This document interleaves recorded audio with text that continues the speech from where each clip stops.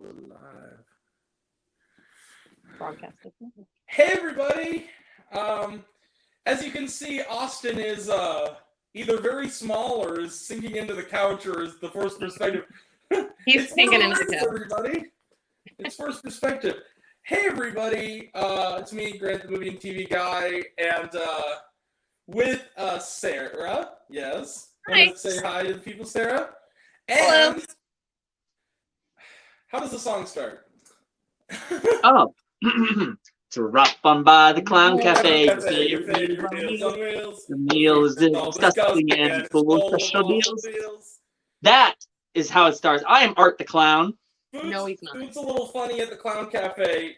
Ladies and gentlemen, our special guest for the evening, Art the Clown. Yeah, there we go. All right, everybody. Welcome, everyone, to... What up, Jared? What up, Jared? Hello there. I forgot to mention this. Yeah, we're also going to be occasionally popping up comments. People are going to be putting their own pics and stuff. So, just as we go, give them some shout outs. So, hi, everyone. So this is it. This is the time you've been waiting for. And it's February, and we're still talking about 2022. It took a lot of planning to put this together. Some people showed up, some people didn't, but they will still be counted. The people who didn't show up. Ben, excuse me, no, I'm kidding. Ben's feeling under the weather. He has a good excuse. Ben apparently can't even speak at the moment. That's not an excuse. He lost his Learn voice. sign language. He should learn sign language. We're not going to make Ben talk for however many eternities it's going to take to get through all of these. So I have his list. I'm going to read on his behalf. He only has a best of list, though, because he saw probably the least movies out of like the three of us. I saw the most. I think my Exactly. something like 247 movies or something. So that's why I have a lot of like honorable mentions and runner-ups. But before we begin proper, we are going to do the first annual Granty Awards. That's what I'm going to call them.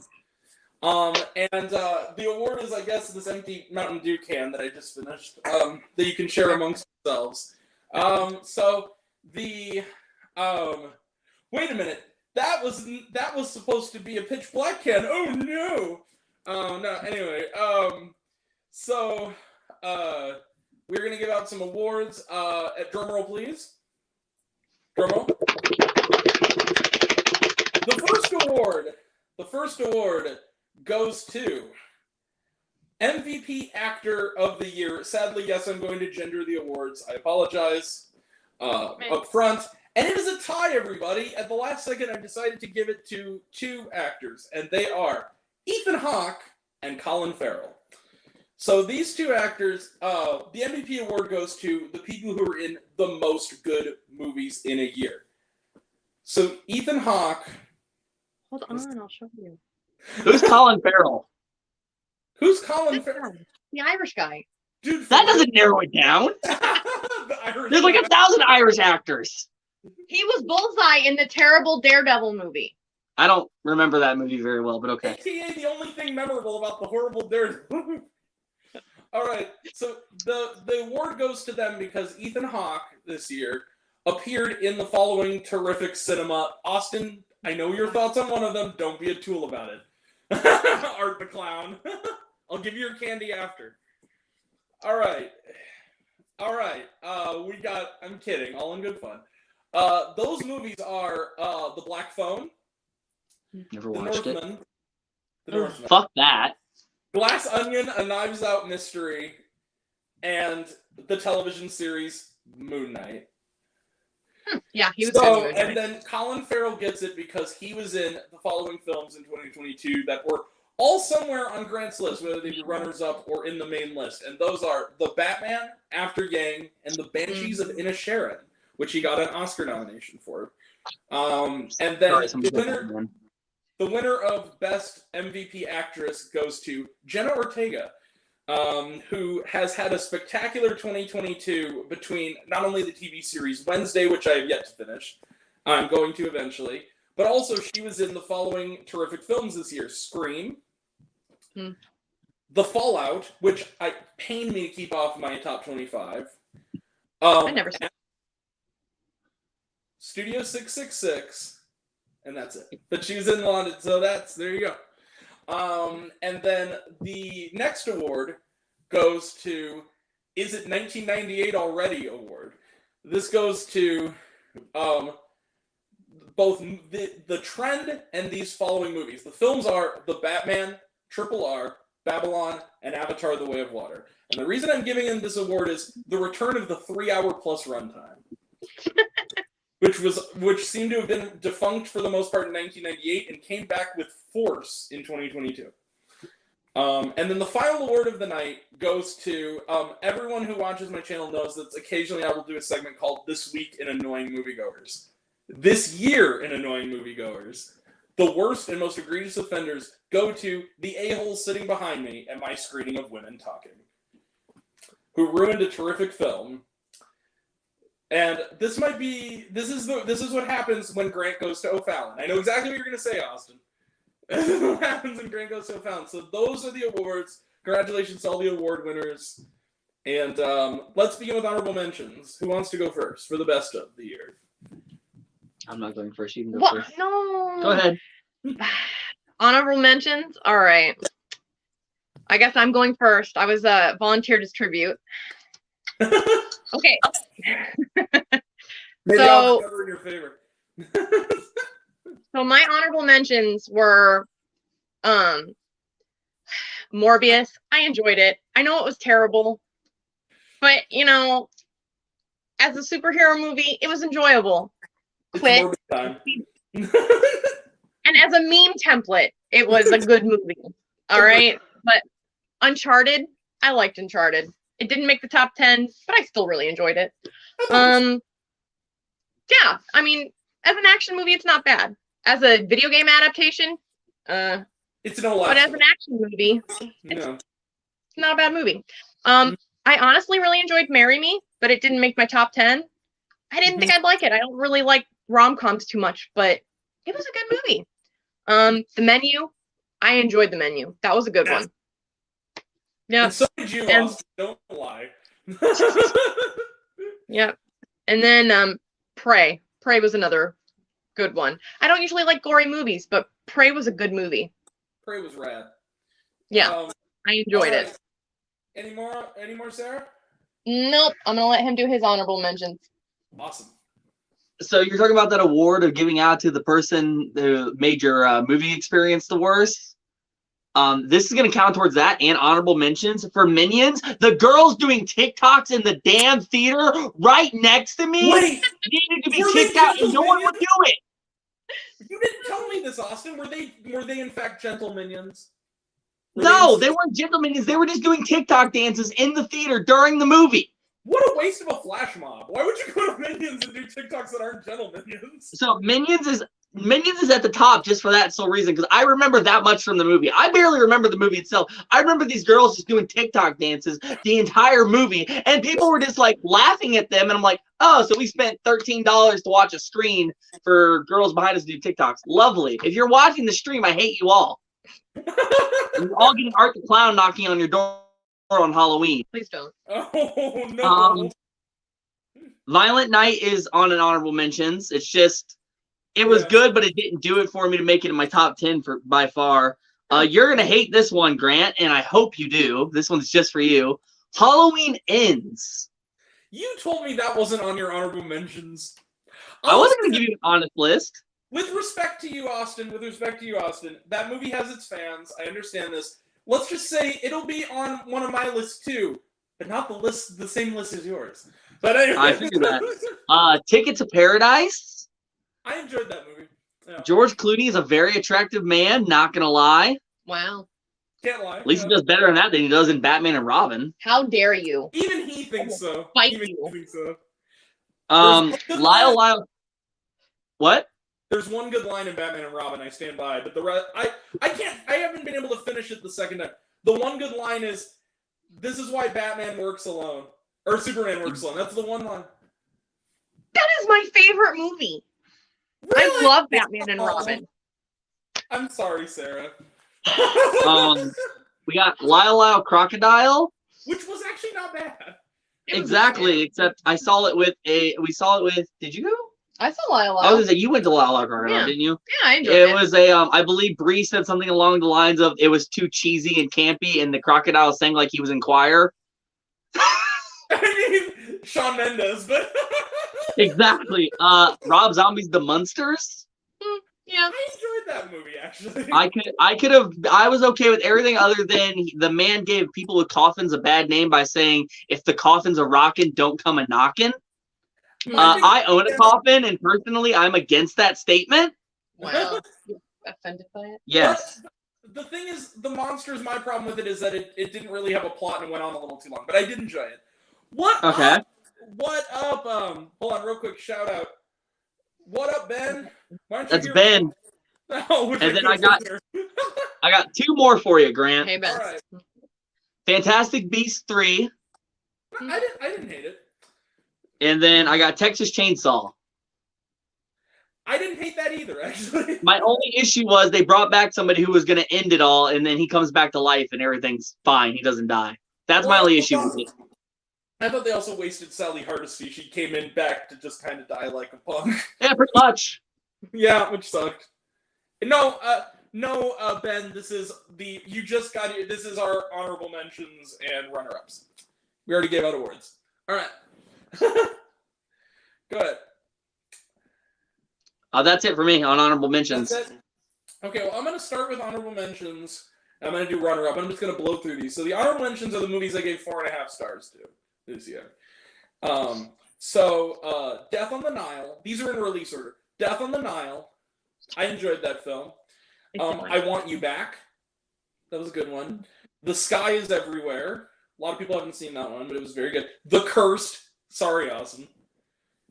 Sorry, I gotta go throw up. The movie where the freaking TikTok kids were ruining the experience for. Probably the same ones that were in your screening of Minions, except they were allowed to be at that one. Studio 666. I don't know why people hate this. It's on a lot of worst lists. I enjoyed that movie. The Adam Project with Ryan Reynolds. That was a fun one. I still haven't seen that. It looks so good. It's pretty cute.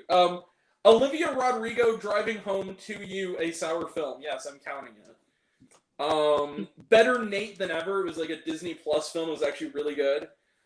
Duel, which I saw at Sundance last year, with Karen Gillan. The Bad Guys, a surprisingly decent DreamWorks cartoon. It was not bad. That was a good one. I didn't watch it. It was Doctor Strange and the Multiverse of Madness. Operation Mincemeat, which was a good one. That was on Netflix. Operation Mincemeat. Chip and Dale Rescue Rangers, which was surprisingly kind of great. The Bob's Burgers movie. Yeah. Okay. Watcher. I liked that a lot. I thought that the boyfriend was a tool, but everything else about the movie worked pretty Is much. The Watcher related to DC's greatest live action movie called The Watchmen at all? No, I hated Watcher's the one Watchmen. with the chick from It Follows in it, where it's like someone's watching her from his window. She moves in. So, literally, it sounds like it's going to be as great as DC's live action The Watchmen movie from back in the day. I liked Watchmen. I liked the series even more, but I liked the movie too. I like him. I don't like Watchmen. It's a really sad, really dark movie. It's But you get to see blue genitals. Oh, cool. Yeah, you get to see blue junk swinging every 10 seconds. Right in eye line. Yeah. Hold 1 second, Grant. It's like what is it? Butters from South Park. He's like, you say you're gonna get to the dragons, but then there's just a floppy penis everywhere every time. A lot of blue cock in that one. It's true. Grant! It's okay. It's okay. We're past 15 seconds. We can fucking curse if we fucking want to. Fuck. Okay. I miss you, Grant. What? I miss you. Me too. We need to do this more often. Hollywood Stargirl. That was a cute movie. Father of the Bride, the remake with Andy Garcia, surprisingly really good. Beavis and Butthead Do the Universe. They're testing our schlongs for all mankind, Beavis. One of the best lines of the year. Rise, another Disney Plus film. Trevor the Musical, which is surprisingly a really good story. Thor: Love and Thunder. I know. This one is going to be very controversial. Oh, love Chip and Dale Rescue Rangers. Agreed.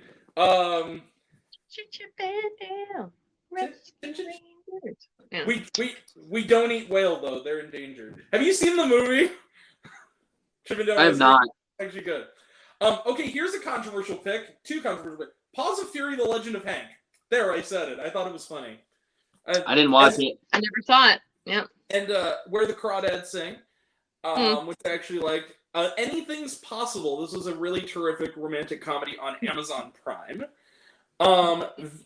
This is one of the more underrated films of the year. Vengeance with B.J. Novak. It was his directorial debut. Really terrific, like murder mystery noir comedy.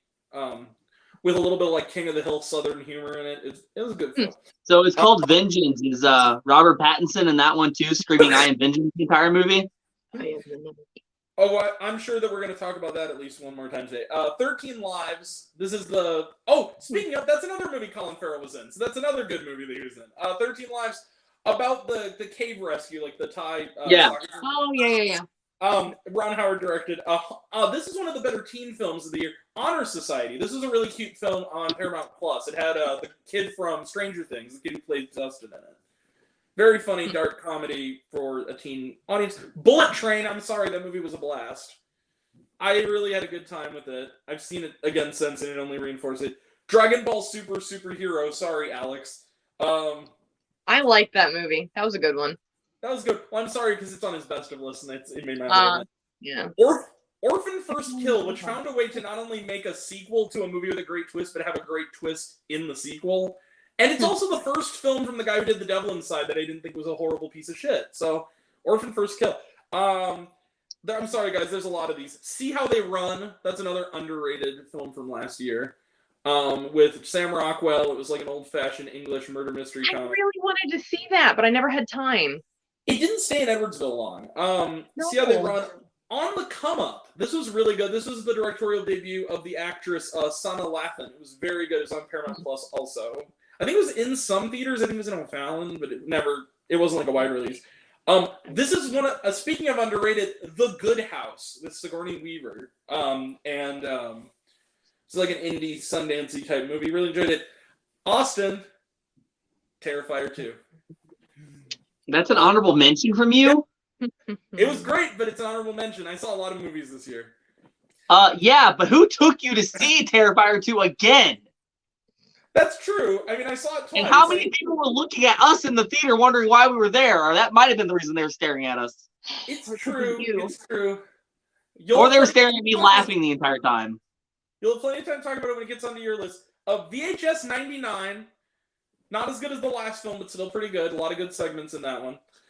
Wendell and Wild. This was the film from Henry Selick. It was a stop-motion animated. It was his big return since Coraline. It's on Netflix. This is a movie that didn't last in Edwardsville very long, but it was a really good film, and honestly a pretty important one. Call Jane. Speaking of Sigourney Weaver, this was a really good film about women's rights. It's worth seeing. It's a good flick. It doesn't quite fully come together perfectly, but I really did. For what it's doing, thumbs up. Run, Sweetheart, Run. This should have come out in theaters. This is an Amazon Prime movie. It's a really terrific meta dark comedy horror rom-com send-up. It's I highly recommend it. Enola Holmes 2. Yeah, that was a fun, better than the first one even. Spirited, which I've been listening to the soundtrack since Christmas, with Ryan Reynolds and Will Ferrell. The Christmas. Oh yeah, okay. Devotion, which also didn't last on in our theater very long. That was like the one that was like World War II. Glenn Powell from Top Gun Maverick was in it. Jonathan Majors, good film.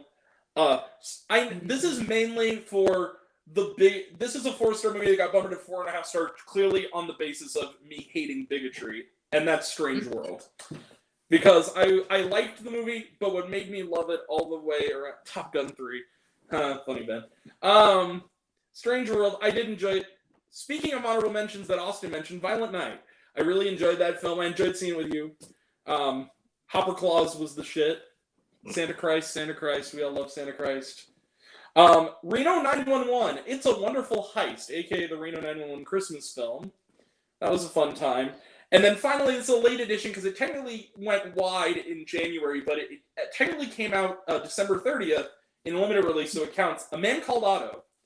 I really enjoyed that film. And now we go to the runner-ups. I told you I had a lot to go through. Jesus, Grant. I know. So these are Grant, you don't live here. Go home. Actually, I do. So these are, I'm gonna just, because they are basically my ranked ones that are under the 25 mark, I'm just gonna go from the bottom to the top of the runners-up. So from the bottom, Jackass 4.5, Aqua Teen Forever Plantasm, Weird the Al Yankovic Story, One Piece film Red, Brahmastra Part 1 Shiva, this is an Indian film. This Place Rules, too bad about the director of that movie, he's a prick, but the movie was good. This Place Rules was very good. Tony Hawk Until the Wheels Fall Off, this is a really terrific documentary on HBO. The Unbearable Weight of Massive Talent. Funny movie. I never got to see it. Because it was in theaters for like a short time, and every time we wanted to go see it, we were working. I think I saw it the same day I saw The Bad Guys. Yeah, I did. That's half of what Northman's I think. This is a Netflix movie, Hustle, with Adam Sandler. It's a really terrific. What's up, Movies and Trains? How's it going, buddy? So for those who are just joining us, we are still doing honorable mentions and runner-ups. We're almost there. This is gonna take a while, people. This is gonna be a nice. We're gonna be here a while, especially with these jokers. These jokers are crazy. It's a good thing. Yeah. Okay. All right, Art the Clown, settle down. Hustle, like I said, Adam Sandler basketball film, really, really good. Downton Abbey 2, A New Era. I actually really enjoyed this one. Even more than the first. I never watched the show. I should point out I never watched the show. It's going to be a lot of those. Jackass Forever. What a good time. Prey. There you go. That movie was badass. This is a movie a lot of people didn't see. It was very experimental, and also for those who hate Skinamarink, they'll probably hate this too. I loved Skinamarink. It's going to be might very well be on a list next year because it's a 2023 movie. But Mad God by the great Phil Tippett, the great special effects artist. This is a really terrific experimental stop motion animated film for adults. It's it's like a heavy metal album come to life. It's on. I highly recommend checking it out. Jujutsu Kaisen 0. This was an anime film. That was a good movie. Scream, the greatest requel ever made. I really enjoyed it. Prey is top 10 film, no cap. Yeah, remember though, Ben, we're gonna get to your list though, so don't spoil it for the nice people. But yeah, I agree. For Mad God, Scream. Okay. Kimmy, this was the Steven Soderbergh HBO Max thriller with Zoe Kravitz. Really, really good. It was basically, I'll put it this way, it's a better Home Alone sequel than Home Sweet Home Alone. It even has the brother from it in the movie too. Which one, Buzz? What? Buzz, the bully brother? Yeah. Watch Mad God while listening to your favorite metal album. Best way to watch it. Agreed. Kimmy, Triple R. It's a runner-up, but man, one of the best times I've had in a theater all year. The only thing I remember of Triple R is I walked in to do a theater check, and there wasn't dancing. There was a guy with a bow and arrow with a grenade attached to it, and I went, "This makes Hawkeye look like nothing." Yeah, dude, that's just the tip of the damn iceberg. This movie is 3 hours and 10 minutes of fucking awesome. It really is. The fact that this is a runner-up shows how good the year has been. This is a movie that came and went from Edwardsville. Also, Infinite Storm. This is one that a lot of people didn't see. It had Naomi Watts. It was a survival thriller. Really, really good. Really touching. Based on a true story. Barbarian. Barbarian. Never watched it. Oh. Never saw it. Gotta go in and you gotta go in cold. It's really good. All right. Sorry, nerds. I'm going to make a lot of my viewers very sad. The Batman. It's a runner-up, but I did enjoy it. I can't wait for the second one. Pattinson was rad. It was a much better movie where he turns into a bat than Twilight. I think the Clown Cafe is calling me. I think I got to go home. Why? Because he mentioned the Batman. Wow. You are home. You better buckle up. We still got 2 whole lists to get through from like 4 different people. So we're getting there. We're almost there. Let's keep just blow through the rest. 3 Months. This was a really underrated comedy on Paramount Plus. The Outfit. Speaking of movies that came and went from Edwardsville, with Mark Rylance. This is a movie I saw at Sundance. It's now streaming on Hulu. Fresh. It's a delightful love story about grocery store meet cutes and cannibalism. Fun. Starring Sebastian Stan as the most charismatic person who eats people I've ever seen. He's a cannibal? Chapman. What? I haven't seen that movie. He's a cannibal? Yes. The Way poster. to ruin it. The poster spoiled the movie. The poster is a woman's hand in like a meat package. So Fresh, The Black Phone. Speaking of Ethan Hawke, that was a great movie. This is one that nobody saw. It was on HBO. Great movie. The Survivor. This is a really terrific film about set in Nazi Germany. It had Ben Foster in it. Great film. Check out The Survivor. The Northmen. Suck it, Austin. Depending what time and where. I will save you, mother. I will kill you, Fionner. I'm sorry, when someone looks at you and goes, your sword is big, but your father's was bigger, that gives off creepy vibes to anyone. That's almost as good a line as in 302 when she says, I hope you fight as hard as you fuck. Wasn't that the line in 302 or after they have the sex? Yeah. Yeah. I love that movie.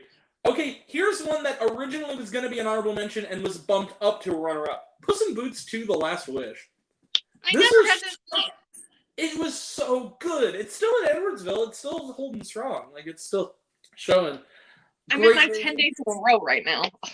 The Batman was awesome, and he's wearing a Batman shirt. I know, Ben. I know. I was actually going to wear a tuxedo shirt, but I couldn't find it. Okay. Turning Red, which I know is at least on one of your guys' list. Turning Red. It's a really terrific Pixar movie.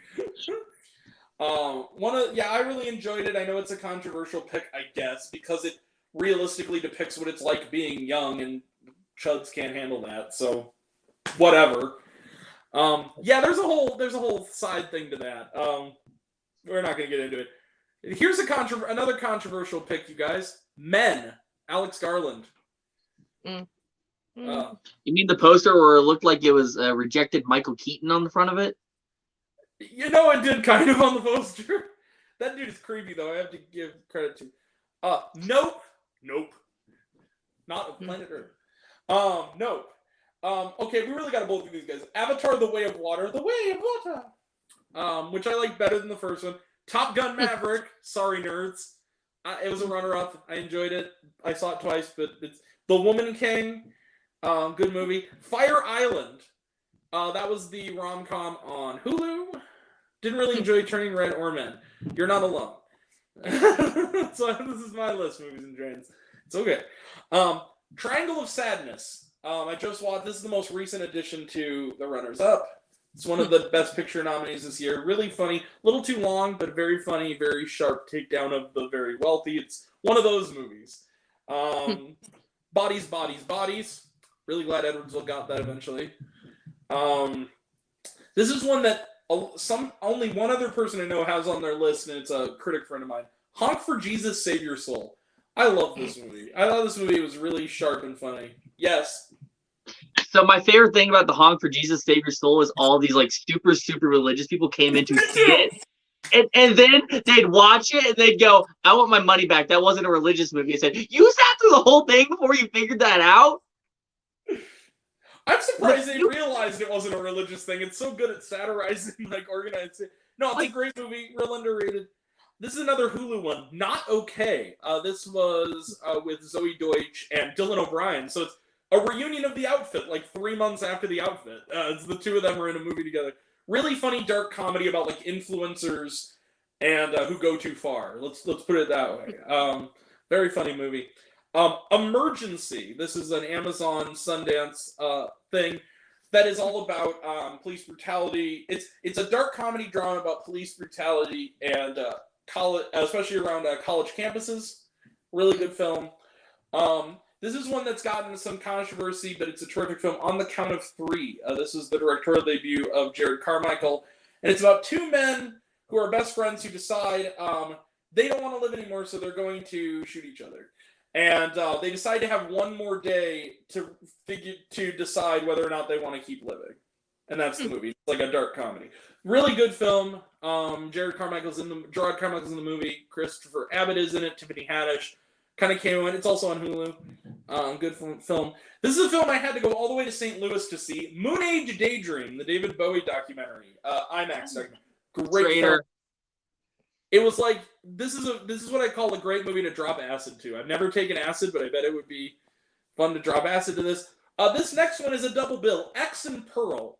Two great horror films from Ty West. Cyrano, which I had to watch on streaming because we never got it. With Peter Dinklage. Great movie, made me cry. Cha-Cha Real Smooth. This was a Sundance offering. Directed by Cooper Raiff. It had Dakota Johnson in it. Really funny film about being in your 20s and kind of being rudderless and trying to find your way. Mr. Malcolm's List. This is one that came and went from Edwardsville. Is a really terrific sort of period romantic comedy. This is one that is the best movie to take your grandma to of 2022, and that is Mrs. Harris Goes to Paris. I love this film. I thought this was adorable, funny, sweet film. We're almost to the top of the heap here. She Said, which my friend Raul, I have to give full disclosure, was LA production on. So shout out to Raul, you made a good movie, bro.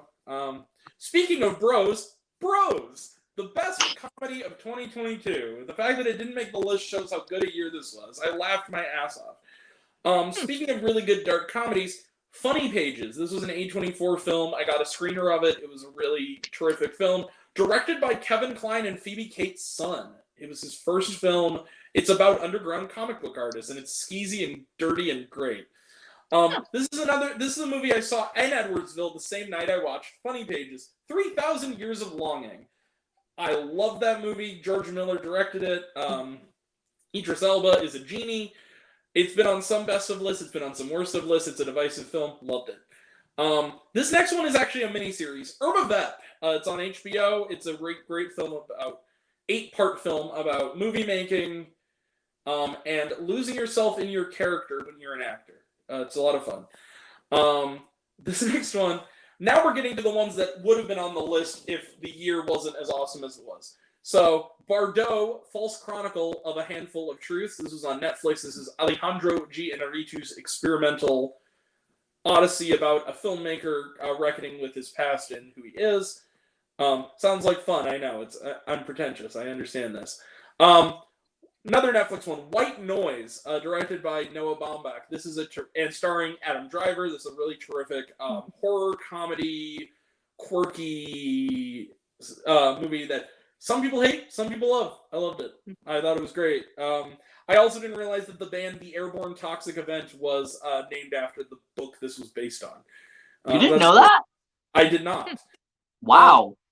The next one is also kind of a double bill. Those movies are We Met in Virtual Reality, which is a terrific HBO documentary about VR chat. And the other movie, to fit the theme, is Belle, the terrific film from Mamoru Hosoda, the terrific anime film. Played in Edwardsville for a weekend. Great film. The next film played in Edwardsville for one night before going right to CNN. It is the Best Documentary Feature nominee at the Oscars, Navalny. This is not only a great film, it's a great use of film to change the world. This is a movie that is about a man who was poisoned by Vladimir Putin and I know the story. made the choice to return to Russia. He is in prison now. Mm-hmm. Yeah. So go see this movie. It's an important film. The fact that it's not on the list is kind of heartbreaking. This You is want to one go bust him out of prison? Breaking out of gulag. Yeah. Let's go break him out right now. Let's just leave the stream to break him out. Russian road Okay. trip, everybody. We're gonna do some bear scares while we're there. I don't know if I'm going on a road trip or we're going to a Slipknot concert, but we're leaving now. Art the Clown, you're trying to abduct me. Don't worry about that. Okay, this is a movie I watched on Christmas night. This is a movie I watched on Christmas night at my house on Netflix. Roald Dahl's Matilda the Musical. I loved this movie. This movie made me cry. It was somehow a remake of a classic movie that worked. It Yeah, that's was why I know. it was really great. Bring the stream with you to the gulag. Oh Ben. Oh Benny boy. I'm down. Let's do it. All right, we're almost there, guys. We only have a few more. Wildcat. This was a really great documentary. It's on Amazon. It was also in a few theaters, at least. It was this a movie about a veteran who forms a very unique bond with a baby ocelot. He's like a conservationist. Yes. Are you making up movies sometimes? 'Cause I've never heard of some of these in my life. No, these are for real movies. Look them up. They're real. They're real. I don't know, but okay. These next few, I think, yeah, we have 5 more. These next 5 movies are literally, okay, guys, these next 5 movies, for so long, were on the list, or would easily have made the list, and it's gonna break, some of them are gonna break your heart. I promise you. Next is The Fallout. I really wanted this to be in my top 25. It's on HBO Max. It was dumped on HBO Max, rather. It's Jenna Ortega's in it. It is a film about a school shooting. The premise of the movie is it's a drama about these 3 kids who form a friendship after they survive a school shooting, one of whom, his brother, was one of the victims. And it's really dignified in the sense that it doesn't show the shooting take place. It's about the aftermath of it and how they cope with it. It was a really powerful film, a real important film. Just barely missed it. Speaking of Colin Farrell, After Yang. This was, I watched this on Showtime. This movie was an absolute, it's A24. This is a really beautiful drama about what it means to be human, about artificial intelligence, and it's rated PG, so you can all feel bad with your whole family. It's a downbeat movie, but it's very good. Okay, here's the heartbreaker: Glass Onion and Knives Out Mystery. I loved it. I've watched it. Did you just tell me to fuck off? No, I said, what the fuck? Oh, yeah. That's why you're getting kicked off the stream. No, I'm heartbroken. That one upsets me. So that's fine. I love Glass Onion Knives Out Mystery. I've seen it since it's been on Netflix. I've saw it at least one other time. It's a good movie. Loved it. I honestly think then by that basis, 2019, I think I gave Knives Out was like my number 3 of the year. So it's kind of disappointing. Shows how good this year has been though. Yeah. Oh, you hush. No, I know you did. No, it'll land on another list, but thank you. We'll get there. We'll get to that piece of shit eventually. Okay, these are the top 2. Apollo 10.5: A Space Age Childhood. Speaking of movies that a lot of people haven't heard of, this movie was buried by Netflix. It came out the same day as that movie, The Bubble, which I thought was okay. This movie, it's an animated film. It's animated using rotoscoping. They basically took live action footage and they painted over it. Yes, Austin. I feel like this is that scene from The Dictator when they're asking like what his name is, and he's like, "Employees must wash hands." I feel like you're just like throwing words together and making them movie titles. Are these movies real, Grant? Yes, they are real. I saw them. I saw all of them. Emergency exit only. All right, and this is the one that just missed. I also should point that in my top 25 we have a couple of ties. I couldn't help it, but I will. The number 26, or I guess 28, if you're really counting, All Quiet on the Western Front, Best Picture nominee. That's okay. Just missed it. I know. You guys didn't see it. I know. All right. I did. So, that being said, do you guys have any thoughts before I start my 25 through 11? Holy shit. You're what? You're 25 through 100? Through 11. Through 11. Oh, through 11. You scared me for a second. I was like, okay. No, we're almost. I'm working my way up. That was kind of yeah. So, do you guys have any thoughts? Want to throw in there? I mean, besides the fact that I'm heartbroken, Glass Onion didn't make the top 10. It was like 24 until like a couple of weeks ago. I just don't see how Terrifier 2 isn't in your number 1 spot. Like, what is so wrong with that movie, Grant? It has to give something extra. Terrifier 2 didn't really give me that something extra. I liked it a lot. It gave you bleach and salt. It was a terrible movie. It was horrible. Yeah, I know I it's hated it. let's put it this way. Terrifier 2 is going to be on all of our lists somewhere except maybe Ben. I don't know which list it's going to be on. I don't know which. Well, I can kind of guess it's going to be on either of yours. Yeah. So, okay, 25 is a tie. My 25 is a tie, and I picked them based on similar elements. And my 25 is controversial directors making controversial movies that'll run me off of YouTube. Tie. Okay. So my number 25 is a tie between. Wait a second. Oh, the gauntlet has been thrown, Sarah. I did watch Terrifier 2. watched 40 minutes of it! I sat through the whole movie. I heard all of the gore, and I saw 45 minutes of it, which is enough for me to put it on my list. I asked Grant. It's enough. Actually, you never told me you watched 45 minutes. You said you watched the whole 2 hours and 20 minutes, so... No. Okay, so I sat through the whole movie in the theater. I never left the theater, but I could not actually watch the gore. I had to close my eyes. I told you, Grant, she only watched 40 minutes of it. But you stayed the whole time otherwise. You just Yeah, I never left. I never walked out. So I had to close my eyes. So to be fair, you actually, at the end of the day, really did only watch 45 minutes, because the other 2 hours and whatever are hours. But you said it was enough. You said I watched enough of the movie I could put it on my list. Okay, fair enough. It's on my list. All right. I agree. Okay. You heard it. I All sided right. with Austin. Okay. Civility, everybody. Civility. We're all friends here. Debate is fine. I know. Nobody's friends here because you all didn't put Terrifier 2 at your number 1. It's on one of my number ones. Oh! Boiling Sarah, but damn, girl. All right, 20. Okay, guys, you ready? 25. Okay.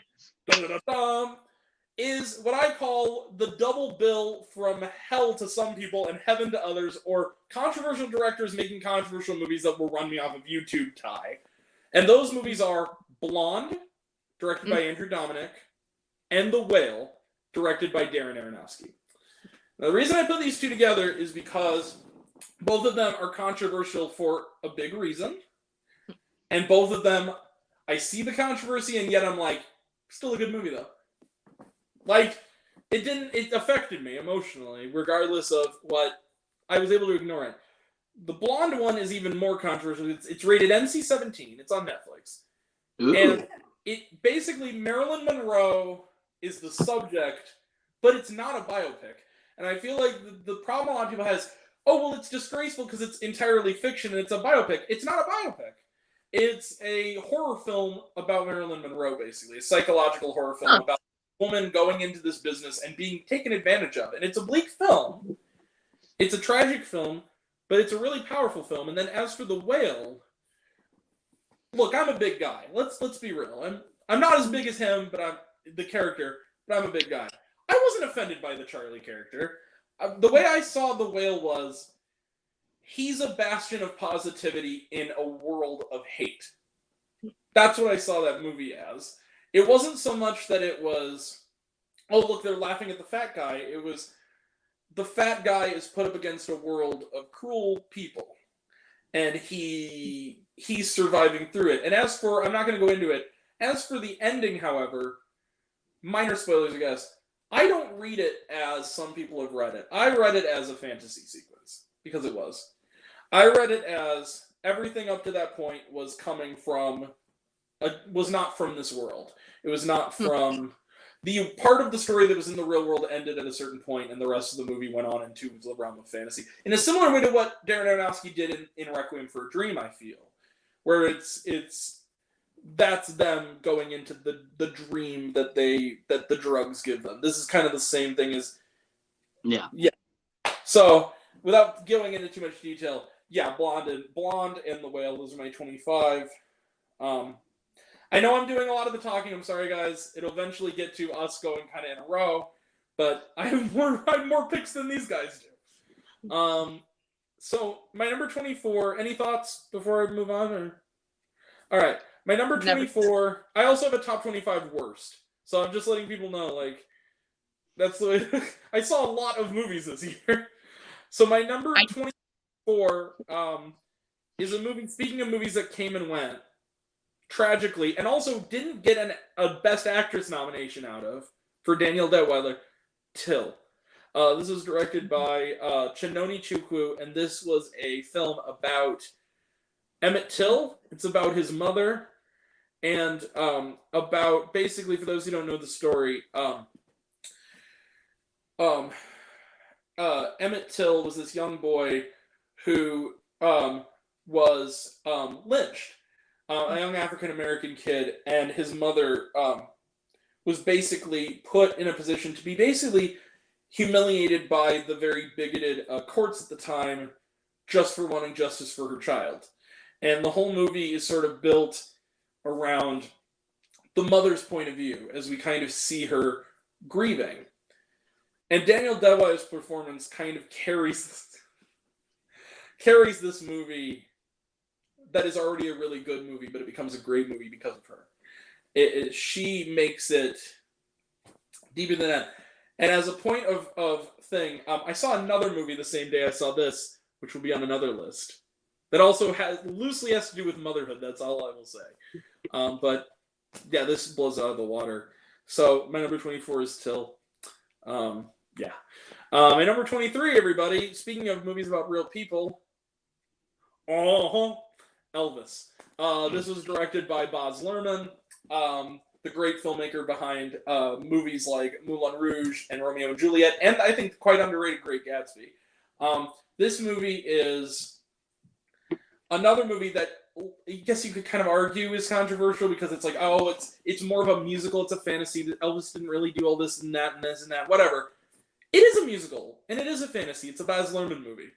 And Austin Butler is Oscar-worthy in this. I think he and Brendan Fraser, to me, are like pretty high up there. Maybe Colin Farrell as well. But Austin Butler, for the only movie I'd seen from this I could recall was Once Upon a Time in Hollywood, where he had like a very small role. He's like a Disney Channel actor. Like he was like on Hannah Montana.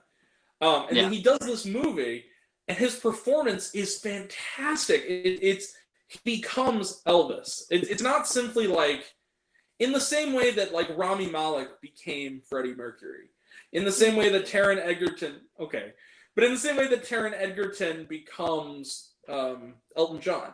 You know, it's like the same way that Angela Bassett became Tina Turner in What's Love Got to Do with It. This is one of those performances, and you can argue, even though I didn't love this movie, Naomi Ackie became Whitney Houston in I Want to Dance with Somebody.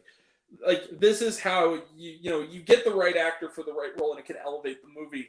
This not only elevated it, but skyrocketed it. Now, despite what a friend of mine said in the critical community about how Tom Hanks was playing Kentucky Fried Goldmember in this, I thought he was great in this movie, playing the role he was playing. Now, do I think it's the best Tom Hanks performance of 2022? Probably not. I'd go with A Man Called Otto on that one. But I still thought he was good in this. And I still thought he played the role as it was written, which was as this kind of huckster carnival barker guy. I mean, that's kind of who Colonel Tom Parker was. So yeah, I love this film. It's beautiful, it's visual, and also my mom loved it. That's another thing, and it's probably one of the only ones on here that she would not only watch but would like. So my number 23 is Elvis. Number 22, speaking of movies, again, that came and went from Edwardsville, that I was with two other people in the theater, Armageddon Time. This is directed by James Gray. I know, I see your face of incredulity. A lot of people haven't heard of this one. This is a movie, and it's surprising, too, because it has a pretty amazing cast. It has, like, Jeremy Strong, Anne Hathaway, and Anthony Hopkins in it. And it's a movie about basically this kid. It's loosely based on the director named Paul, and he's played by this young actor named Banks Repeta. This kid's a great actor. The movie is this kid in the 80s who is caught with a joint with like his friend who's an African American friend. He's Jewish. I know the movie now. He's sent to the school that the Trumps partially own.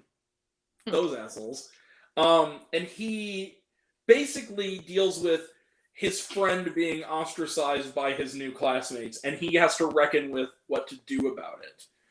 And the whole movie is about the friendship between... It's basically about a movie about this kid coming to be a developed, progressive person in an environment that is not treating it well. His parents are kind of abusive. He's in an environment where it's not really doing that, and he has to learn what his values are.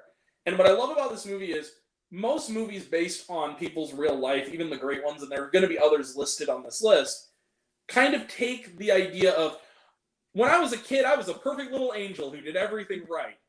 And James Gray's like, no, when I was 10 years old, I was a little shit. And a lot of the humor in the movie comes from that these kids actually act and talk like real, like 9 and 10-year-old kids. They curse like sailors and they act like little shits. Like, that's how kids are. Accurate. And so I really appreciate Do they that. put on TikTok shows in the theater as well? Because I hate those little assholes. Well, no, because it was set in the 80s. But that's the thing. But yeah, it was a good time. So Armageddon Time is the most fun you'll have learning some lessons. So yeah, number 22 is Armageddon Time. My number 21. Have any thoughts, everybody? Any thoughts? I remember Armageddon Time. A lot of people, like, there were people who came out of the theater on other days that it was showing, and they were like, I didn't understand any of that at all. Yeah. A lot of people didn't go see or didn't like the Prestige films this year, which is too bad, because I think that there were a lot of great films this year, just people didn't want to see them. Yeah, I just remember there were a lot of complaints about that movie, like from guests. They're like, we didn't enjoy that. I'm like, okay. They're like, and then they're like, we want a refund. I'm like, I can't refund you if you already watched the whole movie. It won't be the last film on this list that I've seen people walk out of, although Armageddon Time, the two people who were in the theater with me liked it, so, and they were like an older couple. But anyway, number 21, aka the blockbuster on the list, Black Panther: Wakanda Forever. This is directed by Ryan Coogler, and I liked Black Panther 1 a lot, but it wasn't like one of those movies where I'm like, and I understood why. I don't necessarily have that kind of personal tie to it, the first one, but I did enjoy it as a movie. Black Panther: Wakanda Forever ripped my heart out.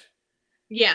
It was one of those movies where it took all the themes for me from the first movie and all the action stuff and all the Marvel-y stuff, and it deepened it and gave it more stakes. It gave it more emotional intelligence. Angela Bassett is up for a Best Supporting Actress nomination for this. She should win. She was phenomenal in this as the Queen of Wakanda. That scene, the "Have I not given everything" speech. Yeah. Tears were flowing, baby. I think the woman next to me said it best when they got to that post-credit scene where she bolted out, and I said, "Are you okay?" And she goes, "I can't handle it. I can't handle it anymore." Like, and talk about a movie. As much as people complain, Eric MacArthur, excuse me. As much as people complain about Marvel movies and all, what, like jokey joke, whatever. What I loved most about Wakanda Forever and why it's on this list is that it let moments happen. It was long enough and it was well acted enough that they had to deal with the weight of such an unprecedented loss, and they let it happen. They let the grief happen. They didn't undercut it.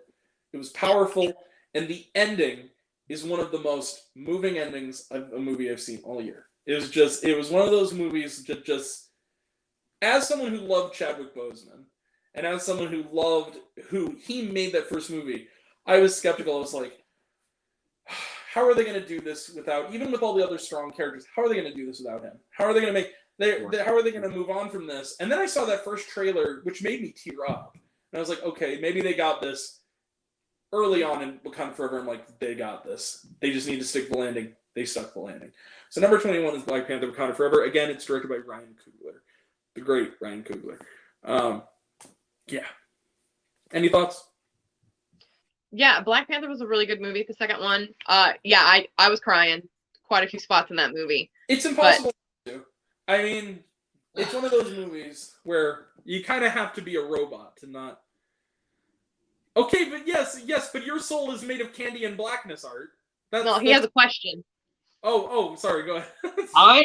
Is it okay that I did not cry at all during that movie? Because I've only cried during like one movie in my life, really, and that was Spider-Man: No Way Home. You I cried a little bit. No. I'm talking like full-on bawling. It was Spider-Man: No Way Home.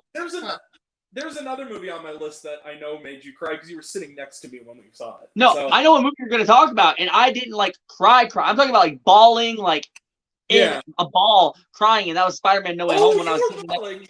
Okay, this guy. Okay, hold on. This guy right here at this film, which we'll get to very soon, he turned to me and said, I usually don't cry like this in movies. Yeah, I like cried that. at a moment that day. I'll get to your stuff first, and then I'm gonna bring up No Way Home again, and I'll explain how the difference is. No Way Home. I teared up a little bit at one part. There's You one part teared up a little bit? I- Oh no! I bawled. The first 3 times I watched that movie, I was a crying mess. Well, you know what part made me genuinely cry hard in that? I'll just say it because it's not on my list because it was on my next best last year. Was the scene where Mary Jane falls off the platform MJ. and MJ, and then Andrew Garfield Spider-Man catches him and he's like, "Are you okay?" And his eyes are watering. He goes, "Yeah." I was just like, "Oh God, damn it!" I cried. Cry over Amazing Spider-Man 2 right now. I cried so hard in that scene. I was like, Such a good finally actor. got- Oh my God. Yeah, I was bawling. Okay, Mr. Manly SIUE athlete over here. Esports isn't an athletic sport. Wow. Shots fired. Pew, pew, pew. But yeah. All right, my number 20. You guys ready? My number 20 is a movie that a lot of you have not heard of. Again, it's on Hulu. It premiered in theaters in the UK, but it premiered here on Hulu. Good luck to you, Leo Grand. This was a comedy drama starring Emma Thompson and a young actor who was also really terrific this year on the show Bad Sisters, Daryl McCormack. And they're both terrific in this. It's a film about this woman who oh wait, I don't need to be family friendly because I'm past the 15-second mark. Okay. She's never had an orgasm. She's like 75 and she's never had an orgasm. So she hires this young, attractive sex worker named Leo Grand to help her achieve her to-do list, if you will. And along the way, they learn things about each other and they form an unbreakable friendship. It's a really good movie. Really touching, really funny. When I make friends, I don't typically make friends over those issues, but whatever suits Graham. But despite the premise, and the trailer, which makes it look like American Pie for old people, there actually is some depth and heart in it. No, but again, there actually is some depth in it. Not that American Pie doesn't have some heart to it. It does. I like American Pie, but like, you know what I'm saying? Like, it's not quite the raunch fest you think it's gonna be. Really, it's more of a character study.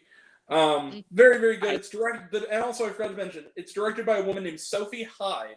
It's based on her stage play, so really good film. Grant. Yes.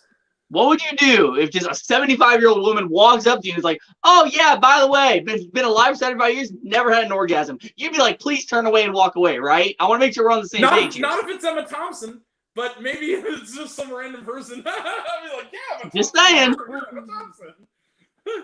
You've given me so many great moments over my life. In movies, get your mind out of the gutter. I know what you were going to say. All right, Austin, the time has come. Number 19, the end of an era. Now, before we begin this, I want to note that In Frame Out, a channel I love, named this their number 1 worst film of 2022. No. Secondly, I wanted to point out that you guys are going to say I'm biased. You're going to say I only am putting this on because I met everyone involved in it this past summer, and they were all super nice. I know what it is. Because I met them too. But guys, guess what? Fuck that shit. I waited for this movie for 17 years. It happened, and it was awesome. Clerks 3. Mm-hmm. This movie it's a personal pick. It's not going to be on a lot of best of lists. I don't care. Directed by the great Kevin Smith, of course, who I have been hugged by, which I never thought I'd ever say. And what a wonderful man he is, and what a wonderful storyteller he is. I'm sorry, I'm just going to say it.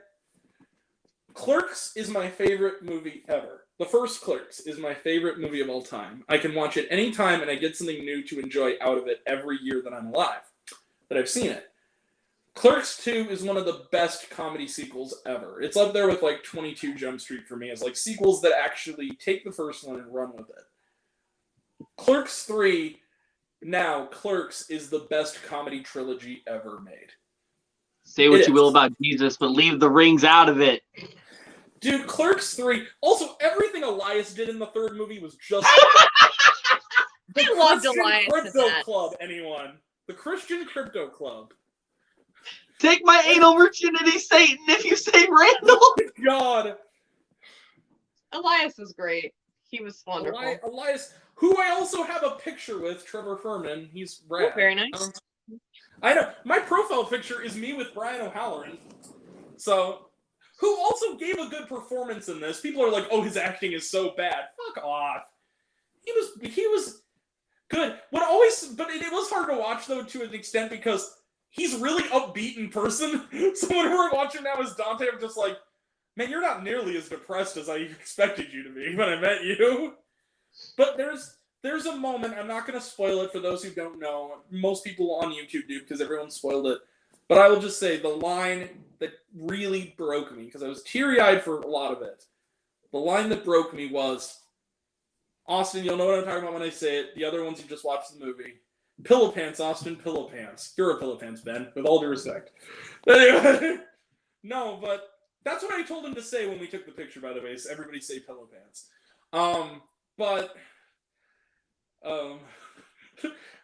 Pickle fucker gave us free eats, Silent Bob. Anyway, so Clerks 3, wow, thanks. That's like my favorite off the cuff J line ever is, wow, thanks, Pickle fucker. He gives him the favor. Anyway, so this line was, don't you want to see the ending? And he goes, I trust the director. I trust the director. He's my best friend. Yeah. That's all. That just, man, I felt like, and the fact that the movie ends with an epilogue read by Kevin Smith, like the fact that the whole movie really was a love letter saying, like, you guys made this happen. Have you watched it on DVD yet by chance? Yeah, I have. I watched, but they didn't have the epilogue in the DVD. Yeah, I know. Or wait, it didn't? No, it doesn't. Because I rewatched it the other night, and the one you got me for Christmas, and it did not have the epilogue in it. That sucks. Well, maybe it's on the commentary track. Maybe they added for the commentary track. Maybe, but yeah, I watched it just the other night to rewatch it, and there was no epilogue in the end. And I'm like, oh, okay, cool. Also, for Kevin Smith fans, it's hard to find. I own a copy, but it's hard to find. If you have a copy of Clerks the Animated Series, like the box set, watch the audio commentary on it. It's some of the best audio commentary for a show I've ever heard. It's great. It's hilarious. They have everybody who worked on it involved in it. And all of it is just talking about how much they hate Disney and ABC. It's great. Check it out. And also it has introductions by Jay and Silent Bob, who make jokes about, who in one of them makes jokes about, my hetero life mate is really good at happy endings. So yeah, Clerks 3 is excellent. It's the end of an era, and don't make Clerks 4.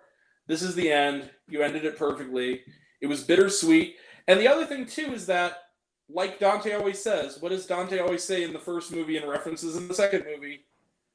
Life is a series of down endings. Yep. Clerks 3. It's okay to end that way. It's okay, you know? And I love that movie. That's why it's my number 19.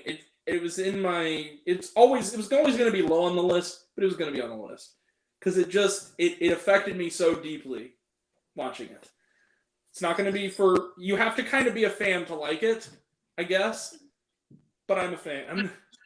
I enjoyed it, and You only saw the second one. I only saw Clerks 2 before I saw Clerks 3, and I really enjoyed Clerks 3. Really?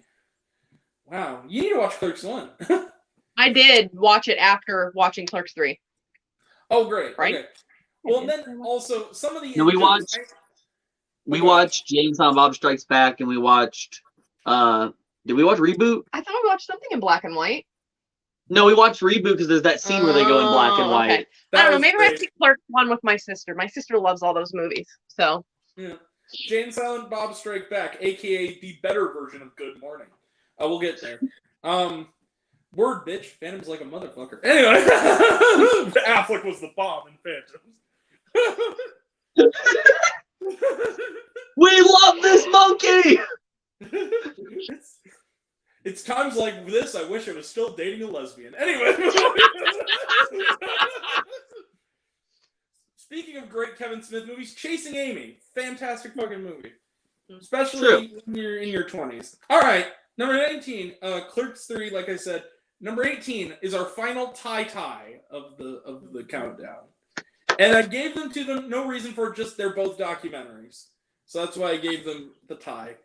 Number 18 is Senior, which is directed by Chris Smith, who did the Terrific American Movie.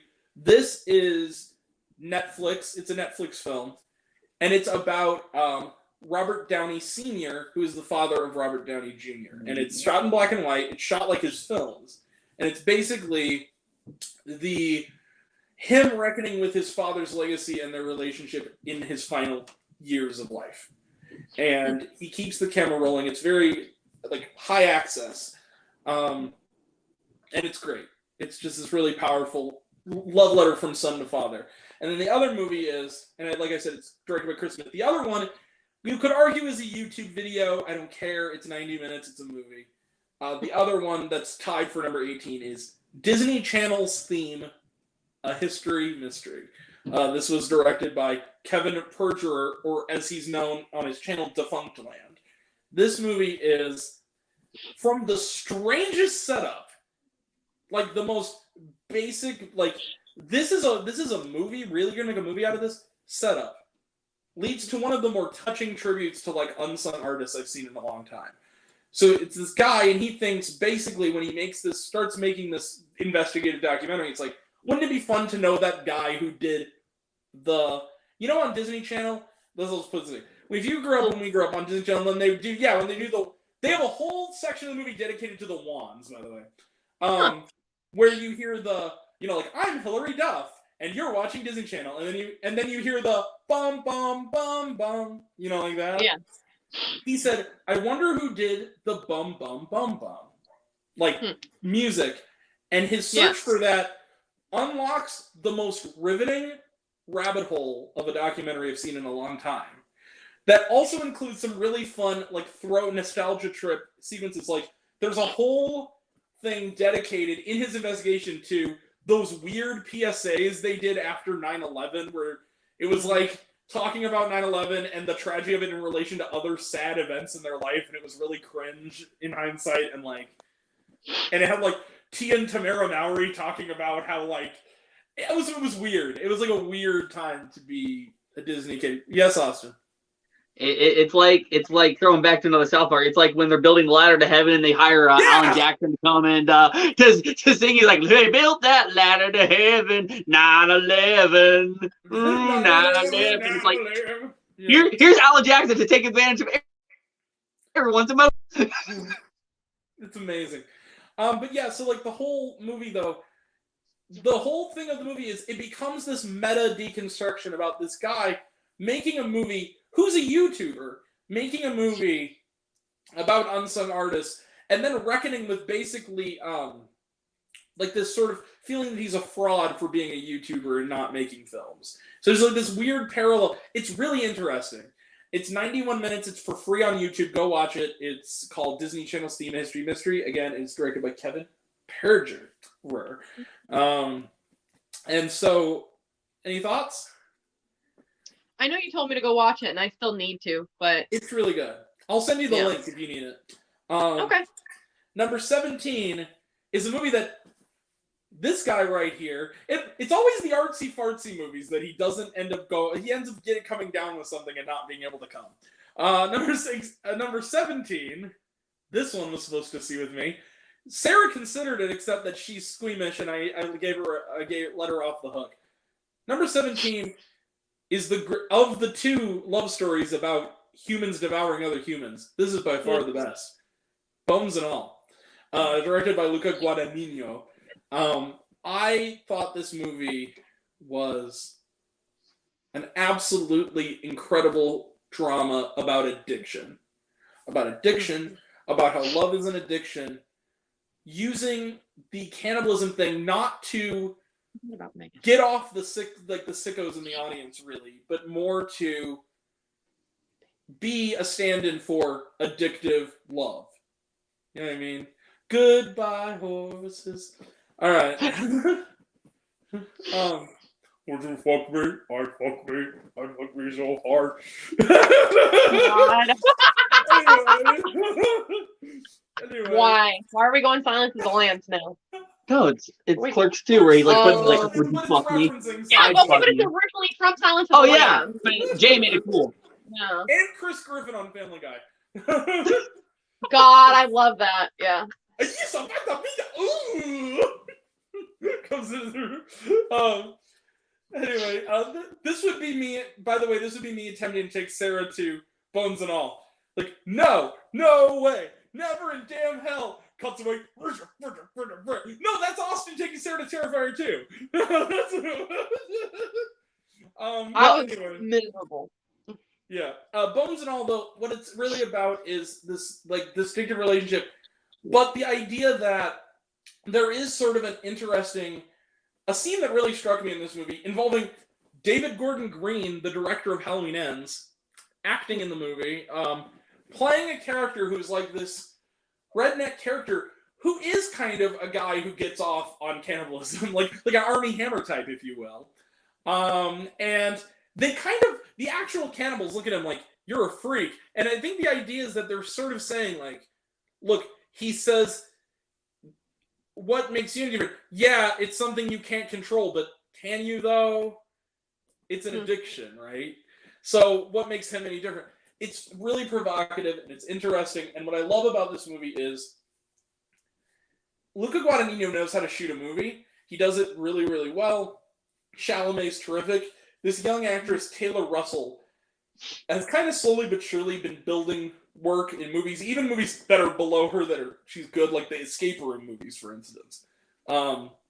She's great. So 17 is Bones and All. I just thought it was phenomenal. Yeah, and kids are eating people. It's like, someone said it's like art house Twilight. That is kind of what it is, but it's a lot better. Yeah, number 17 is Bones and All. Thoughts? Concerns? Comments? The trailer really grossed me out. When she bit that girl's finger off, I was like, I'm never seeing that movie. That's the most shocking scene in the whole movie. I mean, not to say that there aren't other scenes where people are getting like, but like that scene was like that was the one where the two teenage girls. By the way, what up, Luke? What up? Somebody said what's up. Ben was working that night. Ben remembers this. I had to tell. There are these two teenage girls who were not supposed to be there, and the movie didn't start right away, so I was actually going out telling them, like, yeah, these are like two 15-year-old girls. They probably shouldn't be seeing Bones and All. And so we had to force their dad. I kind of felt a little bad. He was like, he had to force their dad to get out of the bathroom wherever he was hiding to like go in there and see it with them, so they could. Man, they're using that bathroom in there as like a really good escape route to sneak into movies, aren't they?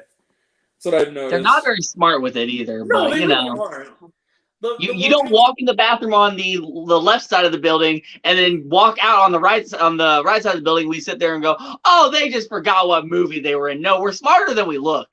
Well, and the thing too is like so for those who don't know, the theater in our thing, we have two it's a multiplex, so we have like two hallways, and there's a bathroom that the entrance and exits can be on, or we're, either side is an entrance and an exit. Connected, So basically, people have used that to cross from for instance, the night I went to see, what was the movie I saw that night after Black Adam? What did I see? I was seeing something else on there. Oh, it was Ticket to Paradise. So I was waiting for Ticket to Paradise to start, and this girl bought a ticket to Black Adam and was clearly sneaking into Smile because I knew where she was coming from. And she was and sure enough, I was right. So it's just dumb.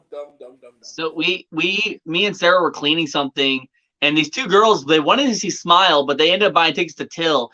And I appreciate this from them. They came out to me and Sarah, and they're like, we don't want to watch this movie. Can we see a different movie? We're like, oh, what movie are you wanting to see? They're like, we want to see Smile. And me and Sarah are like, no, you're underage. We're not going to let you in to see Smile. I told them, though, I appreciate your honesty, though. Thanks for not lying to us. Or was it honesty or just stupidity? Because it could. No, it was honesty. I think they thought we'd let them go. We're like, no, but they wanted to see Smile. So they walked up to me and Sarah, like, can we go watch Smile? And I'm like, no, but I appreciate your honesty. What movie you wanted to see? And they went, okay. Fantastic. All right, you guys ready for number 16 now?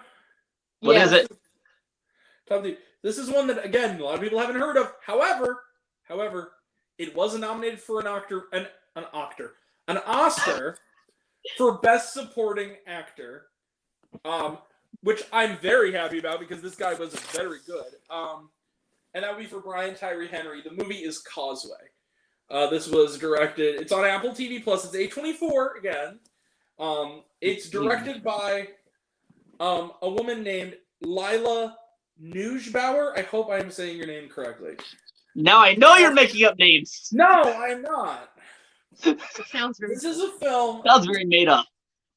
This is a film with Jennifer Lawrence and Brian Tyree Henry, and it's a two-hander about this woman who is a veteran returning from war.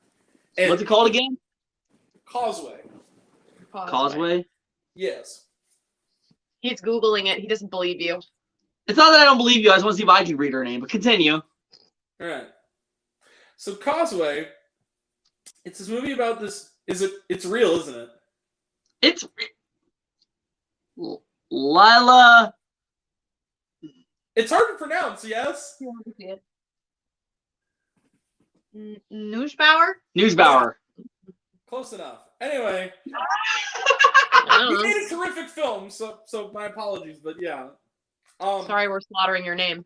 Yeah, exactly, because you made a wonderful film. So Causeway is this woman. She comes home from war. She's a veteran, and she's about to go. She wants to re-enlist, but she's suffering from severe PTSD, and she runs into this guy in her. She goes back to her old neighborhood for a brief while before she plans to re-enlist, and she meets this guy who the only connection they have to each other is his sister was on her high school basketball team, and he helps her fix her car. He runs an auto shop, and there's a friendship that forms, and it's not a love story because she's actually LGBTQ, but he likes it's more like a one-sided. He likes her more than she's in love with him.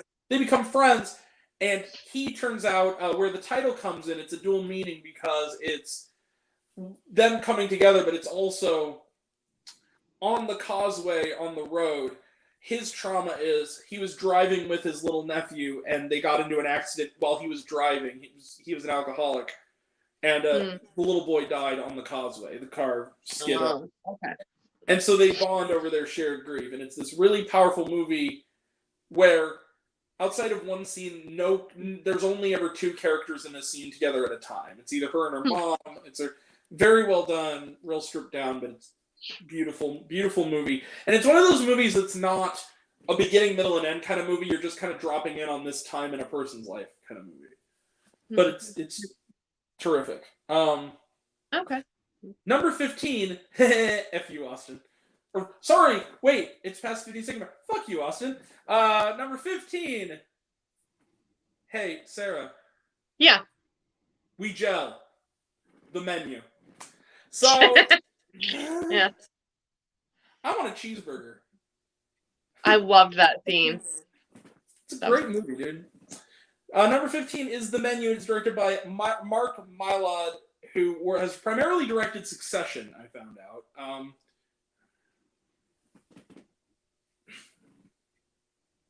Okay, you cannot be in the chat when you're in the stream, Austin. Do your job. You not see Sarah look over at me and go, "What are you doing?" Yeah. Do your He's job. cheating. You're not getting your Snickers bar on Halloween. Are we doing or it's like that moment on Family Guy? You cannot wear loafers, but I want to wear my loafers. You can't wear loafers and both. That's the rule. Because those are the rules. Just like there's no McDonald's anywhere, so there's like DLT anymore. No, but Sometimes you just ask. Come on. no McDonald's. Can I get a Shamrock shake? Yeah. It's Okay, not it's even- never, Jonathan. That is like the greatest episode of Family Guy ever. I love it. I grew up watching Next Gen. We're gonna get the troll doll and we're gonna share it. We're gonna have shared custody. You're like, but you're a baby. That's right, Denise Crosby. Bam! He goes, what did she do wrong? Remember that. Anyway. So yeah, number 15 is The Menu. Ray Fiennes, who my brother, who loves this movie, was trying to talk to her mother-in-law, or his mother-in-law rather, over Christmas, and stated, "Oh, that guy, it stars that guy who played Voldemort." And I'm like, Ray Fiennes, and he goes, "Oh, right, it is kind of pronounced like that, isn't it? It's not like Ralph. It's spelled like Ralph, but it's Rafe." So Ray Fiennes, this movie is another one of those eat the rich type of like satirical movies that is still going into 2023 because Infinity Pool, which is a contender for next year's list already, was doing that too. The whole movie is like a takedown of these sort of broy, hoity-toity. Food needs to be an experience. It needs to be performance art. It's the kind of people that movies like The Square have satirized, but it's doing it in a different sort of way because the idea of it is people like Tyler. I believe that Sarah said about 20 minutes into the movie, about the fourth time that Nicholas Hoult said something shitty and misogynist to Anya Taylor-Joy, said, "What a twat." Yeah, exactly. 20 minutes in. But, like, Nicholas Hoult is great at playing a twat in that movie. He's doing a good job. And the thing that's interesting about it is the movie is sort of about how even the people who serve these assholes, like the Ray Fiennes character, Are are desperate for their own like youthful vigor and passion for this stuff. So what's interesting is the dynamic between Ray Fiennes and Anya Taylor-Joy, where she is sort of the monkey wrench thrown into his whole operation, and she makes him care about what he does again. And just some of the lines I can just still can remember how great some of them are. And just plot points like the fact that he wants to kill John Leguizamo because on his one day off he's ever had, he saw his shitty movie that he was in. And that's like the petty reason he wants to kill him. And then like his girlfriend says something like, "Oh, you know, you can't kill me, like whatever, I work just like you." And he goes, "What school did you go to?" He goes, "Brown. Student loans? No. You're going to die tonight." He goes, "Yeah." I was like, yes, fantastic.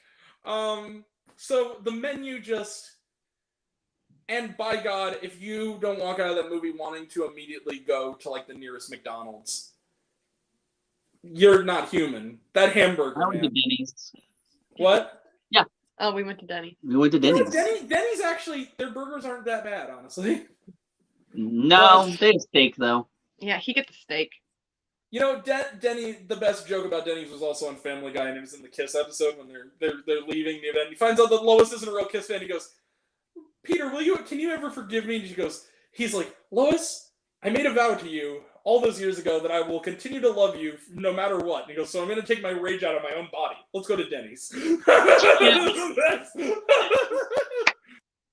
Fantastic. But yeah, so the menu is my number 15. And Austin ain't got it right. I'm sorry, brother, but you ain't got it right. And you know you liked it. You said I didn't. I think he enjoyed the murder, but other than that, That movie was so slow paced. I wanted to take a nap during it. you mean This like movie, Amsterdam? let's put it this way, without spoiling it. This movie does for marshmallows and chocolate what Midsommar did for bearskins. Look, Oh, come on. you're gonna jump on Amsterdam. I fell asleep during Amsterdam. I woke up, Taylor Swift was on the screen. I woke up and Sarah's like, "Yeah, you missed like probably well over an hour of this movie." I'm like, "Well, wake me up when Wait it's a over." second. Taylor Swift is out of that movie in like the first 10 minutes. Yeah, I realized I missed like an hour because I went to sleep. And it wasn't even in the comfortable chairs like the Dolby. It was the regular standard seating. And I was laying on the ground in a ball. Yep. Or laying on the chairs like in a ball.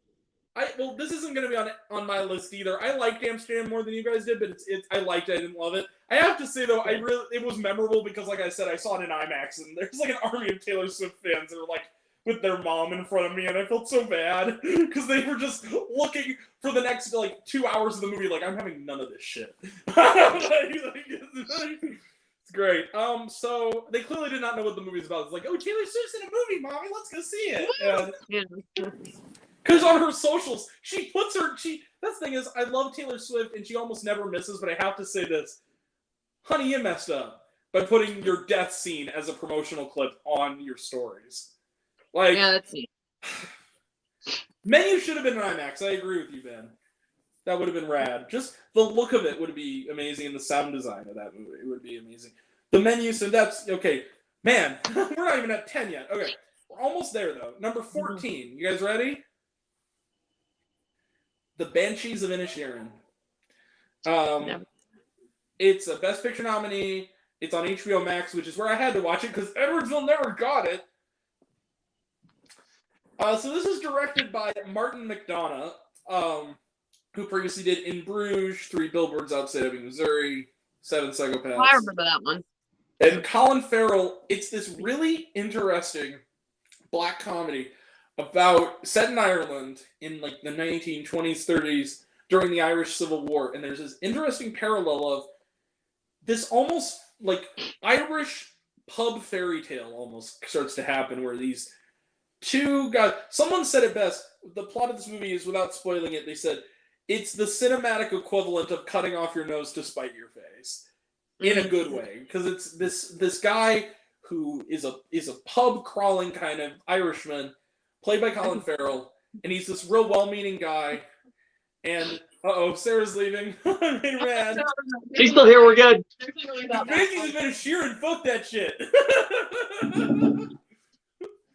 But so the movie is essentially.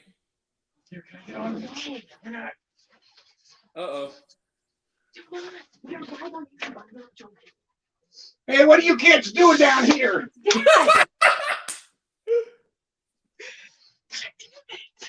Who's here? My father, everyone. I heard a noise out back. It was my father putting something in the shed. Hello, I told him we were live, and so he's like, "Oh, let me scream something." Yep.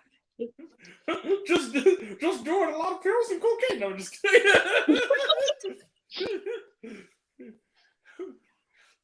Just live streaming me doing some cocaine on YouTube. Do you want to join? That sounds like it's like that old vine of, we're in Bible study, we're all children of Jesus, and they're snorting the line, "Kumbaya, my Lord, Kumbaya."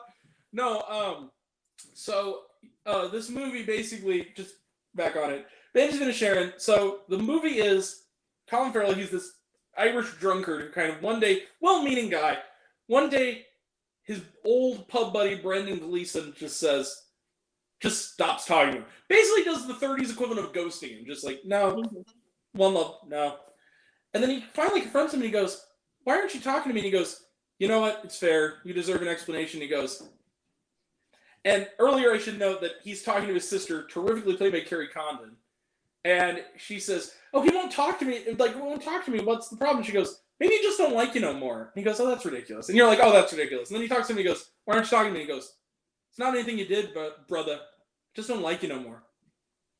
And from there, it escalates into he becomes the one who kind of craves the guy's friendship, and the more well-meaning guy takes this turn into more and more chips start to fall until he kind of goes to a darker side of himself.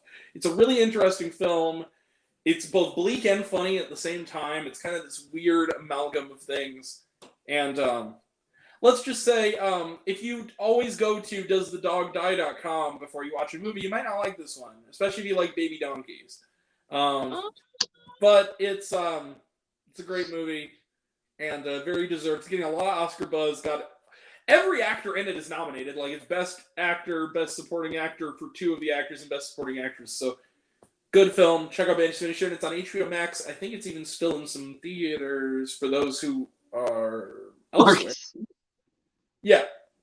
So yeah, terrific. Number 13, After Sun. Also an Oscar nominee for Best Actor, Paul Mescal. Awesome. So this was a movie that my cousin saw before me, and I'm forever ashamed because, again, it didn't come to Edwardsville. I watched it on a screener on A24. It's basically this... it's sort of the gender-flipped version of a movie that's going to be much higher on my list later. And I'll explain when I get to it. But essentially what it's about is this little girl, it's Scottish. This little girl is on vacation with her father. They're at like a resort. And it's about kind of the moment the little girl realizes that her dad is just a man. Like, it's that moment every kid has where they realize, oh, our parents are human beings. They're not like superheroes or larger-than-life people. Yeah. And it's about the estrangement that kind of comes from that experience, where that's kind of like you realize that's the last good memory she had of her dad, because then it jumps ahead to her as an adult wrestling with the memory of that week that she was with him on that trip. Huh. And it's a really interesting film. The Paul Mescal's terrific. The little girl in that movie, her name is Frankie Corio. She's like 9.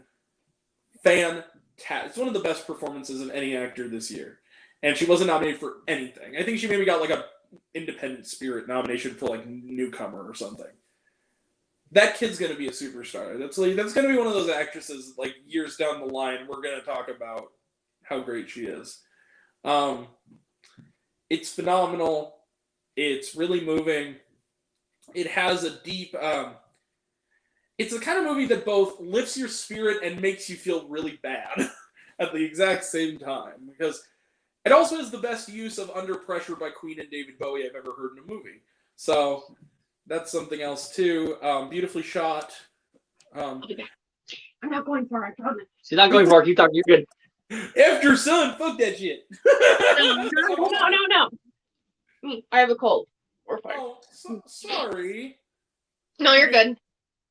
All right, we're up to the last two. So number 12, and also I keep forgetting the name of the director. After Sun was directed by Charlotte Wells. It was her debut. Phenomenal. Spectacular. Any thoughts, concerns, whatever? No, I never even heard of it, honestly, Okay. until you talked about it. My concern is I think you're still making up movies as we go. No. But go ahead. Number 12. Now, this is one that nobody is talking about. I mean, nobody. There are some people who are film critics where I'm like, have you seen this movie? I've never even heard of that one. This movie was that little movie that got away from people. Number 12, A Love Song. This is directed by a guy named Max Walker Silverman. It's also rated PG. So again, everyone can have a bad time together. It's directed by Max Walker Silverman. It's 80 minutes long. It's really short. But essentially what it is it stars 2 character actors that have never led a movie before. It's Dale Dickey, who, if you know who, you would know her if you saw her. She's kind of always like, she was in like Hell or High Water. She was on My Name is Earl. Big player. Okay. And Wes Studi, who's like a very famous native character actor. And the 2 of them, they basically, this woman, it's this real stripped down movie about this woman, and she's in like she has her RV parked in some, area of the desert, landscape, Western environment. And Yeah. she won't move it because she's waiting because her former high school friend is coming to meet her there. They went on a field trip together, and they kind of briefly had a relationship from that field trip when they were kids. And so they reunite, and it's not a love story in the sense of, romantic film. It's about what it means to love someone. There's a scene in the movie where they're talking, playing guitar, doing this of reconnecting, and they're sitting there, and she talks about, they talk about how they both lost their spouses because they're older. And she talks about when she fell in love with her husband, it was so easy. It came so easily, I finally knew what all the songs were about. And I thought that was, and made me teary-eyed, because it was like, and it's this moving story about, it's less about that if they're going to end up together, and more about the various quirky people that she meets in this, like, with her, in her RV, who kind of are wondering, why is that old woman just staying there and not leaving? And very, very well done. It's a real simple movie, but it's really well acted and well written. And it sounds like people actually talking. It doesn't sound written. Like, it's one of those really natural sounding movies. This movie was in my top 10 for the longest time. It was only in a handful of theaters. I think it was actually mostly in LA and New York, but it ended up on Hulu, I think, or maybe it was Apple. But phenomenal movie. And then my number 11, and then we'll actually let other people talk finally. My number 11, this was my number 10 until last Friday. It's my number 10 until last Friday. Babylon. I'm sorry. I know. And also, I forgot to admit, Max Walker Silverman did a love song. So Babylon has a 56% on Rotten Tomatoes. I don't fucking care. Babylon is Damien Chazelle directed it. It is his fifth film, but his fourth one that's like well known. He of course did Whiplash, La La Land, and First Man. The first two I loved. The second one, the last one, that was all right. Babylon I loved, and what I loved about it is, and it's another one that Austin actually did have a good excuse for bailing on me because he was in the hospital, Exactly. which is so bizarre because the night before I saw it, I was in the hospital, which is strange. I that sounds like a bad omen, but I'm just gonna leave that on the table. But Babylon is a 3 hour and 10-minute long film that is kind of a lot of it's kind of two movies. The first half of it is this really bordering on NC-17 raunchy hedonistic Wolf of Wall Street in the 1920s and 30s Hollywood epic comedy. Like the opening scene of the movie, this is not a spoiler, an elephant projectile shits on her lead. No, he was in Amsterdam. He was in Amsterdam. Never mind. Mike Myers wasn't in Babylon, was he? No, he was in Amsterdam. I'm thinking Tobey Maguire and Babylon. Yeah. Margot Robbie was in both of them. Everybody was in Babylon. Margot Robbie was in both movies. Brad Pitt. And then there's something that kind of happens. There's sort of at the midpoint, the movie shifts. And we have that rise and then the fall. And what we start to discover about the movie is this is a movie about this man reckoning with the fact that this era of film that changed film forever basically made him and all his friends a footnote of history. They remember the movies, but they don't remember the people who put their lives into it and died for their art, literally. And the way that he portrays the danger of making movies. There is a scene, an extended scene, literally with Spike Jonze as like a German filmmaker. I'm not even kidding you.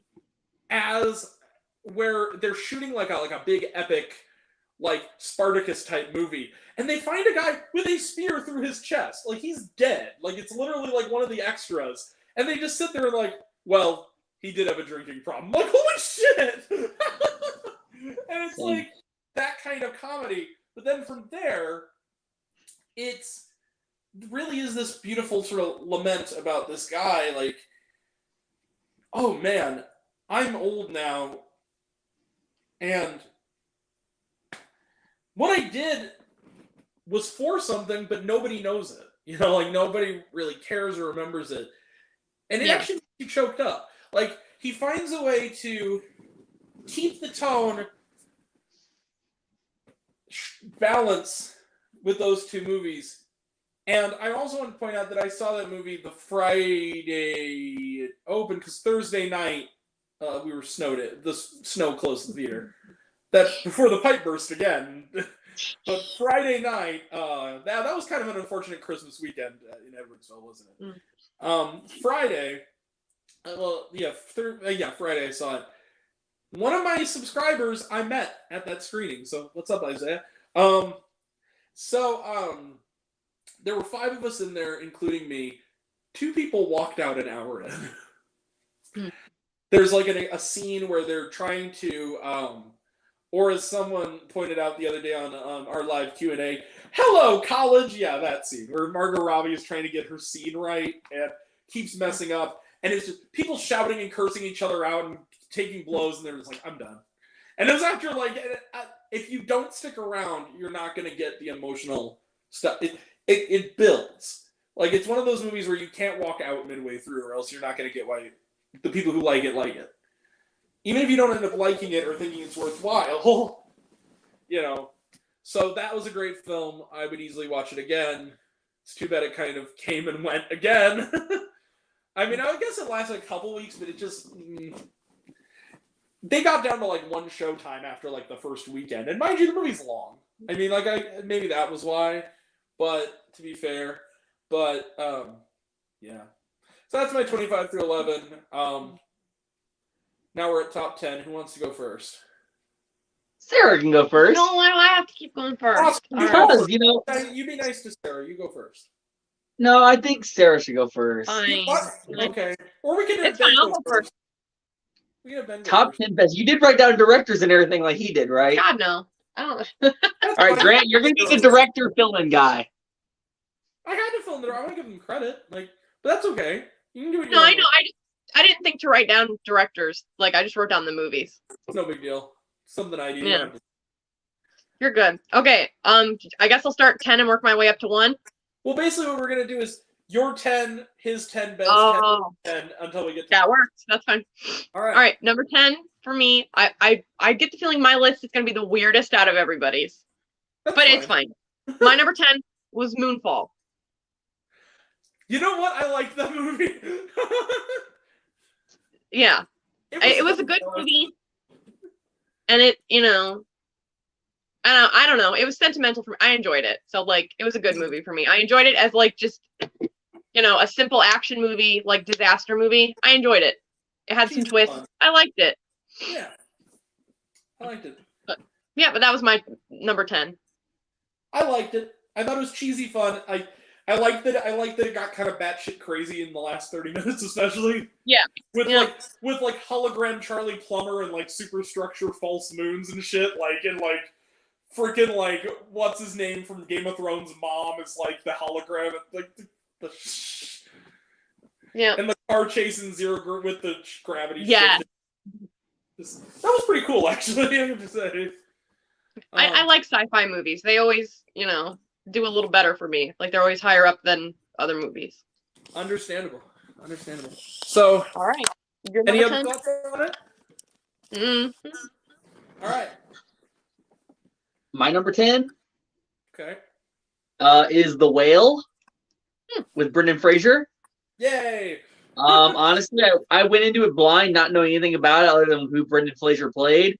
But watching the whole movie, I thoroughly enjoyed it. And it wasn't as sad as people listed, because a lot of people said it was a really sad movie. I didn't see it being terribly sad as like how people rated it. I mean, it was sad near the end, yes. But it was a lot better than I expected it to be, but I went in blind, not knowing nearly anything about it. So I enjoyed it thoroughly, and it's definitely in my top 10. So it's my number 10 spot. Yeah, good pick. I think that my thing is like The Whale. It's not sad in comparison to Aronofsky's other movies. It's probably his latest movie of all of them, because he's the guy who also did like Mother and Requiem for a Dream and Pi and Black Swan. Like, it's a little more like light. Yeah. But it's a sad movie. I wouldn't call it a depressing movie though. I didn't leave feeling bad after it was over. Yeah. Yeah. All right. Do you want me to give you Ben's number 10? Yes. Ben, if you're still watching, you may not be. The time has come. I gotta find where I put this stupid phone. Hold on. Come on, Grant, be professional here. This is your channel. You know, I'm starting to think maybe you're not raised on Popcorn with Grant. I'm starting to think you're an imposter. Okay. Emergency meeting. An imposter. I So saw Grant he- Bent. So I guess I should just he didn't put a worst of list. He put a best of list, and then just all the movies he saw. So I guess I'll just do his best of list, and then I don't know. Whatever's left off the best of list, I'll just say are movies he saw. Whatever. So his number 10 is Turning Red. I agree. It's in my runners up. He left a note. A great story between the dynamic of parent and child. Agreed. That's any other thoughts you want to add, Ben, in the chat there? Or are we good? Works for me. Okay. That's what he said. Works for me. All right.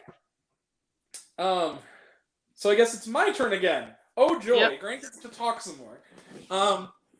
He only has been doing it now for the last hour and 30 minutes. Number 10. Like I said, this is the movie that knocked Babylon to number 11. I saw it last Friday, but it did come out in 2022. It came out on Christmas in select theaters. It expanded wide.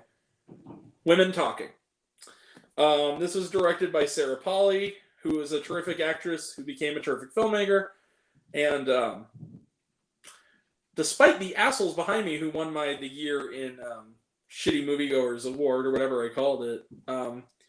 Who decided that whenever someone told a deeply sad story about sexual assault, that was the time to laugh and crack jokes. To them. So Women Talking is this really powerful story that finds a way to be pretty much one location, dialogue driven, but find a way to wrestle with themes of faith, overcoming abuse and assault, the need for women to express themselves and tell their stories, while not only having heartbreaking stuff, but also not making it feel like an eat your vegetables movie, because it's still somehow entertaining, like it's thrilling, it's funny, genuinely funny. Like there's actually like some good humor in there, and someone wonders why is the humor there. I think there's a key scene in the movie, and it's our young narrator. There's a scene in the movie where there's this really terrific speech that a character makes about someone suggests, I think it's Rooney Mara, suggests, also the whole cast is excellent in this, suggests, why don't we just tell the men to leave the community? And they're talking about, all these things, we give birth and all this stuff, and we don't ask for anything. He goes, wouldn't it be funny if the first time we asked a man for anything is for him to leave? And they all start laughing. And the girl, and it is like a humorous moment, the way it's delivered, the young narrator says, sometimes I think people laugh so hard because something along the lines of, sometimes I think people laugh as hard as they want to cry. And I think that's what a perfect summation of what this movie is. I saw it in O'Fallon, sorry, because we still haven't gotten here in Edwardsville yet, because it's the Best Picture nominee. No nominations for acting at all, not even for Paddington Bear. Yes, Ben Wishaw's in this, and is terrific in this. As sort of a lone... He's great. As sort of a lone man who's, like, not a scumbag, who actually, like, cares about these characters. And he does their minutes. Like, he's the one who keeps the record of, like, their meetings. And he's in love with Rooney Mara. And he's great. He's really terrific. And even he has a story that relates to the abuse that other men have done in this community. Wonderful film. And what I also love about it is they show the shades that every survivor story is not one and the same. Because they have different characters who have different sides to it, including a transgender person who is, they make very clear, and I think a very salient point, it says that they did not change because of the event that happened to them, but it reminded them of who they really are. They always were that way. But because this character is a man for the rest of the story, but when we meet him, he's a woman, and it's in the aftermath of like one of the attacks. And very interesting film, very powerful film. Sarah Polley is amazing. Please don't take another 10 years to make another movie. We need you. We need you telling stories. And also, if you're on Twitter, go follow Sarah Polley. She's one of the best, like, famous Twitter. Her tweets are gold. Like, there was one where she, the day of the Oscar nominations, where it got nominated for adapted screenplay and picture, she was getting like a checkup. She was at like a doctor's appointment. And she said something like, I really planned this day out poorly. Thanks for nominating. So it's cute. So yeah, my number 10 is Women Talking. Everyone should go see it. And Edwardsville should get it, because I think that it'll do well. I hope. It seems like prestige movies generally in wide releases are not doing great, but I hope this will do pretty good. It'll get a nice boost from the awards. Yeah. All right. It's my number 10. So, Sarah, you're number 9? Okay. See, I'm feeling really self-conscious about my top 10 now. Don't worry. All right. Underrated. Jurassic World Dominion. I'm not going to give you any grief, but I enjoyed it. Because I'm a real fan of the original movies, like real fan of like the original Jurassic Park.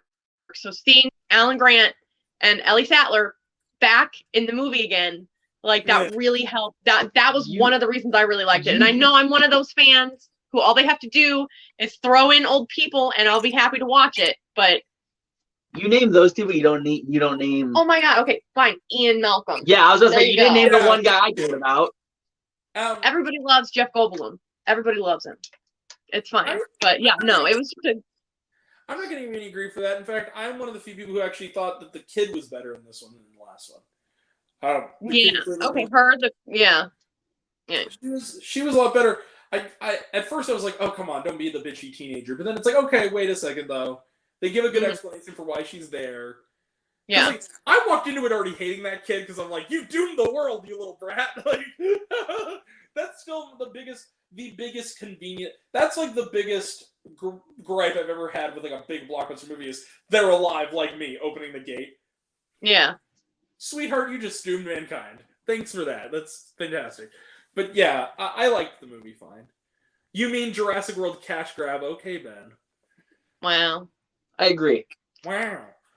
Commercially and artistically. I can enjoy it for what it was. It was, a good movie with dinosaurs in it and a good cast. The one dinosaur that they made all big and bad and evil was in the movie for like 5 minutes, and then he was murdered. I have to say, and they claimed it was like the Joker too. Remember that? It was like he's kind of like the Joker, this dinosaur, and I'm like, how? He's in the movie for like 5 minutes. It's true. It's very true. So any other thoughts on that, Sarah? No, not really. Just my top 10 are just the movies I enjoyed and I'd go back and see over and over again. So, these are Awesome. Yeah. Awesome. I like it. So Jurassic World Dominion was okay to me. Thank you, Jared. All right, Austin, you're number 9. I think it's number 9, right? Yeah, it's number 9. All right. Yes, It'd we're be on number 9. 9. Yeah. Okay. Give me 1 second. I have to look up to make sure this movie actually came out this year. Because I'm not going to name it, and then it did not come out this year. You guys get one mulligan on that. I already know. I already got my hooligan on that. I'm just making sure. Okay, it did come out this year. Just making sure. Came out in It had January enough 1st. longevity into the new year that I was like, fine, whatever.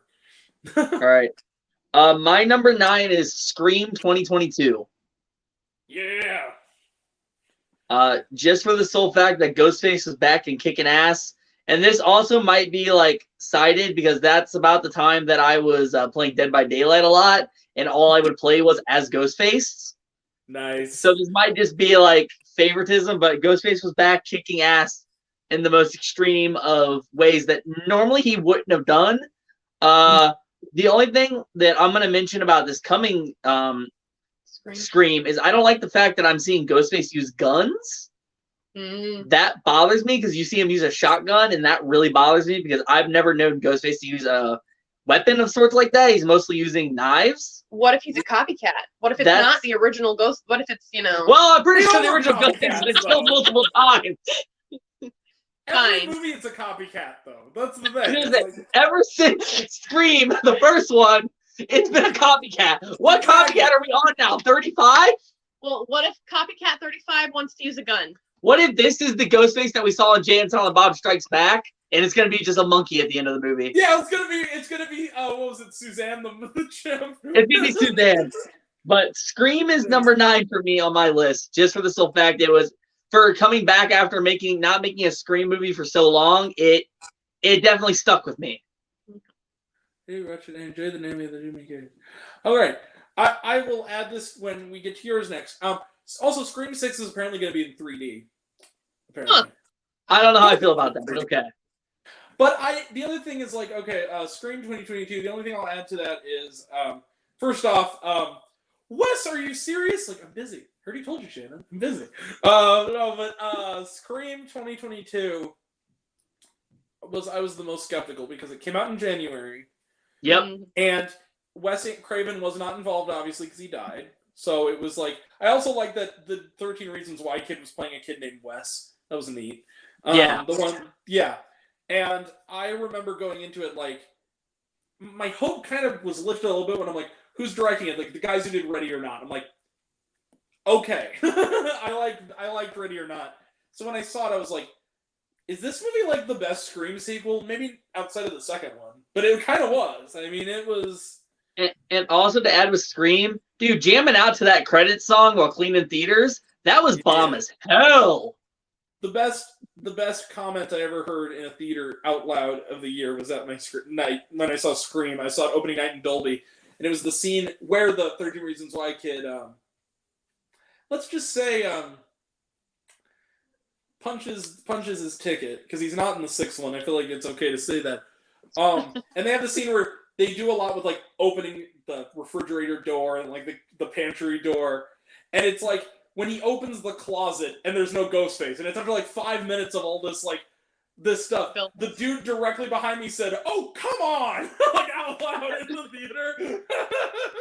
Well, that's like when I saw Halloween Ends there the second time in theaters. There was this guy, and when Laurie shoots the pumpkin, and then when Michael opens the door, and she's standing there with the gun. All I hear is that motherfucker's gangsta, as loud as he possibly can, and I'm like, that's literally the best comment I think I've gotten in a theater in forever.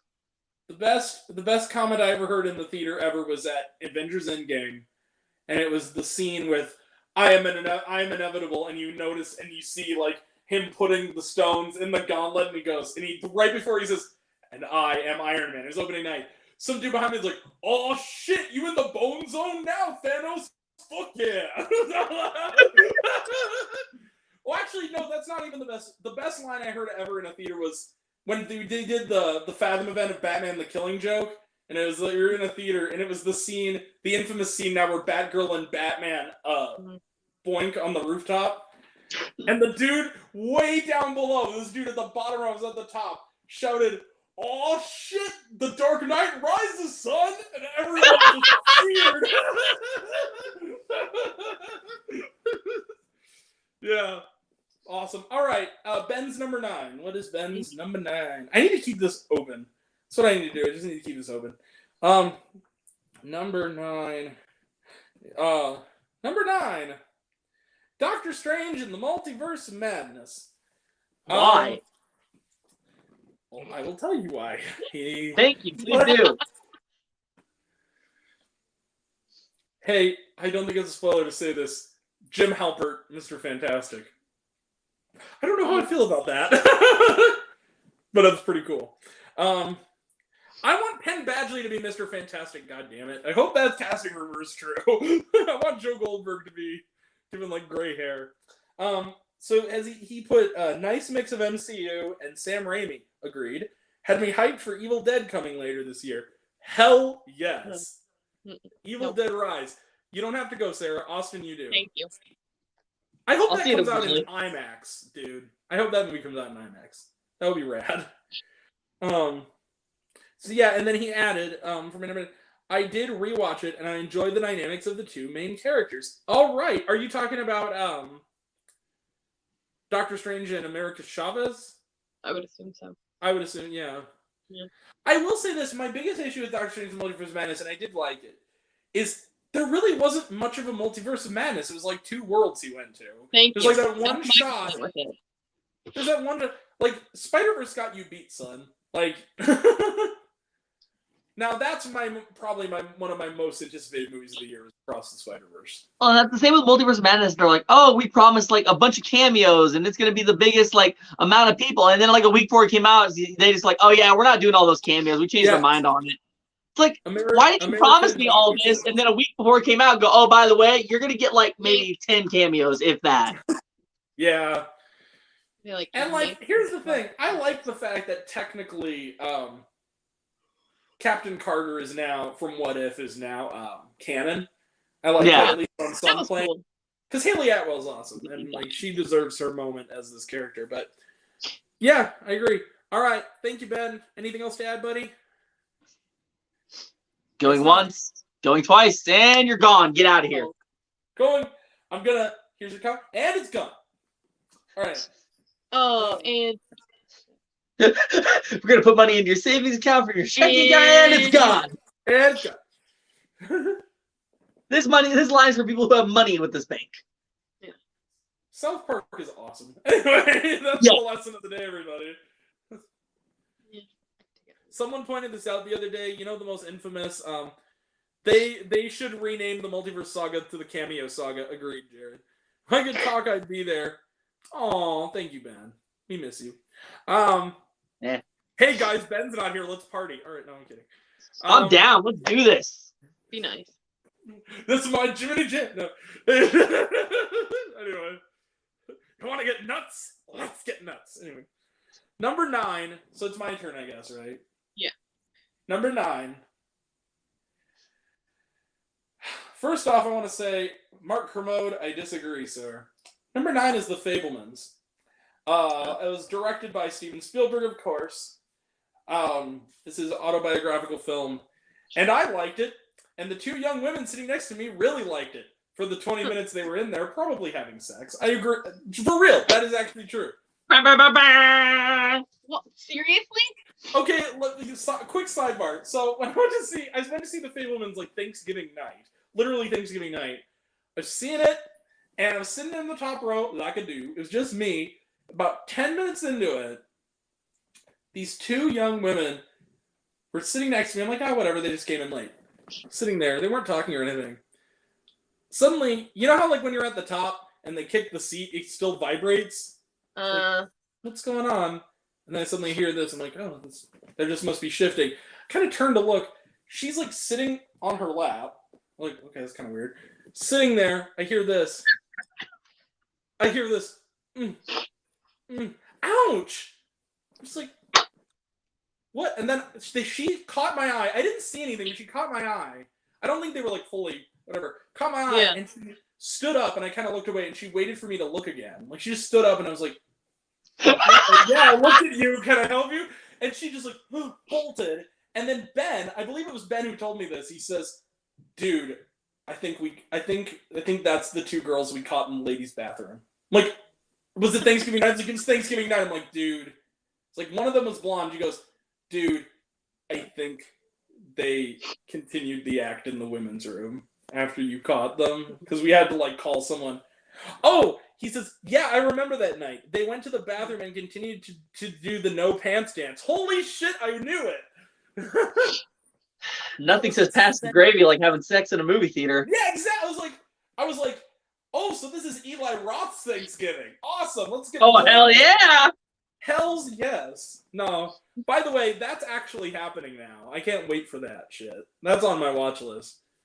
I hope it comes out in time for my birthday next year. Anyway, I think my tag on Twitter about it was holy fucking ass crackers, it's happening.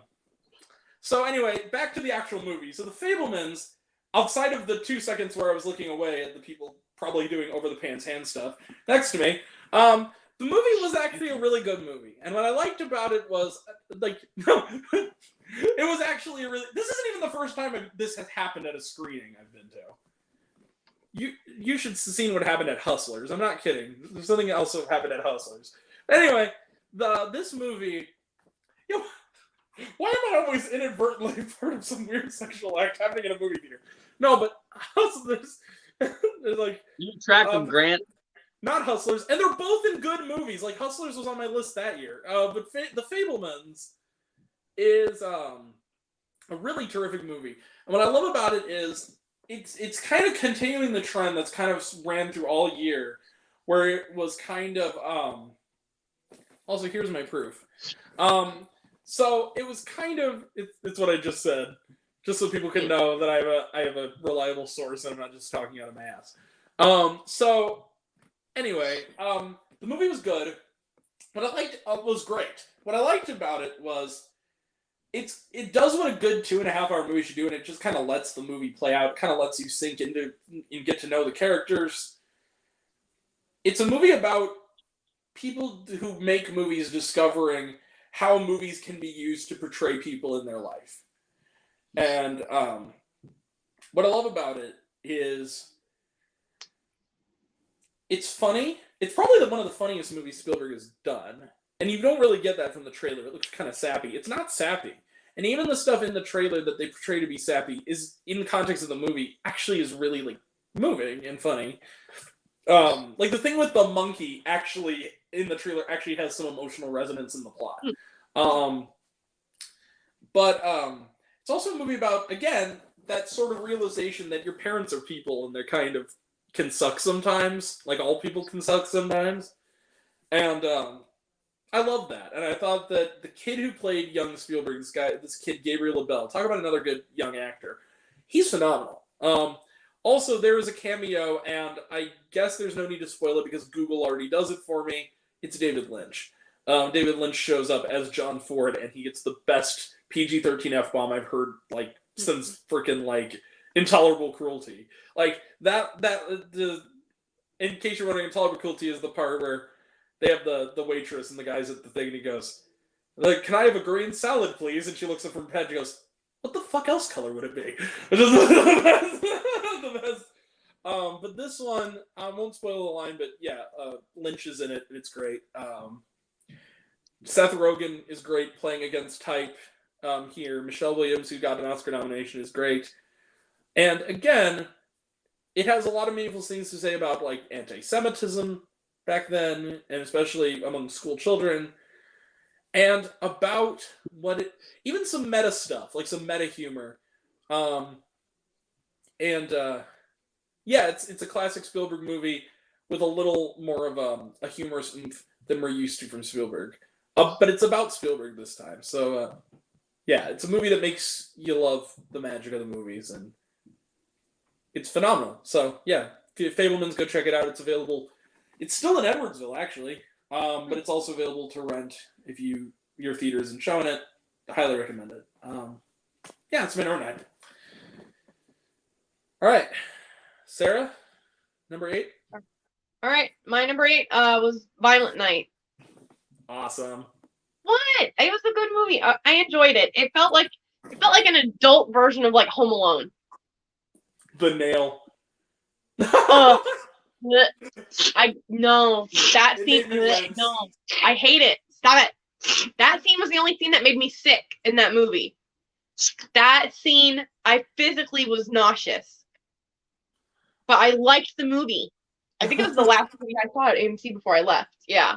It was the last movie I saw as an employee. And So it holds a special place in my heart. But it was a funny movie. I enjoyed it, and I loved And I loved him as Santa. He did a great job. I liked him in Stranger Things though. I like him as Sheriff Hopper. Hopper, thank you. I was like, I know it starts with an H. Yeah, but no. Violent Night, my number 8. Loved it as a Christmas movie. Liked it as an action movie. I love the fact that the wife from Christmas Vacation is grandmother. Yeah. The worst grandma since Lucille Bluth from Arrested Development. Yeah, I have to say I loved Violent Night also. I had a blast with seeing it with Austin. We had a really good time. I have to say, Austin, what did I tell you afterwards? I know I kept saying he was Santa Christ. I believe in Santa Christ. But the other one was, for those who don't know, internet kids, look it up. But I said, hey, Austin, you know what this is? And I think you knew what I was going to say. Like, don't say it. I'm like, it's the Northman Christmas special. And you got mad. Because he was a Viking warrior. Hopper Claus. Yeah, I enjoyed that movie a lot. This was the year of Leguizamo. It's always nice seeing him. Not only the Papa John's commercials, but also he was in 2 pretty good movies. Oh yeah, he was in The Menu. Yeah, he was. Yep. He was great in The Menu too. I mean, playing basically John Leguizamo. Playing himself, yeah. Yeah. But yeah.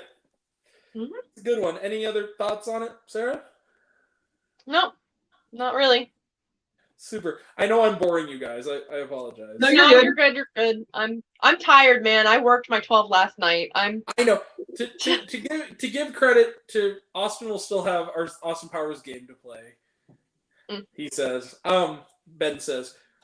I want to point out this woman is a freaking trooper. Coming on here after the kind of last, what is it, like 2 months you've had now? Like, it's been rough, yeah. Yeah.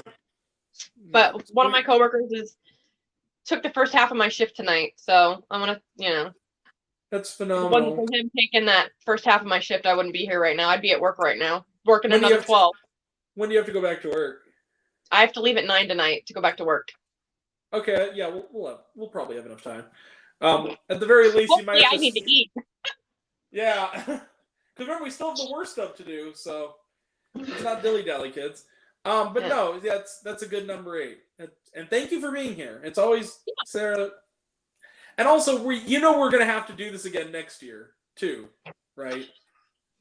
I found my people. If you guys don't get sick of me by then, No, as long as I see at least 10 movies. Because well, I've seen Megan. And that's it yeah, this you year? saw it with me. You saw Yes, it I with did. me. Yeah. Austin, you still haven't seen it yet. Sit down. Megan was shocking. Dude, do not be surprised if Megan is at least an honorable mention next year, because it was shockingly good. Yeah. Skinamarink I gave 5 stars to, so it's going to be on some level of my list next year. Same with Infinity Pool, which is already out of Edwardsville. It's like they're a week. But yeah. All right, so who's next? Austin? Number 8? Yep. Terrifier 2. How is that only your number 8? I'm kidding. I just want to see your reaction. Oh, thank you. There's no way in hell. I was Yeah. going to say, you can only use it once, Austin. You only get 1 Terrifier 2 tonight. Let me change this list. Give me like 5 minutes. No, come on. Oh, What's your real number 8? No, my real number 8 is Death on the Nile. Okay, that's a good pick. It's a good pick. Tell us why. I don't really know how to pick why I liked it so much. I guess because like you knew who the killer was right from the start. That was my only issue.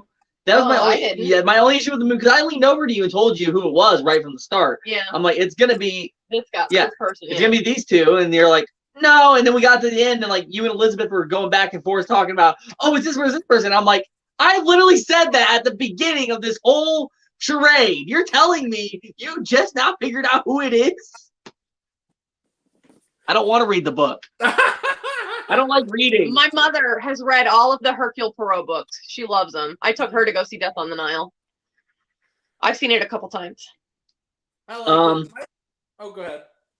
Death on the Nile, yes, it's just a really good movie. So it made my number 8 this year. Yeah, I So enjoyed you're number it. 7? Well, you suck. It was an honorable mention for me, like I mentioned before. The thing is, I will say this: I liked the movie, but I hated how Disney marketed it in one particular way. Like, I saw it the IMAX pre-screening, like the night before the opening night. By the next day, in the trailer, they give away the ending.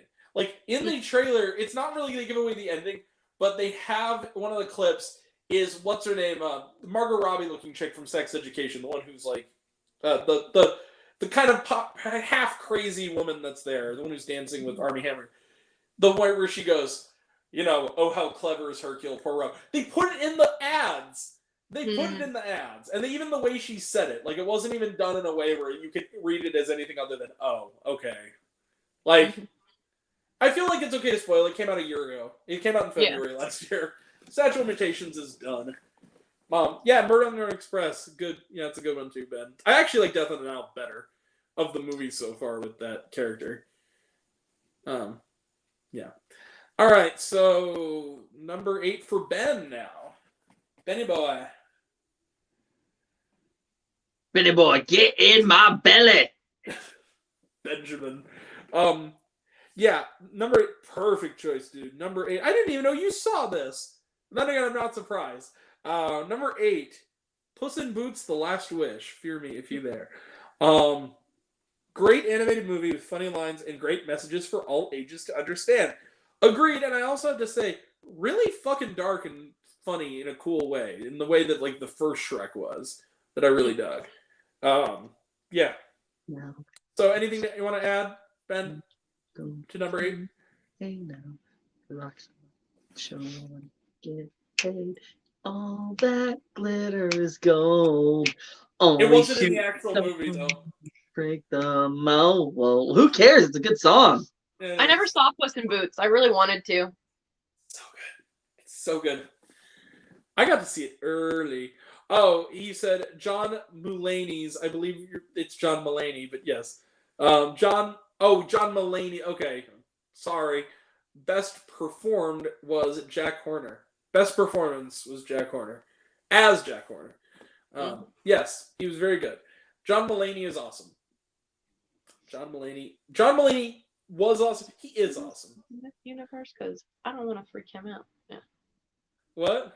I was quoting the because isn't he Spider-Ham, Peter Yeah. Porker?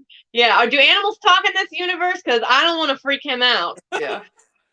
I just washed my hand. That's why it's wet. No, the best Spider-Ham joke for me in that movie is when they're watching the Kingpin, and Gwen is like, "What a pig," and he goes, "I'm right here." That was like my favorite joke of the whole movie. Into the Spider-Verse, by the way, was in my, I think it was top 25 in 2018. I love that movie. So was Paddington 2, by the way. Unbearable Weight of Massive Talent got it right. That's a great movie. So yeah, number 8. That is his number 8. So it's my turn now, I guess. Mhm. Number 8. Yep. This is a foreign film, not the one you're thinking of, but it's a foreign film. It's a French film. I saw this movie on the same day I saw one of the worst films of last year, and a pretty mediocre movie from this last year. We'll talk more about that when we get to it. But I saw those two in Edwardsville, and I saw this one at the Frontenac, and I think that the first full conversation I ever had with Austin was about how bad the second movie I saw that day was. I'm pretty sure. And that movie is a movie called Petite Maman, or Little Mama. This was directed by Celine Sciamma. She did the film a couple years ago, Portrait of a Lady on Fire. If you have not seen that, it's a great movie. It's a 72-minute long PG-rated French movie. It's about this little girl. This little girl in France, France, as Aubrey Plaza would say, and her grandmother passes away at the beginning of the film, and essentially what happens is she goes to her mother kind of one day just needs to get away from it all, needs to grieve. She kind of leaves them at the grandma's house, her and her dad, to kind of finish packing up the grandma's belongings. The little girl goes to her mother's fort outside and finds another little girl her age, played by the actress's twin sister, who needs help building her own fort, and she goes into the girl's house, and there's something familiar about the house, and you realize it's her mom as a little girl that she's meeting, and it's this little girl reckoning with the fact that she's meeting her mother when she's her age, and dealing with the fact the mother is grieving the fact that when she was a little girl, she talks about she had an operation to basically avoid getting sick the way the grandma did. And it's on the eve of that she meets her in this time warp. But she's also dealing with grieving her grandmother and also trying to understand her mother's grief. And there's a scene in the movie where, it's in French, of course, but in English, they're talking, and the little girl, it's not a movie where it's like big crying, emotions. It's real subtle and underplayed. But the little girl says to her younger mother, he goes, "Do you think you're so sad because of me? Like, do you think that you're sad?" And she says, "No, I don't think so." And he goes, "Really?" He goes, "You didn't invent my sadness." And I literally was sitting in the theater like, I need to hug my mom. Like, I was just crying because it was just really well done. It was just this modest, sweet little diamond of a movie that not a lot of people in this country saw. We were kind of the last country to get it. It actually came out in France and the UK last year. But it's great. I believe it was either A24 or Neon who put it out. But it didn't go very wide. But it was phenomenal. So that's Petite Maman. Yeah, that's my number 8. Little Mama. My number 8. All right. We're at number 7, yes? Yes. All right, Sarah, number 7? Yeah, my number 7 is his number 8, Death on the Nile. Sweet. I Nice. loved it, man. It was really good. But I enjoy those like murder mystery type movies a lot. I liked all the people who were in it. It had a good cast. I love Gal Gadot. Do you pronounce the T? Do you not pronounce it? I've heard it both ways. I think it's Gal Gadot. I think that's how she Gal pronounced Gadot. Okay, Yeah. yeah, I love Gal Gadot. Love her. I liked a lot of the cast. it. It was just a really good movie, start to finish. I enjoyed it. Like, I was left guessing for a decent amount of the movie as to who or whomever the killers were. Yeah, even though he knew right away, I didn't. But no, it was a really good movie. And I loved the soundtrack. Mm. The music, it was all good. Yep. Music. I have to say, yeah, I enjoyed the movie. I have to say though, mention Gal Gadot. Gal Gadot's great. I like her. Some people just don't like her. I like her. I think she's really charming and likable. It did lead to one of the funnier memes, as they call them, memes of the year. My friend calls them memes, where it's enough champagne to fill the Nile, like that. Like that is one of the better.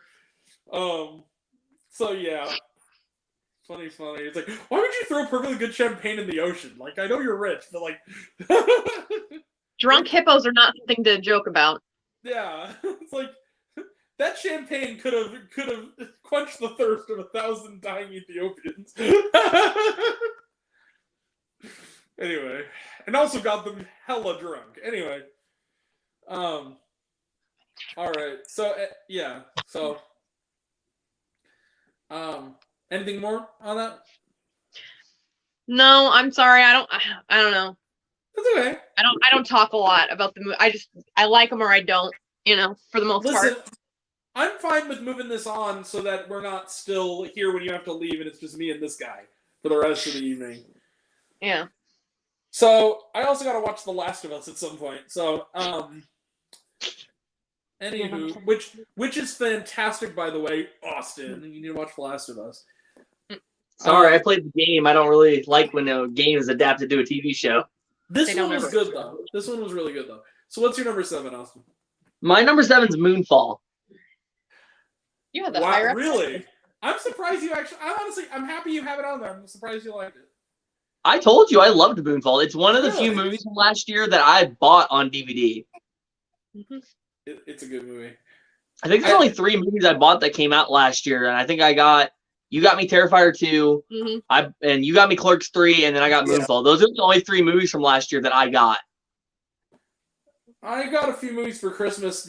My number 6 and my number 1 I have actually. My number, I won't spoil. Don't spoil it, and I won't spoil it. But my number 6, I actually have 2 copies of. One of which I think is still in your guys' car.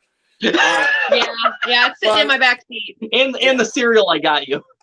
Yeah, and what was it? The movie cereal. The Cinnamon Toast Crunch in a movie box from It's cool. Patrick Wilson alone is just one of my favorite actors because of the Insidious movies and the Conjuring movies and all that stuff. Never saw Insidious. Never saw any of them. You can watch like the first one, and then the other ones you just kind of go along with. The third one was good. The third one, I think the third one is the one. Is that the one where the girl's like in a wheelchair and she has like her legs are injured? It's the one that focuses the most on the old psychic woman. That's what I like. Yeah, I know what you're talking about now. No spoilers. Yeah. Eventually, I might watch it. Yeah, the first one is great. I love Insidious. I watch every Halloween. But the first one has Darth Maul in it. Really? Yeah, Darth Maul's in it. Grant knows exactly what I'm talking about. Darth Maul's in it. Okay.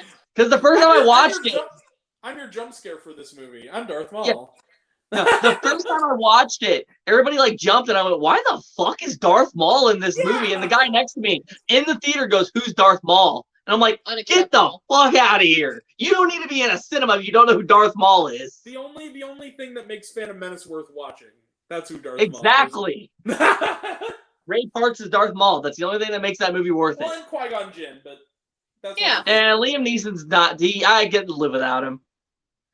I do love his honesty though, where he said the only reason he took the script is he goes, "I didn't read the script. I just really like Star Wars." Like, fair enough. Yeah. But no, Moonfall's number 7 for me. Yeah. It was a fun movie. I remember a lot of my audience was kind of baffled by it, but I was like, oh, I thought it was kind of fun. It's definitely like it's Roland Emmerich blowing up the world again. Kind of, but that's fine, because Roland Emmerich does it better than anybody, and it's one of his better. Yeah. I still think 2012 is the epitome of like guilty pleasure blockbuster awesomeness for me, but that was a movie I snuck in a McDonald's apple pie in my jacket when I saw that in the theaters. Grant, I am going to tell our management at AMC to watch out for you and pat you down every time you come in, because you be sneaking McDonald's. You going to sneak the Shamrock Shake in next? I don't know. I went to, what was that movie like a couple of years ago with Taraji P. Henson, where it's like she can read men's thoughts. Like she gets electrocuted or something, and then she can like, oh, what men want. What men want. There was a woman who snuck in an entire KFC meal in the theater next to me, and I knew because I could smell it. I once And I found remember- their Thanksgiving dinner in the theater. I know. Literally, It's like leftover turkey, mashed potatoes, all of it. you know. They run Anytime takeouts anytime there's a religious movie or like an old people's movie, you will find either pistachios for some reason or Werther's Originals all over the floor. Oh yeah. Yep. You're And the making theater that will always up. have You're stereotyping. You're making that shit up. There were No! fucking were No. Literally. Literally, they Really? destroy the theater with that stuff. And then there's always like a certain a certain smell, a certain aroma. Anytime you walk, like Yeah. during Elvis, I swear to God that the senior citizen home got loose and came into the theater. Yeah. Okay. So that's your number 7, right? It's Moonfall. That's my number 7. All right. Trying to remember what number we're on. We're kind of taking a lot of 7. detours today. Yeah. I want to at least get some of the worst I've done before this nice young woman has to leave us. So number 7 for Ben is Nope. Nope. Nope. He says, does not beat Get Out, but has moments that made me think, what the fuck? Agreed. Nick and I found pot once in Theater 6. Doesn't surprise me. Someone vaped right next to me at Night School, the one movie with Kevin Hart. So Somebody vaped behind me at Jackass Forever, and I went and said something. So they had to have one of the employees come sit in the theater, and all they sat in when they're like showing Steve-O's penis. And now they hate me because they had to watch that certain scene when they walked in to go check the theater. So it was like Steve-O's penis hanging out. that's like the whole movie is Steve-O's penis hanging out. There's so much Pretty much. in that movie. I think that, honestly, even compared to the other Jackass movies, I think Jackass Forever now holds the record for most cock shots. Both when it comes to shots to the cock and just shots of a cock I've ever seen in a movie. Dude, did I tell you what happened? Because I actually didn't see Jackass in town because there was the blizzard hit the weekend it came out. I saw it in O'Fallon with a friend of mine, and there was a scene where they do like the cup test. I think I saw it a second time though in Everetsville. But the scene where they have the cup test and it's like the different things, and then the pogo stick out. It was like that scene in the movie Clue where she mentions that alludes that the guy got his penis cut off and all the men are like shifting in their seat. That was me. Where I'm like, I'm good, it's okay. Takes out the pogo stick, he's spread eagle. I'm like that. Like I was just like, damn. Danger Aaron needs to like get like some good money for the torment he went through in that movie, dude. Yeah. So Goody's birthday for Nope. Oh, Gordy. Happy birthday, Gordy. It's like that scene literally. Okay, yeah, going on what you said about Nope, Ben. I saw it in IMAX opening night. It was a packed theater. The scene with Gordy, you know the one, in the middle of the movie. Gordy the monkey part. I You never saw Nope? Nope. No. Okay, then I won't spoil it. But basically, You're fine. Gordy, Yeah. the scene with Gordy. It started. People were laughing at like the sitcom humor when the scene played out. Dead silence, looks of horror, and then literally, the scene ends. It goes back to the main plot of the movie. The guy behind me said out loud, he goes. Everyone was like looking at each other, and then the Steve goes, "What the fuck?" Everyone just erupted in laughter. Yeah. But yeah, good pick, man. It's a runner-up for me. Good film. Yeah, Nope is good. Go see it. So I'm guessing, is it my? What are we on? Number 7 still? Yeah, you're on 7. Number 7. Okay. Oh yeah, that's good. Number 7 is a Netflix movie. It was in some theaters though. It is also one of the most fucked up children's animated films I've seen ever, but it's phenomenal. Guillermo del Toro's Pinocchio. This was directed by Guillermo del Toro and Mark Gustafson. Now, if you don't know who that is, he's an animator whose primary credits include directing episodes of Moral Orel and Mary Shelley's Frankenhole. Fucking love Moral Oral! I'm so happy right now that this movie You gotta was turn made. the other cheek. Yeah. Other cheek. Yeah. Or if you get pleasure, you have to hurt yourself. He starts like stapling his arm and shit.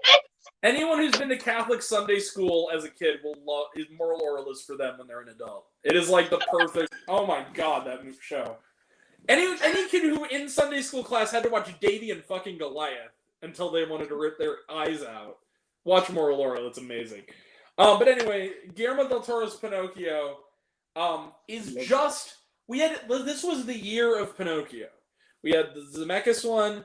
We had a movie that was a bad movie, but it was too good to put on the list, which of course Pauly Shore's Pinocchio: A True Story, aka Father, when can I leave to be on my own? I have the whole world to see. Onward, Tybalt. Skitty. I'm a wizard. Yeah. But Guillermo del Toro's Pinocchio. You don't know this? You don't know Yas Queen Pinocchio? You've never seen that? Okay. Wow. Yeah, it's terrible. It's wonderful. Freaking Napoleon Dynamite is the voice of the wisecracking talking horse. It's John Heater is the... Anywho. But this Pinocchio is very much by Del Toro. It's dark. It's twisted. The only comparison I could really give to it is the transition into more kid-friendly fare is like when Wes Anderson did Fantastic Mr. Fox. Because it's like, that's the thing where it's been a while since I've seen a filmmaker do a children's movie that is distinctively their movie in the way that this one was. It was weird, it was creepy, it was, again, they actually make Pinocchio kind of a dick for a lot of the movie. But I mean, there's a scene... didn't he like that in the original book, though? Yeah, but it's even more so. Like, he's actually dangerous. Okay. Like, it's almost like a Frankenstein kind of thing. And Mm-hmm. but there's this really, and it's also like, it's set in Mussolini's Italy, so it's also about fascism, and there's a lot of like Trump allegories in the movie, which I actually thought were well done. And there's a scene kind of toward the middle that's really powerful, where it's a song he's singing. It's called Ciao Papa, where it's about, he's singing about basically being enlisted to go off to fight in Mussolini's army and leaving his Geppetto behind, and it's like devastating. And yeah, it's on. I've seen Yas Queen Pinocchio. Thank you, Ben. It's on Netflix. Go check it out. I think it's even in some theater, or was in some theaters. Not in Edwardsville, but it was in some theaters. So yeah, worth checking out. Phenomenal, great movie. Ewan McGregor is the Jiminy Cricket equivalent, and he's great. Really? Yeah. It's stop motion animated. It's done in the style of like a Moral Oral or a Frankenhole, but it's for kids, kind of. Yeah. Yeah. Fantastic. Spectacular. All right. Number 6, Sarah. Number 6. Honestly, Clerks 3. Yay! It was a really good movie, and it was funny, but like the parts that were meant to make you feel, they really got you, like right in the chest, man. It was a good movie. It knew when to be funny, and it knew when to be like sad, and I just really enjoyed it, especially seeing it with you guys. Yeah, that was the first movie we saw together. Yeah. The three of us. Yep. Man, that movie shredded my heart, man. And like, that's one of the reasons people have given that they don't like the movie. I'm like, why? The thing is that they're like 50. Like, of course it's going to be a little more bittersweet. I knew that going into it. Like, it's not going to be as raucous and crazy as the first two. It's going to be more of a Mellowed out. Yeah, it's going to be a sadder movie probably than the first two. Then there's Elias having a midlife crisis. I loved Elias. Yeah, Elias has a midlife crisis that requires him, and that's another thing people said, oh, that was only funny the first time. I am sorry. Whenever they cut back to Elias and he had an even crazier, like, freaking, like, this is like the chick from Blade Runner, I lost it. Yeah. And again, I immediately texted my brother. My brother and I are, like, the biggest MCR fans ever. So I immediately texted him after the movie and said, dude, the first thing you hear in Clerks 3 is Welcome to the Black Parade. He goes, no way. I'm like, it's true. I am Satan's concubine. Ben, I love you. That's from the movie. Satan's concubine. the Christian Crypto Club. I also love that the Christian Crypto Club, the crypto they're selling are the freaking Buddy Christ flags. Yeah. Anyway, so yeah, great pick, Sarah. Anything else anybody wants to add? Anybody? Bueller? You want to add anything? I'm good. I have a feeling, I have a very small feeling that Austin will have stuff to add later on. When it comes back around. Yeah, I have a feeling. But yeah, I said my piece on that. It was my number, was it 19? Yeah, it was my number 19. I think so. Yeah. All right, Austin, your number. My number 6. All I need to say is a song from the movie, and I think we'll all know what it is. Baby, come back. You can blame it all on me. Come on, Grant. You know what movie I'm talking about. Was it Beavis and Butthead? You know what movie I'm talking about, don't you? No, that was When a Man Loves a Woman. Sorry, no, it wasn't. No. It was... Despite all my rage, I'm still. They're both in the movie, like the opening scenes. Black fucking Adam. Oh, yeah. Black Adam. It took me a second. It took me a second too. Forgive me. It wasn't very memorable, to be perfectly honest.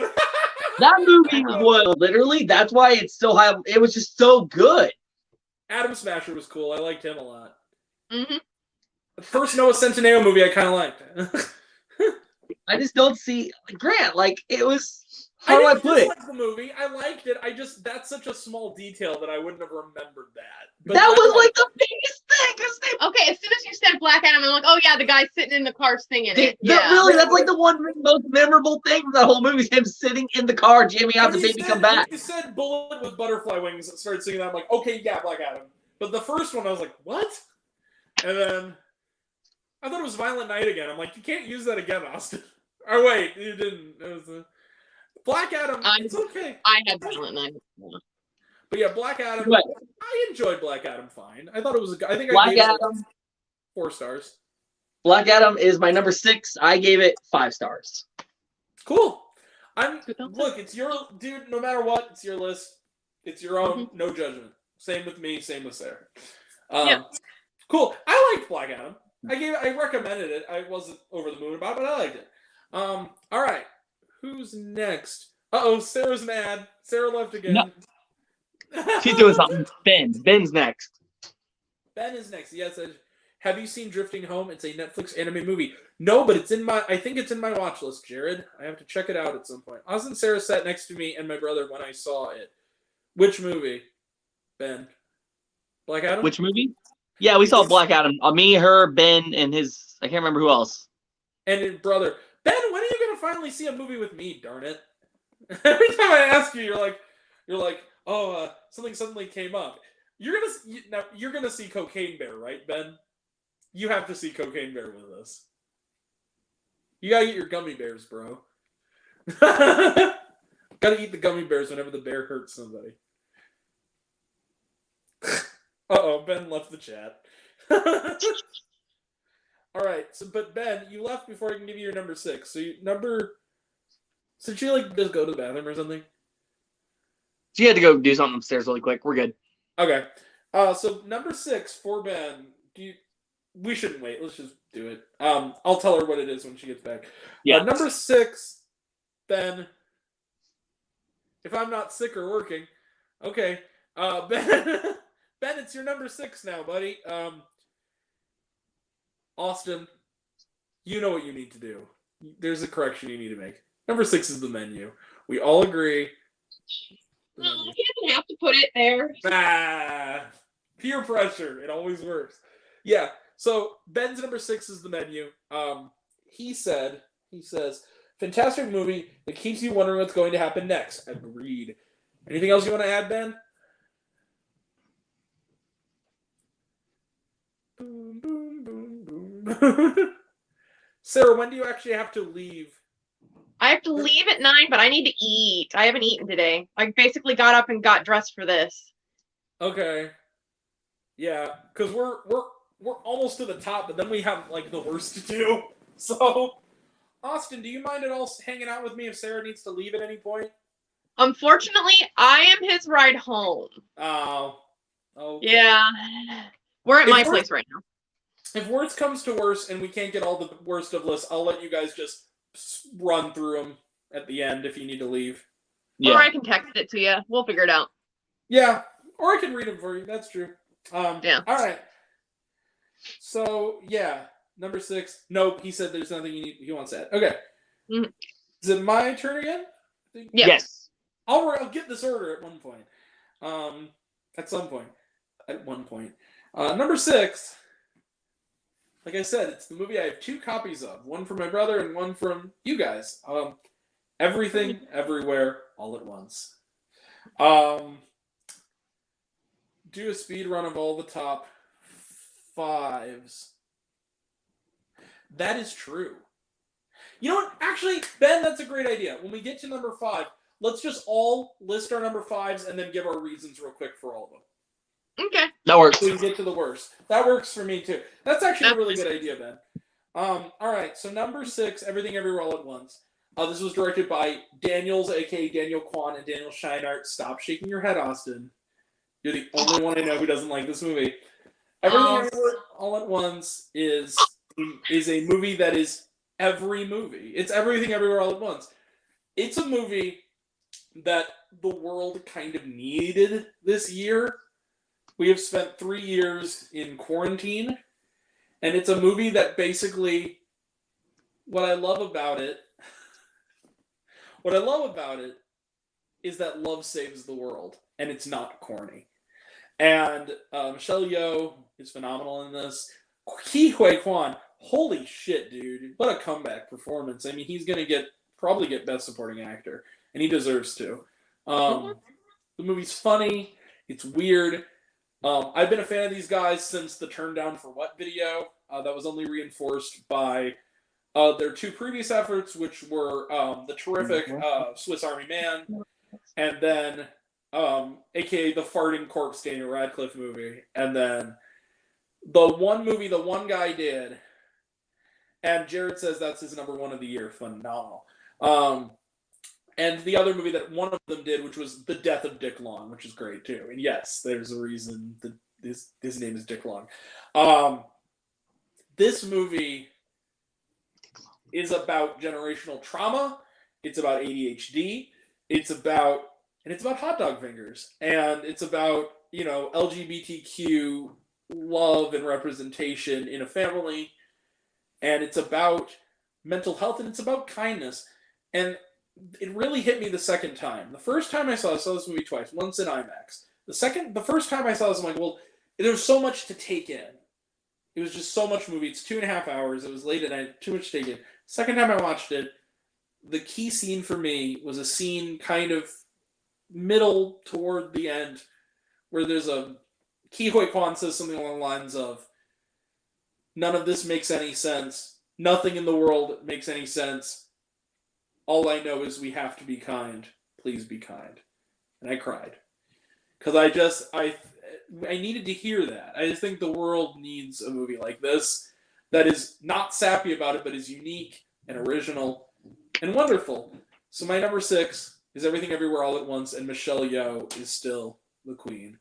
So yeah, number 6, Everything Everywhere All at Once. That's my number 6. All right. And Austin didn't like it because he's Austin. Anyway. No, Well, Sarah, you kind of were okay with it at least, right? yeah, it was okay. Okay. Yeah, Okay. you're not gonna like where it's at on my list. Fair enough. Okay, so let's do the speed run individually. How about we do this? Just so it'll be like we all have one. Individually, we'll do our top 5 all at once, and then you guys will share quickly your thoughts on your top 5, and we'll do that for each person. So we'll start with Sarah. What's your 5 through 1? 5 through 1? 5 Yes. is Bullet Train. Okay. 4, Lost City. I love that movie. Nice. 3, Glass Onion. Yeah. 2, Black Adam. And then Oh, 1, wow. number 1 is My Mulligan. The one that you said I could have. It's Spider-Man No Way Home, the more fun version. Okay, good. More, yeah, the extended cut that really wasn't that extended. But It yeah. doesn't matter. It came out in 2022, so I get to keep it. I Agreed. love that movie. All right, are we doing Austin's next? Yeah, are you going to give your reasons for why you picked your 5? Oh, I can. Sure. Yeah. I didn't know if we were doing that now or later. No, we Bullet should do it Train. now. Okay, yeah. Bullet Train. It was a good action movie. It made me feel. There were parts that made me cry. It was funny. Mhm. It had a good story. I enjoyed it. I liked the 2-second cameo from Ryan Reynolds. Loved it. Yeah. Freaking hilarious. Lost City. It was just such a funny movie. Like all the way through, start to finish. Loved those two. I loved Channing Tatum. I loved Sandra Bullock. Brad Pitt.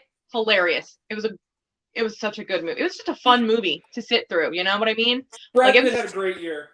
Brad Pitt Yeah. had a great year this year. Glass Onion.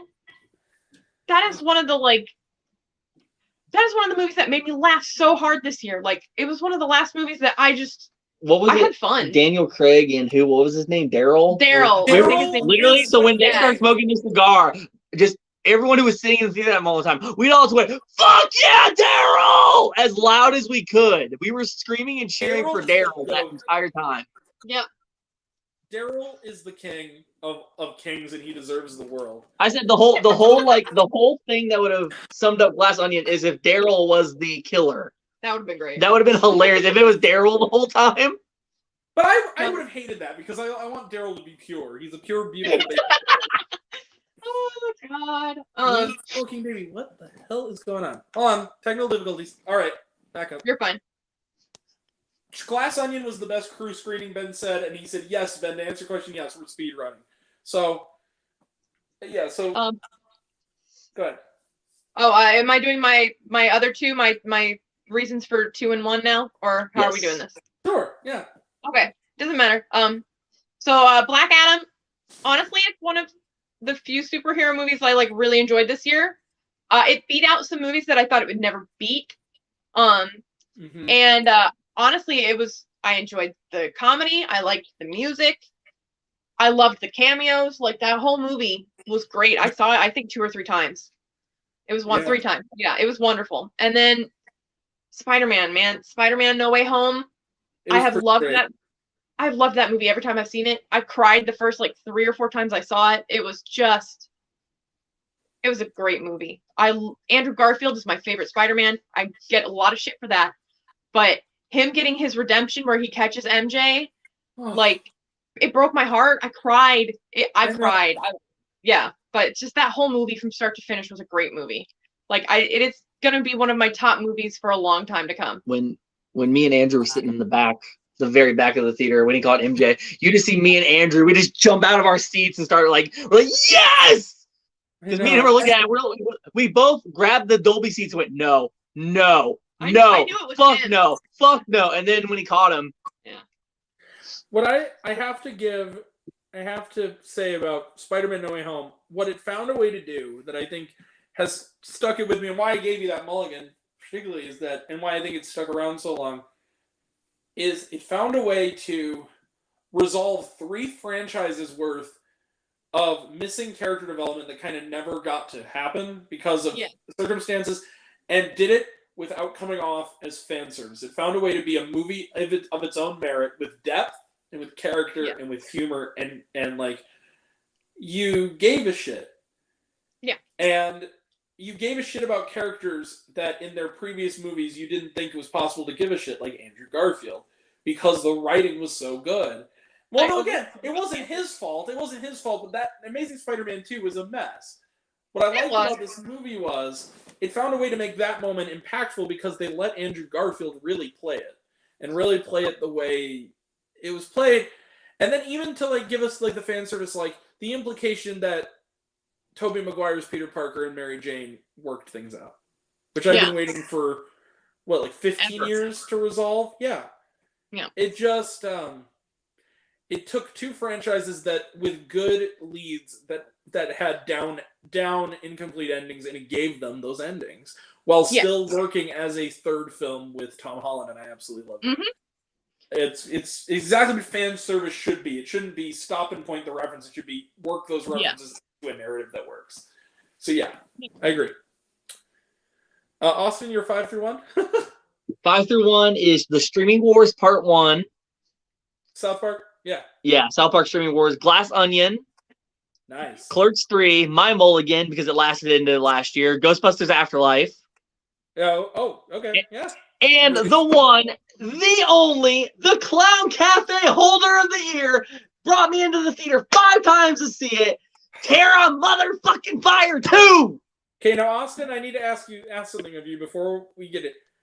Now, you need to do your 5 through 2, your little quick explanations first, and then we will give you 2 minutes to yak about Terrifier 2 to your heart's content. But you need to go through 5 through 2 first. What did you like about your 5 through 2? So Streaming Wars, I like part 1 better than part 2. I feel like part 2 really lost people very quickly. It didn't hold on to me as long, like comedy wise.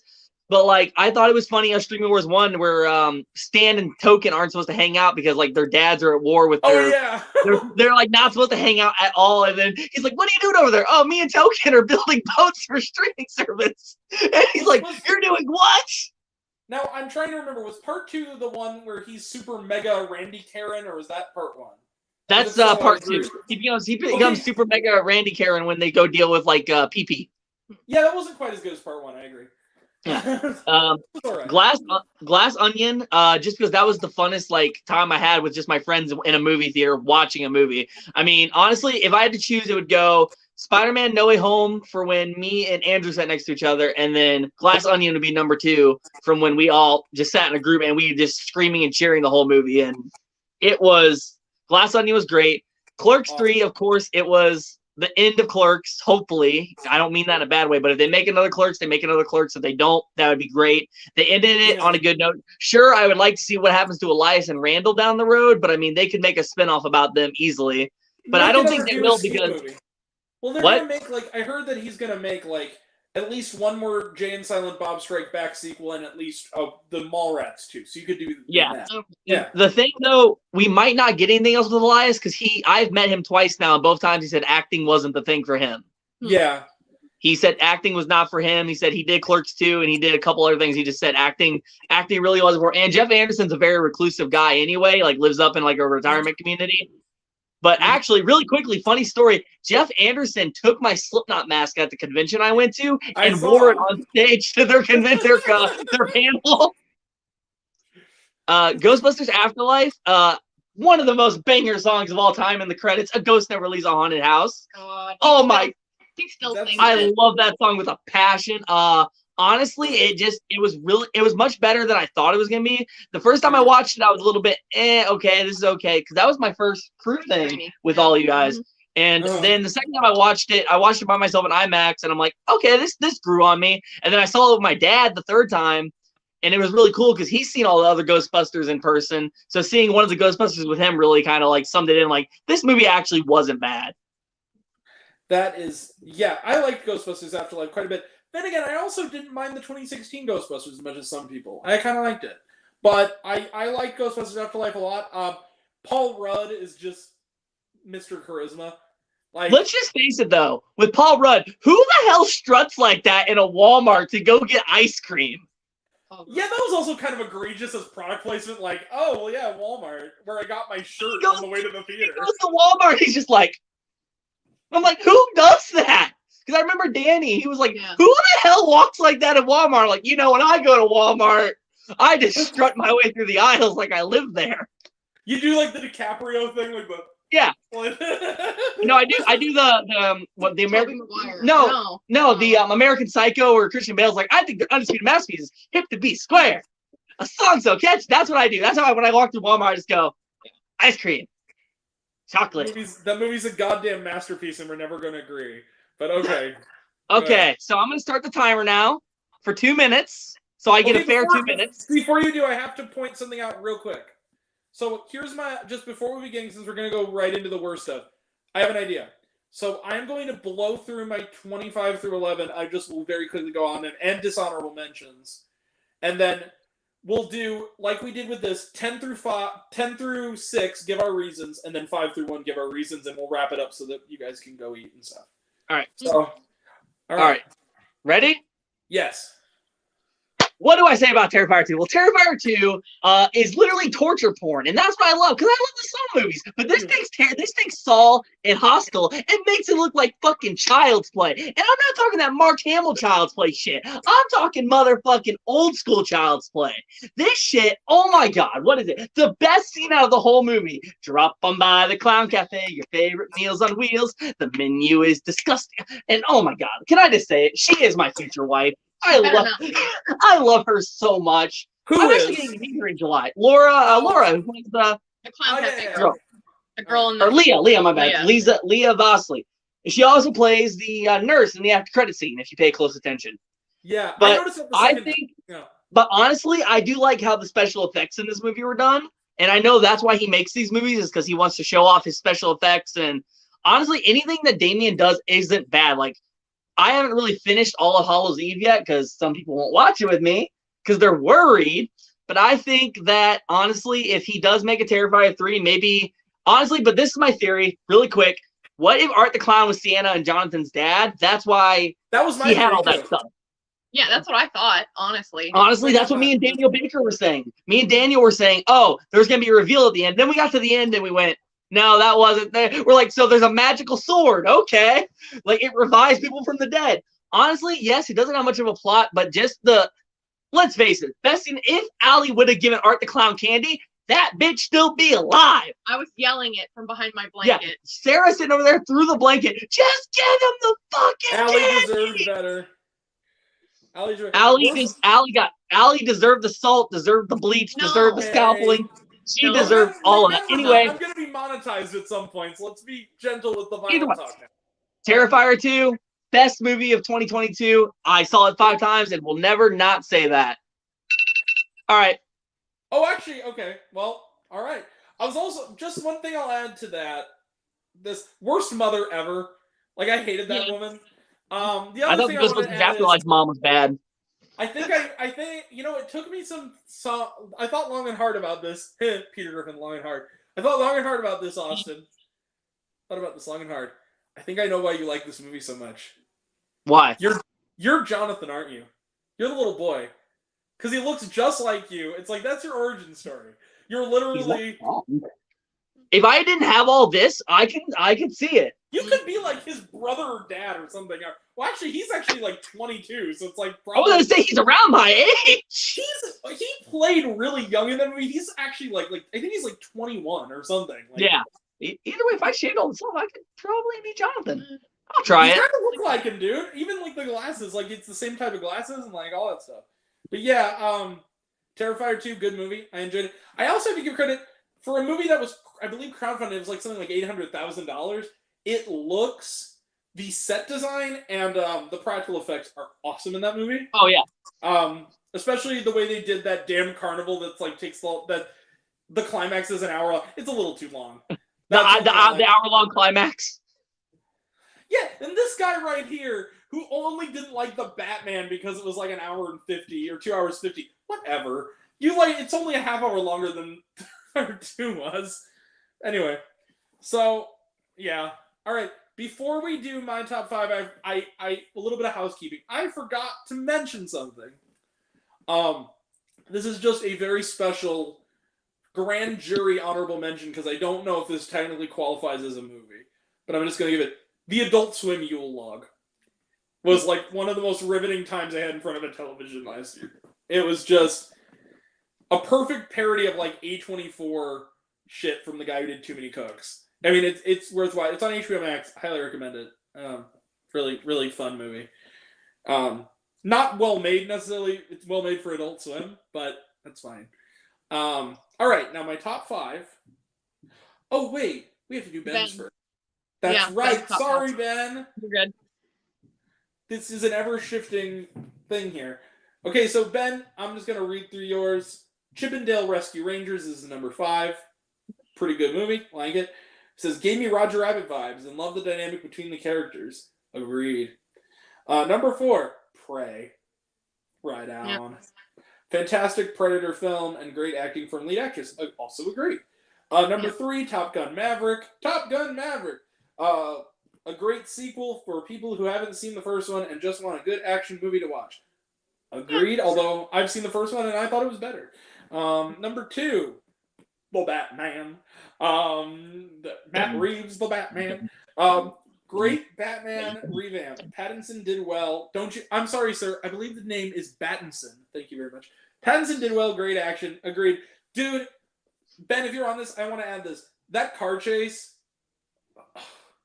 orgasmic. Just That was like the only memorable amazing. scene for me. Same. Dude, that scene is fucking badass. Number one, this goes without. This is, you guys know what it is. Glass Onion and Knives Out Mystery. Number one. You're not the only one too who would put that as the number one. I agree. It was the hardest cut I had to make, to be perfectly honest with you. It was Glass Onion. The fight in the club, dude. That whole movie, man. The fact that that's not on my list is kind of amazing. It shows how good a year is. But he said, funny, witty, brought humor into 2022 with great performances. I agree. And then I also want to add this because he added this. The other movies that he saw that were not on his list were Thor, Love and Thunder, I believe it was Black Adam wasn't on his list. Yeah, Black Adam. Black Panther Wakanda Forever. How did that not make your top 10? Come on, brother. Morpheus, Drinking a 40 in a Death Basket. Jurassic World Dominion. Fantastic Beasts, Secrets of Dumbledore, and Lightyear. I believe that's all the ones that are not on his. And then now we're going to do my top 5. Anything to add, Ben? I suppose. Yeah, let's do this, do the worst, and let's get the fuck out of here. So I can go watch Last of Us, and you guys can go eat. I need to eat too, damn it. I haven't eaten today since I got home at 5 this morning. So I'm hungry. So my top 5 is going to be the most pretentious top 5 among any of us. My top 5 are Decision to Leave, directed by Park Chan-wook. That was a Korean film, right? Yeah. Yes. Should have been nominated for Best Foreign. I'm still freaking mad about that. It's on Mubi, which is a streaming service. Yeah. Number 4, and I guess the one I'm rooting for Best Picture, Tar, directed by Todd Field. Number 3 is a movie I saw at Sundance. It's The Cathedral. This was directed by Ricky D'Ambrose. I don't know how to pronounce it. Experimental film. It opened in a very limited release in September. It also is on Mubi. Number 2, Oscar nominee for Best Animated Feature. One of the best family films ever. And my highest rated American film, Marcel the Shell with Shoes On. Directed by Dean Fleischer Camp. And co-written by him and Jenny Slate. Great movie. Was that an A24? That was an A24. My number 1 movie. Okay, now, you know what can I answer this? I will give my quick thoughts on my 5 through 2. I want to make my one. I want to do like the 2 minutes thing like you did. So that's fine. Go 5 ahead. through 4. Decision to Leave. It's just a phenomenal Hitchcockian noir, semi-erotic detective thriller. The 2 lead actors are great. Park Chan-wook. He also did like Old Boy, and Stoker. Phenomenal filmmaker. Sympathy for Lady Vengeance. I love Korean cinema. This is one of the best ones I've seen. It should have got nominated. I don't know why it wasn't. And the ending just guts you. Like, it's so well done. And it's one of those gutting things where it blindsides you because you're so caught up in what it's doing that when the ending hits, you don't even realize how much it's ripping your guts out of you. Like, Tar, just one of the most beautiful movies I've ever seen visually. And it's a movie about a kind of terrible person, but it makes her interesting because Cate Blanchett's performance is so great. Yeah. It's almost 3 hours long, and yet it casts a spell on you. It's just something about it. It's just hypnotic and crazy. The Cathedral was a real personal one for me. It's a movie. The only known person in it is Phoenix from Top Gun Maverick is the mom, and it's uncanny because it's a movie about a childhood divorce, but it's told experimentally. It's almost like watching a photo album come to life. The kid in it, it's from his point of view, and it's just the kid kind of looked like I did, and the mom and dad kind of looked like my mom and dad. So it weirded me out because there were certain things that happened in the movie that were so specific to my experience. I was like, "Did you guys read my diary? Like, how did you make this movie?" So really, really affected me. It's one of those movies where a lot of people are like, "This is boring." I'm like, "Fine." I thought it was beautiful. Number 2, Marcel the Shell with Shoes On. Just the most delightful, life-affirming movie ever. Just sweet and warm and wise and funny and great. It's based on a YouTube short. They adapted it to the big screen. It works. It was adaptable. And my most cynical friend ever gave it oh, get out of here, Ben. The number one is not Fall. It's on another list. But yeah, just my most cynical friend ever I took to it, he loved it. He gave it 10 out of 10. And he never does that. So Marcella Show, she's on great. And now my number one, 2 minutes. I saw this movie in February. I was one of apparently only 2 people who saw it in Edwardsville. It's a foreign film. I saw it in February, and I kind of thought in my head, I'm like, no movie's going to top this year, is it? And no one did.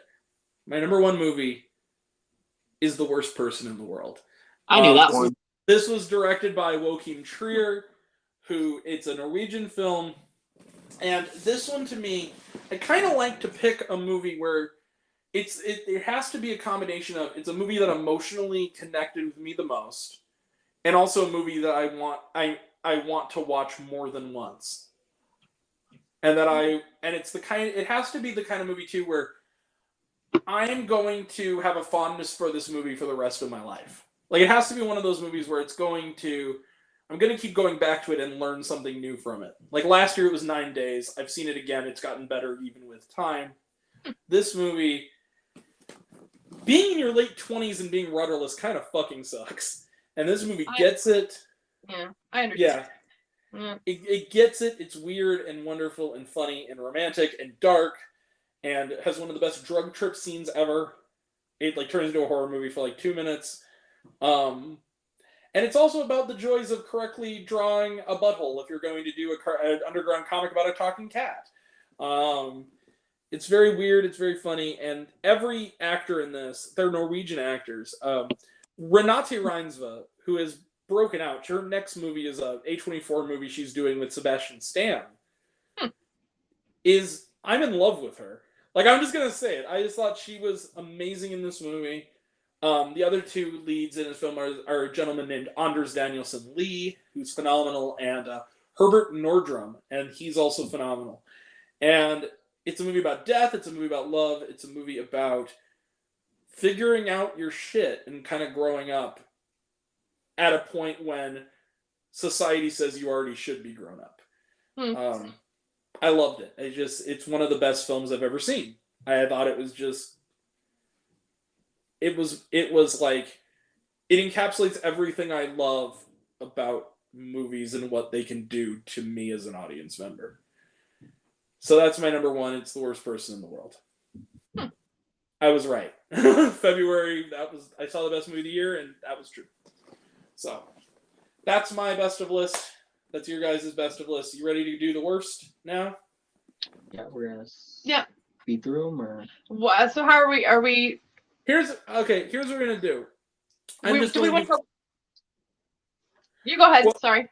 What I was gonna say was, do you guys have dishonorable mentions, or you just have a list? No, I just have a top 10 worst. Okay, because Ben doesn't have a list. So, I have a top 25, and I have a few dishonorable mentions. I was going to read through the dishonorable mentions, and then the 25 through 11, I was just going to really quickly just blow through them, much quicker than before. And then what I was going to do is number 10 through 6, each of us in the same order, and like we did, and then 5 through 1, and then end it. And just say goodbye, say what up, so we can do it quickly. And then on number 1, if you want to, you can have the 2 minutes to vent. Oh, I don't know how much you need, but it's fine. Is that okay? Yeah. I mean, as long as I just want to make sure I have time to eat before I have to go in tonight. That's all. Sorry, I know I'm putting a time limit on all this, but that's okay. I will pay very close attention to time, and I will make sure we get through this as quickly as we possibly can. So, yeah, we went on some detours. I know we all went on some detours. So, dishonorable mentions, just real quick. I'm just gonna blow through them, and these are just kind of the ones 26 to 31. I'm just gonna go in order of where they were ranked. Memory, Liam Neeson. It wasn't very good. Sex Appeal. It was fine. I hated the lead character, though, so it really brought that down for me. Samaritan. I already forgot I saw this movie with Sylvester Stallone, the Amazon Prime film. Oh, okay. Yeah. Me Time. Ditto. That was the Netflix movie with Wahlberg and Kevin Hart. Wasn't very good. Saw it the same week I saw Hunger for Jesus Save Your Soul, and I saw the better movie with Regina Hall in it that week. It wasn't this one.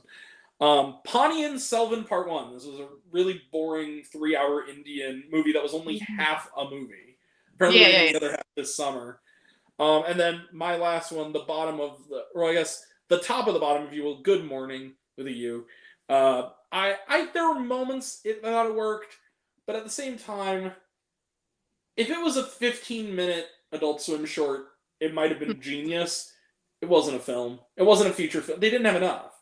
So, and I do think Machine Gun Kelly has a good movie in him as a director, but that Good Morning wasn't it, buddy. I like him though.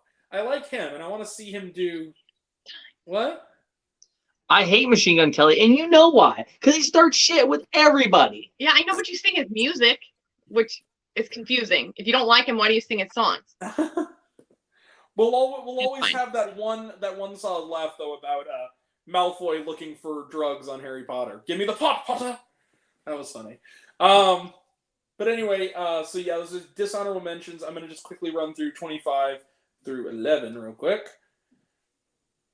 Good, the one I wanted to be in the top 10 is still in the top 10. Okay. Number 25, Night at the Museum, Kamen Ra rises again because that was necessary. That animated Disney Plus nonsense that was 70 minutes and nobody from the other three were in it at all. It was like about his kid because it was bad. Number 24, poor John Lasseter. Number 24 is Luck. That really like G-rated, just like trying to be Monsters Inc. without any of the charm or heart, and they dragged. Okay, I remember that one. And they dragged poor Simon Pegg and Jane Fonda into that nonsense. That was not very good. Number 23, a movie that had all the ingredients of being a good movie. The only thing it didn't know is that its lead character was a complete sociopath. Meet Cute. This is on Peacock.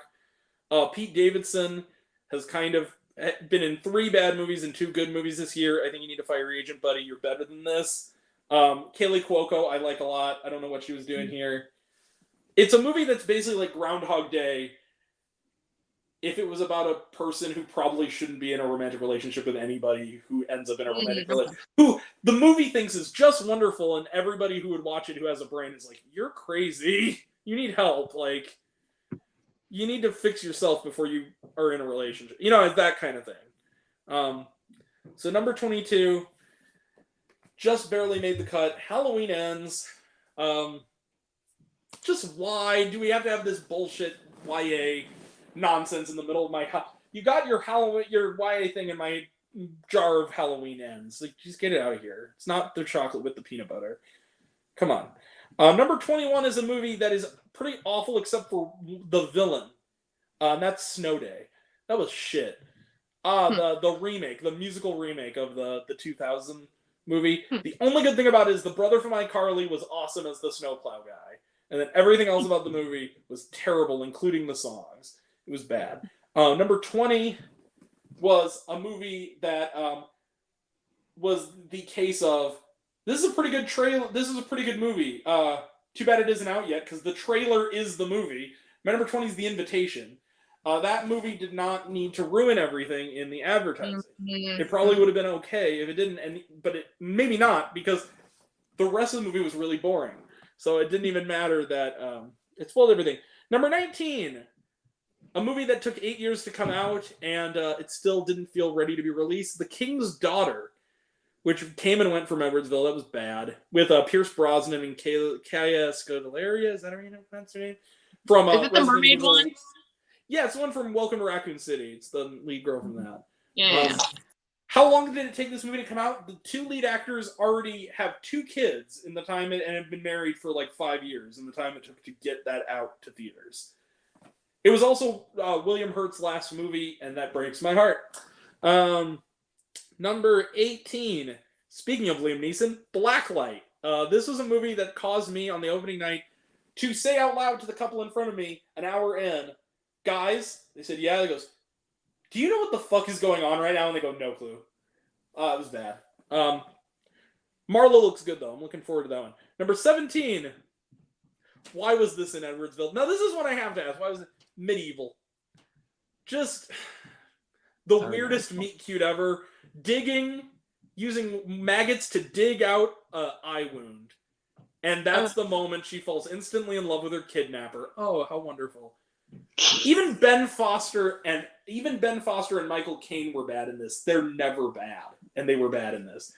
That was awful. Number 16 is the most misguided children's movie ever made. Now, this is where we start getting into the so bad it's good shit. The Wolf and the Lion. Also came and went from Evansville. Vaguely. Just the most sanctimonious. It's like Free Willy if the villains of the movie Free Willy were the heroes. Oh, it's bad. But I enjoyed it. Number 15 is like the best bad horror movie ever. Choose or Die, which is on Netflix. The best part of it was Aja Butterfield, who spent the whole movie smirking because he knew he was too good for it. And knew he was going to get a fat Netflix paycheck out of it. Bad. Just the worst ripoff of Final Destination ever. Next to maybe Wish Upon, which was glorious, but still.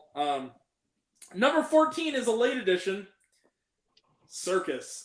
The movie I was by myself for, and it was it was maybe the best bad movie I saw this year. It's an Indian movie. I saw it.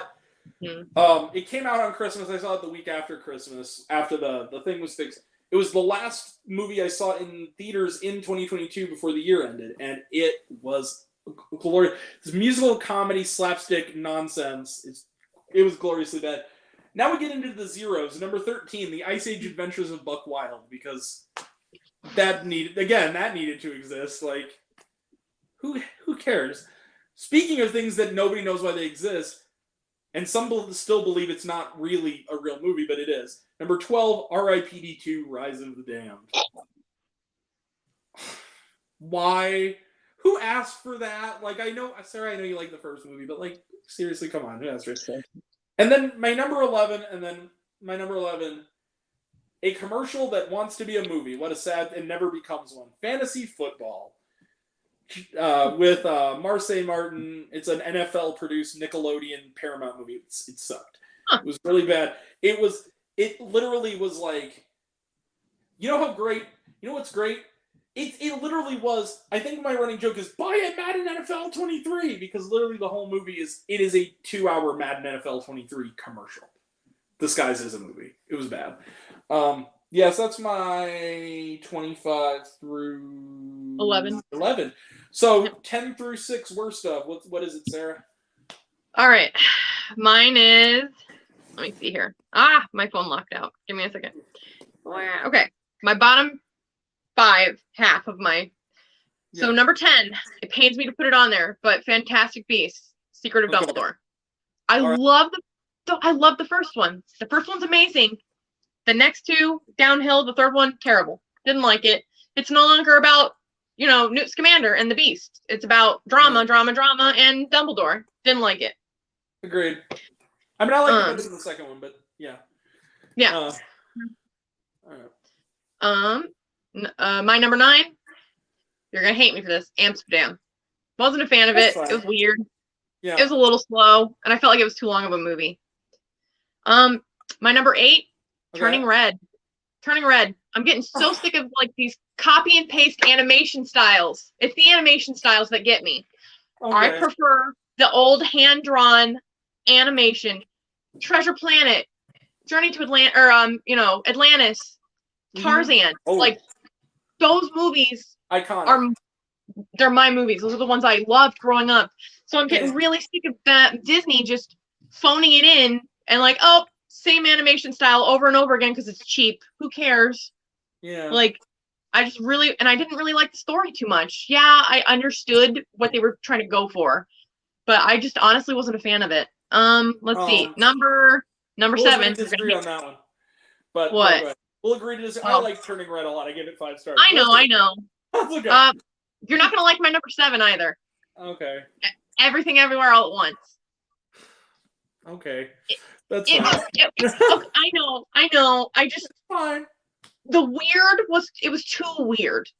The weird threw me off from like the message of the story because all I was focusing on was the hot dog fingers and the time when they were rocks and they were talking to each other as rocks.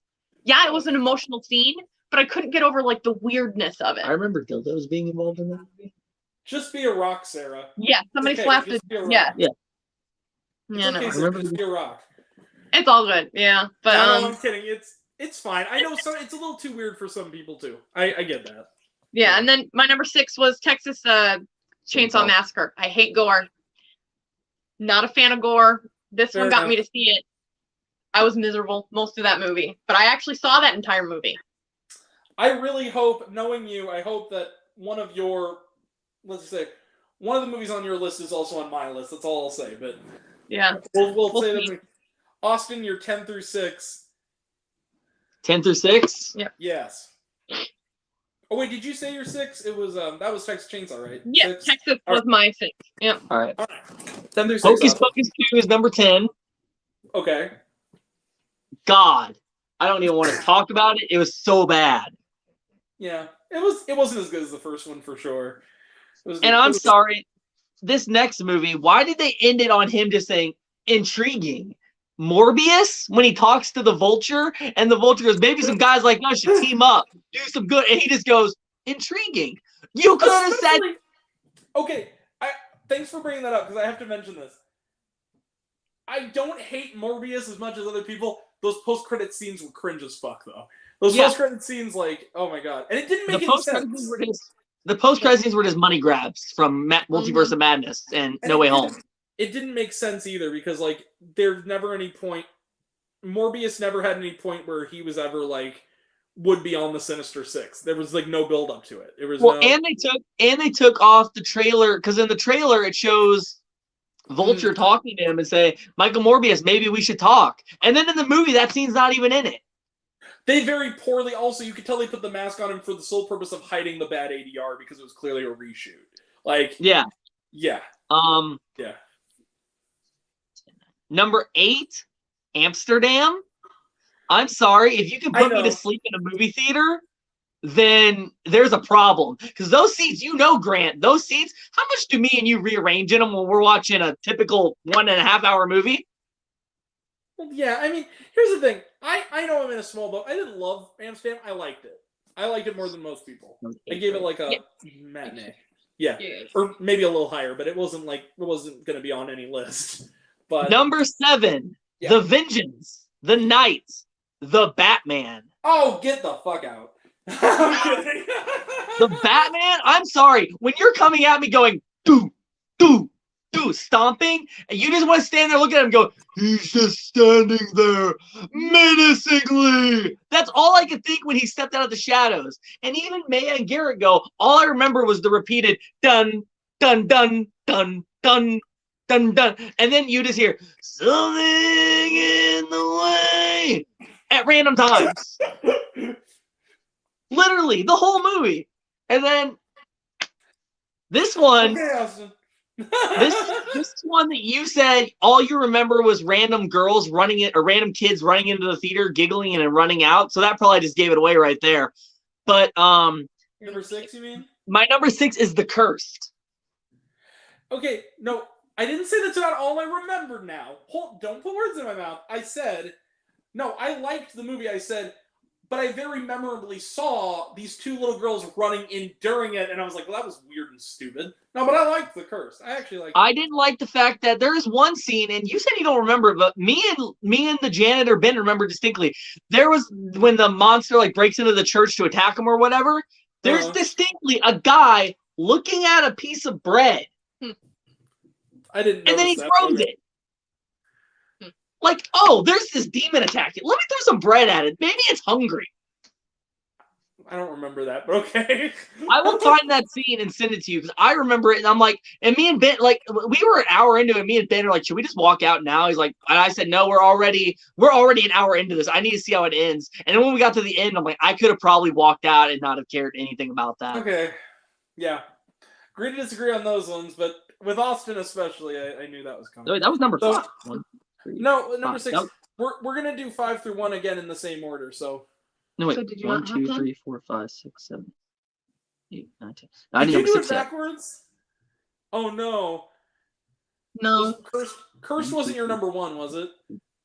8, 9, 10. Yeah, No, 10. 10. You have 10 as the top worst. Don't count the top word.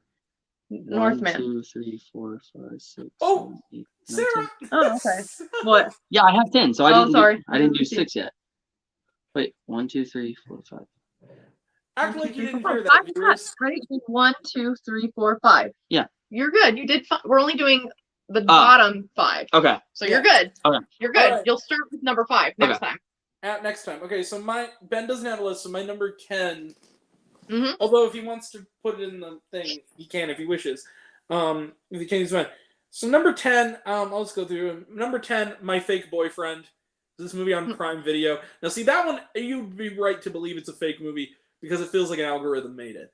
This was a movie, it came out in Pride Month, it was an LGBTQ movie, but at the same time, the only good thing I can say about it is that it had good representation, because otherwise, the story is just, and it got good reviews, which is weird, because like the whole movie is, it's like these good young actors who haven't always had the best luck in movies, but they're talented. Like it was Keenan Lonsdale from Love, Simon is the lead in it, and then they got like Dylan Sprouse and Sarah Hyland from like Modern Family, and it's about this guy who is literally trying to create a fake.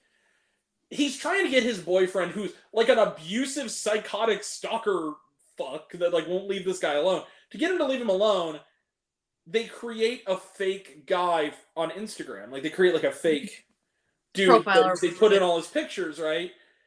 But the thing is that the Dylan Sprouse character who's doing this, there's an interesting movie to be made about him because it seems like he might actually, it's almost like a Chasing Amy thing where it seems like he might actually be in love with Keenan Lonsdale and is not telling Sarah Hyland about it. But they don't really do anything with that. It's just, he becomes a dick. He becomes obsessed with this algorithm at the expense of his own friend. He takes it kind of way too far. And then his friend turns into a dick because he doesn't seem to... He lets it go so far that they're having a fake funeral for this fake guy and his mom is there. And it's like, this is some bullshit. Why is this movie a movie? It feels like everything that happens in it is not romantic or funny. It's just made by algorithm. Like, there's nothing... It's a weird one. I didn't like it. Amazon Prime do better. You gave us better movies than this. This wasn't one of them. My number 9. Sorry, I wasted some time there. Number 9. This is a movie that people like, and I don't know why I know it. It's not what you're thinking of. That's coming. Windfall. It's on Netflix. It was bad. Just nothing of a movie. It was Jason Segel, Jesse Plemons, and Lily Collins are all terrific, and they should have known better because it's nothing. It's one of those movies where it's like, this is like the movie. They're in a house. They're arguing and cursing each other out. Go to the next room. Arguing, cursing each other out. Argue, cursing each other out. Spoiler alert. Lily Collins shoots both of them, leaves, after waxing philosophical about nonviolence, the end. And it's terrible. It's the most pretentious nothing of a movie. Number 8. Ben, would you like to do the honors? 47 Meters Up. Or as I like to call it, but as it's actually called, Fall. Fuck that movie. The fact that it's only number 8 is amazing. That is not only a bad movie, it's a con. It's the same movie. It is the exact same movie. And Austin, I know you liked it. I'm sorry, brother. 0 stars. I hated that movie. I know people liked it. I didn't. I thought it was just atrocious. Number 7. The epitome of, also just the most dumb shit characters ever. Number 7. Also, poor Jeffrey Dean Morgan. Between this and The Unholy, like, please fire your agent. I know you're only in it for the check because you're not acting as good as you usually do when you're in these movies. But literally, the 5 minutes he's in the movie, it's like, oh, honey, I'm so worried about you, check. Or is it check? Papa's gonna eat. Yeah. It's so bad. It's so bad. Anyway, moving on though. Number 7, an example of good intentions going to hell. They / them. Just the one on Peacock. It's a pun, you see, because it's a slasher movie. This is, I think I'll quote a fellow YouTuber, Amanda the Jedi, when she says, "It's surprising that a movie that's against homophobia this much can be so homophobic." Yeah. It is. The message of this movie seems to be, because, like, here's the thing. It's about conversion therapy. Like, that's the setting of the movie, which is an evil practice. But the message of the movie seems to be, yes, young LGBTQ youths are being tortured. But I'm not being tortured anymore, so bye. What the fuck, movie? I don't no. And there's like the most out of place. There's a song number to "Fucking Perfect" by Pink that just comes out of nowhere, and it's not. It's trying to be uplifting, but it's so cheesy. It's like they're talking, and she's having, or they rather, are having a bad moment. The lead character, and her friend or their friend, their friend says, "You're so mean when you talk about yourself. You were wrong." I'm like, wait a second, why does that sound so familiar? And he goes, take the voices in your head, make them like you instead. I'm like, holy shit, they're not going to. Pretty please. I'm like, oh my god, no, movie, no. Oh, terrible, just terrible. And then number 6, just to end this off, the fact that this is only number 6 is astounding to me. Marmaduke Says Bow Wow. Marmaduke Says Bow Wow. I watched this movie because I was dared to. Do not make the same mistake. This is a blight. Pete Davidson, for God's sake, fire your agent. Oh my god, dude. Marmaduke was torture. It looked unfinished. Like, the animation was so bad. It looked like it was made in a sweatshop. I don't mean to be rude, but it was terrible. And why the fuck was J.K. Simmons the voice of the dad in it? Like, come on, man. You were in Whiplash and fucking Juno. Like, what are you doing? You know better than this. So, yeah, number 6 is Marmaduke. That's my 10 through 6. Just all of them bad. All of them 0 movies. So we're going to speed run through. 5. How are we? Are we doing it like we did the original 5 through 1? Yeah, we're gonna do it in chunks, like 5 through 1. Okay. Go 5 through 1. Right. The first three. It And doesn't then take matter. it all home. All right, I want to go because I want to make Grant angry. Okay, he's gonna volunteer to go first this time for the top 5 worst. Okay, volunteer as tribute, Katniss Everdeen. Number 5. Everything, everywhere, all at once. Just be a rock, Austin. It's okay. Just be a rock. I don't want to be a rock. So when I first watched this movie, I walked in During the rock scene, right? Yeah, no, I walked in during like the getting slapped with a dildo. Oh, yeah. And then I was like, okay, this is weird. And then I remember like some guy had Ratatouille hair pretty much, where there's like a raccoon controlling. baby. And I'm like, I'm this sorry, Raccoon. this shit's fucking weird. And then I went home and I watched it. I didn't even stream it to give money towards them. I watched it on YouTube. Pirated it. I pirated that shit. And I was like, this Okay. movie sucked. No, this movie was awful. So that's number 5. Okay. Number 4, this did come. Ambulance came out this year. Didn't it? Last year, didn't it? I think so. Ambulance came out last year, right? Yes. Yeah. You mean Ambulance. Ambulance? Amberlance. Yeah. Amberlance is number 4. It wasn't good. I'm sorry. I didn't need 2 hours of Transformers mixed with an ambulance, so didn't need any of that in my life.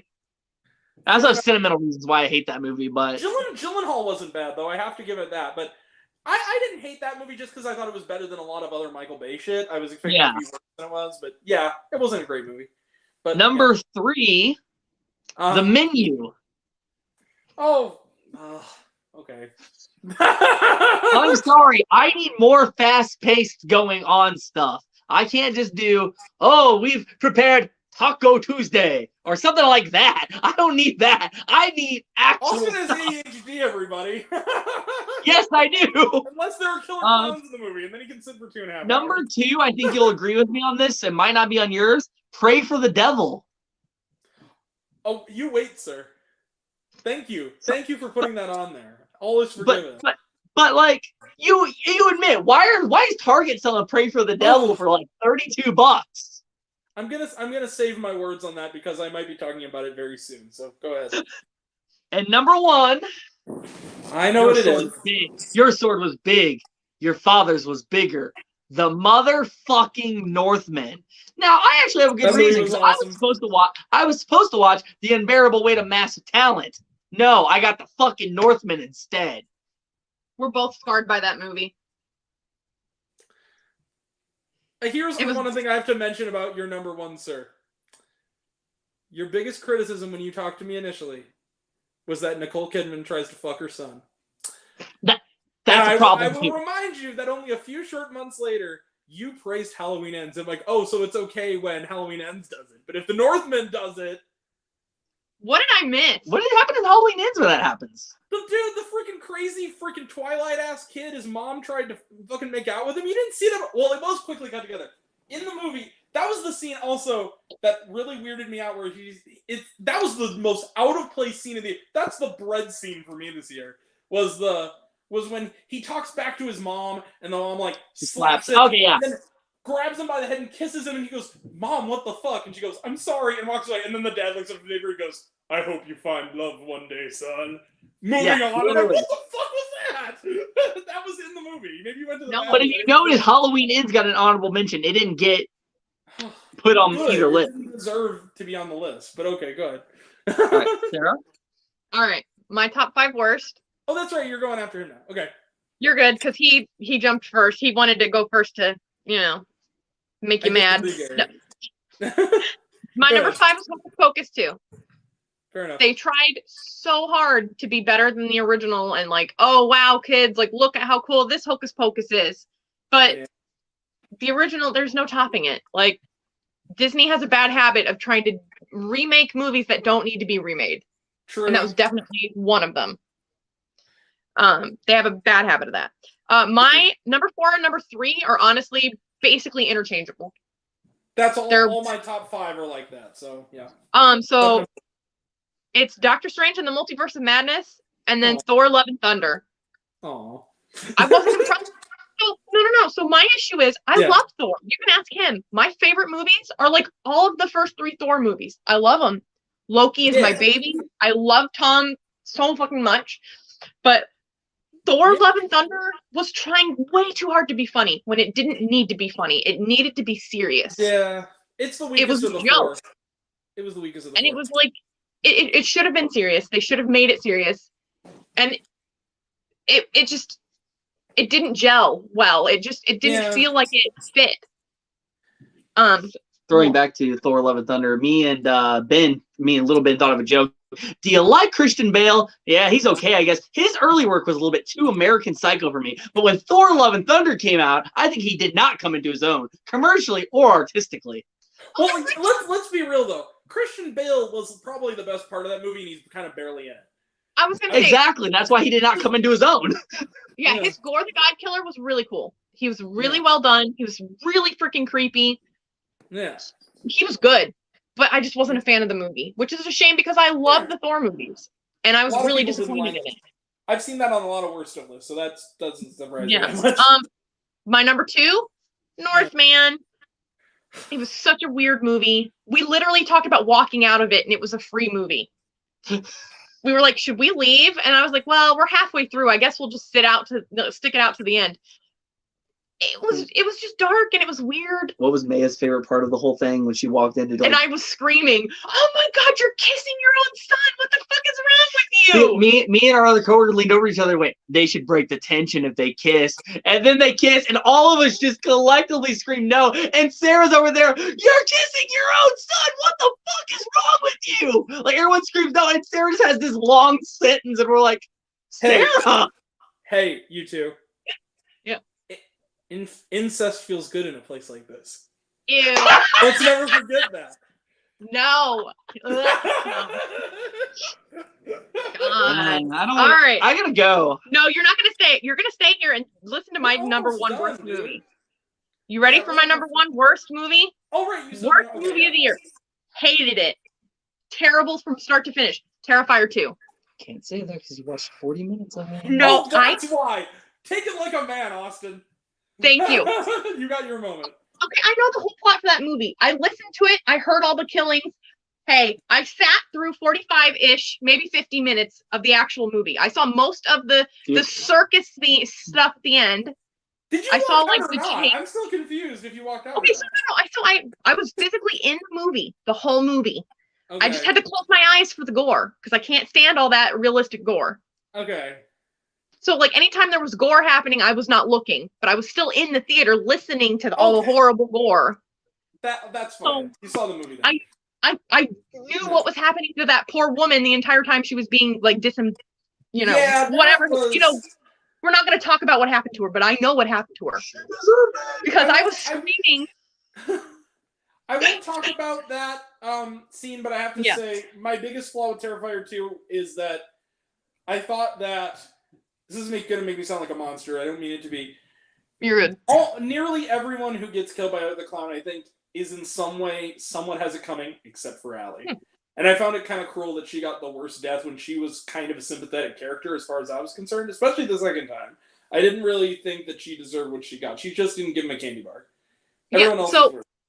Yeah. So when that scene was going on, and like later on when the mother comes in, I was yelling while I had my eyes covered. I'm like, "Bull, she should have been dead forever ago. She would have died from blood loss or shock." Like I was yelling it with my eyes closed. Like, so, no, that movie was that was definitely my top number one, like worst movie. I'd never watch it again. You couldn't pay me to watch it.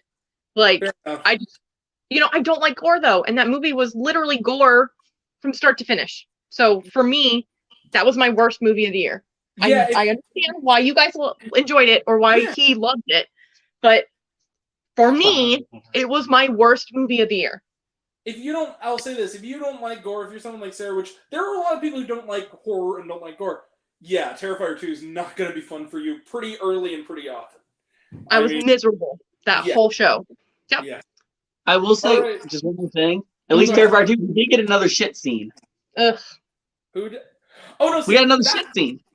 It's ironic to me. You know what's ironic? The gore didn't bother me, but the little girl shitting kind of did. Maybe it's just because of like who I am as a guy. It's the same way I was with that damn elephant. I loved Babylon, but that elephant scene, I thought it worked in the context of the movie. But where it was projectile shitting on the characters and the camera, I was like, okay. Oh, yeah. Yeah, okay. All right. My 5 through 1, because Austin, you went a little earlier, right? So my number 5 through 1. Well, Austin inadvertently spoiled it. Thank you, Austin. Pray for better movies. Pray for the devil. Just that you guys were there with me that night. And also for those wondering, this is the movie I saw the night I saw Till. This movie was at best unscary and like a million other exorcism movies you've ever seen. At worst, it was really fucking offensive. And it was, at worst, a lot.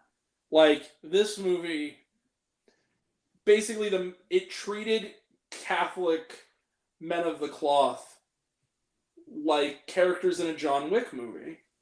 Like, where they had secret compartments where their weapons were like holy water and crosses and shit. Like, they were like a secret society.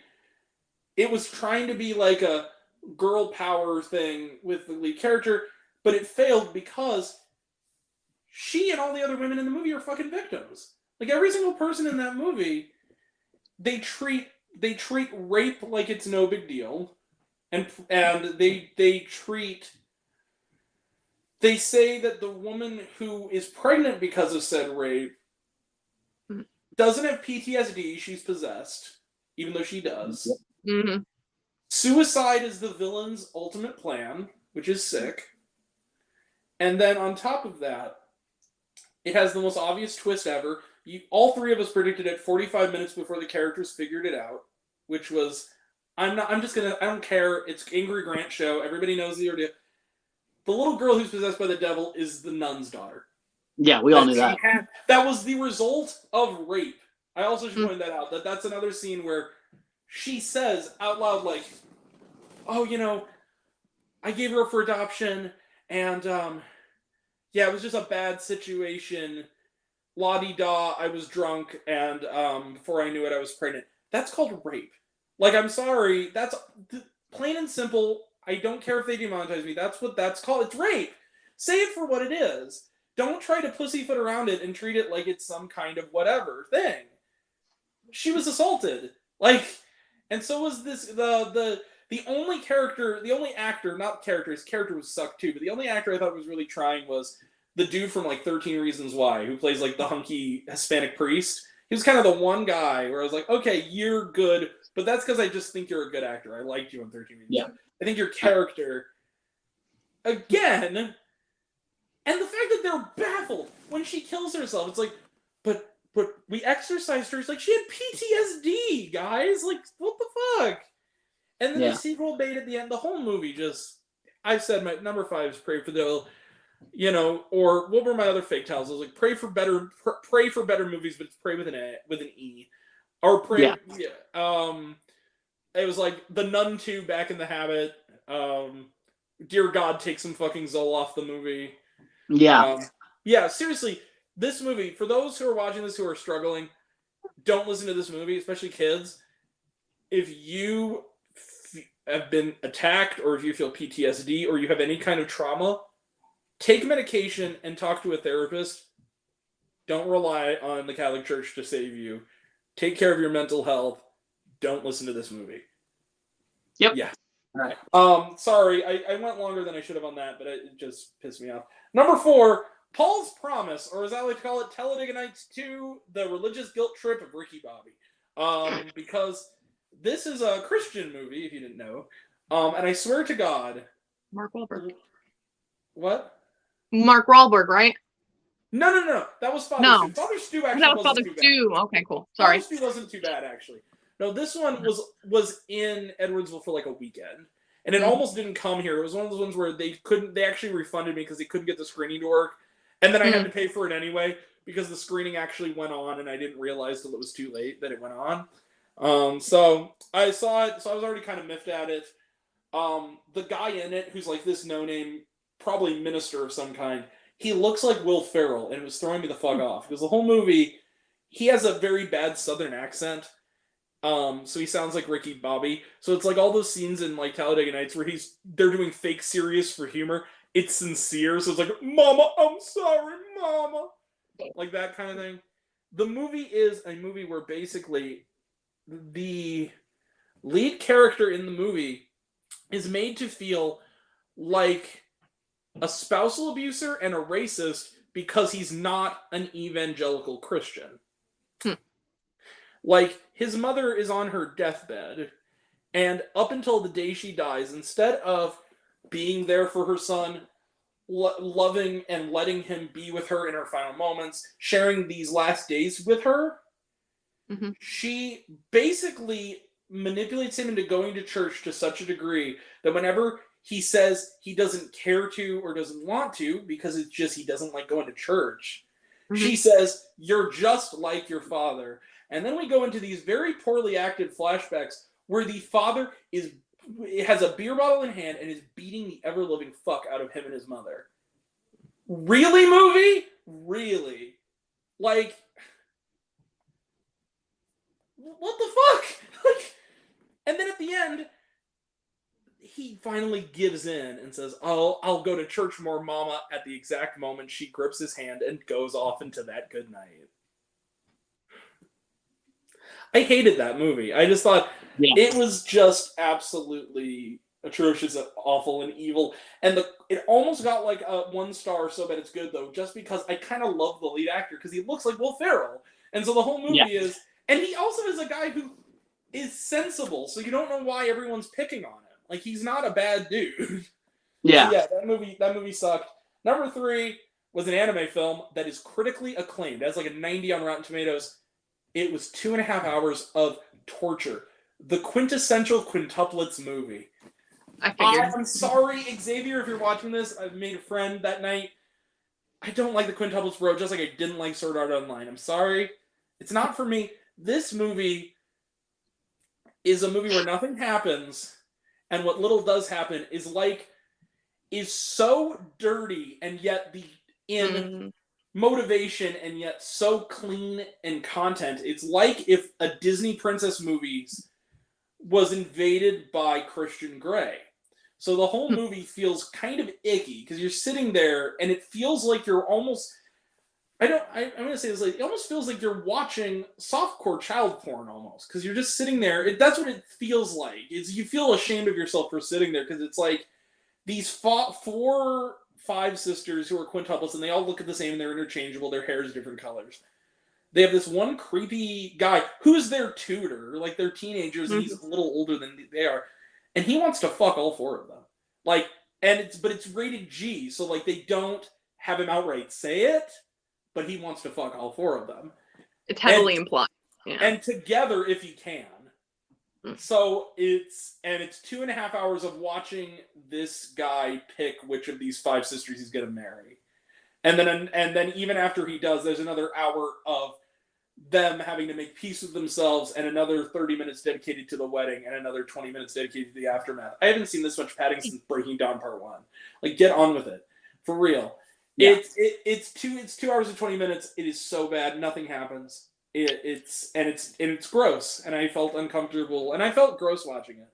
So Yeah. that's my number 3. Number 2. This was the movie I saw the same day I saw Petite Maman. It made Firestarter not be on this list, by the very nature of how close I saw it to Firestarter. Fucking Family Camp, man. Just... I remember that one being. I told you about that. Was like our first full conversation. I think that's the moment we became friends. As they said, you were cleaning the theater, and I was the only one in there. I'm like, dude, I was the only one in here. Like, and you really goes, what was this? It goes, and you're like, oh, you look mad, dude. This movie can fuck off. Like, that was like my first thing. Is like, this movie. It is like the worst ripoff of The Great Outdoors and Planes, Trains, and Automobiles you've ever seen, without any of like the humor. It's the most obnoxious character since Jar Jar Binks is in this movie, maybe more so. And he's this other dad. It's a movie. It's a spin-off of a sketch show that's on the Christian network. It's called The Skit Guys. This movie is a movie where this lead guy, who's like the comic relief dad, grabs people without their consent because he's a chiropractor. And his way of saying hello is to break their back for them, like do that back-breaking hug fix thing that they do.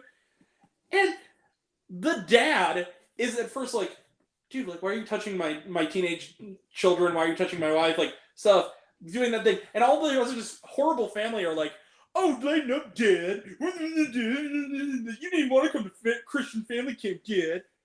And then he goes, and then he's lost in the woods with this motherfucker who is so dumb and so sanctimonious. Like, the whole movie, he's like, Jesus can really help you with that. It's another one of those movies where they make the sensible lead guy feel miserable to teach him a lesson. And then you find out this guy is a total psychopath because he's like, he knew where they were going the whole time, and he intentionally got them lost in the woods and almost killed like 17 times in his shenanigans to manipulate his wife into basically to worry his wife to the degree that she doesn't divorce him.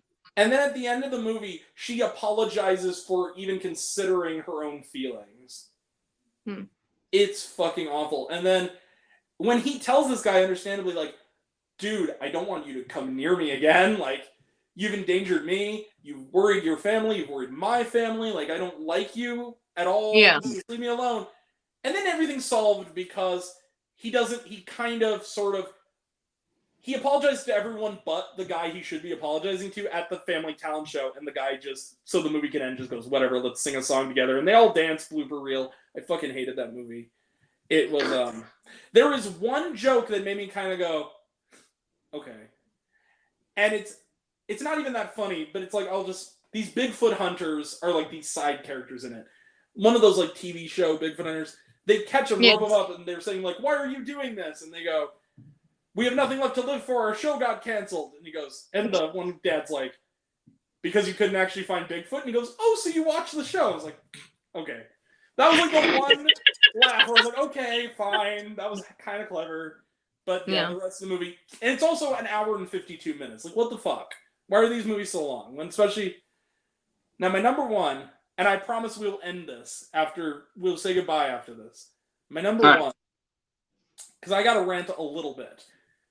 My number one, I picked kind of my number one worst as the antithesis of my number one best. The best is the movie that gives me the most hope in cinema. The worst is the one that makes me think that cinema is abandoning me.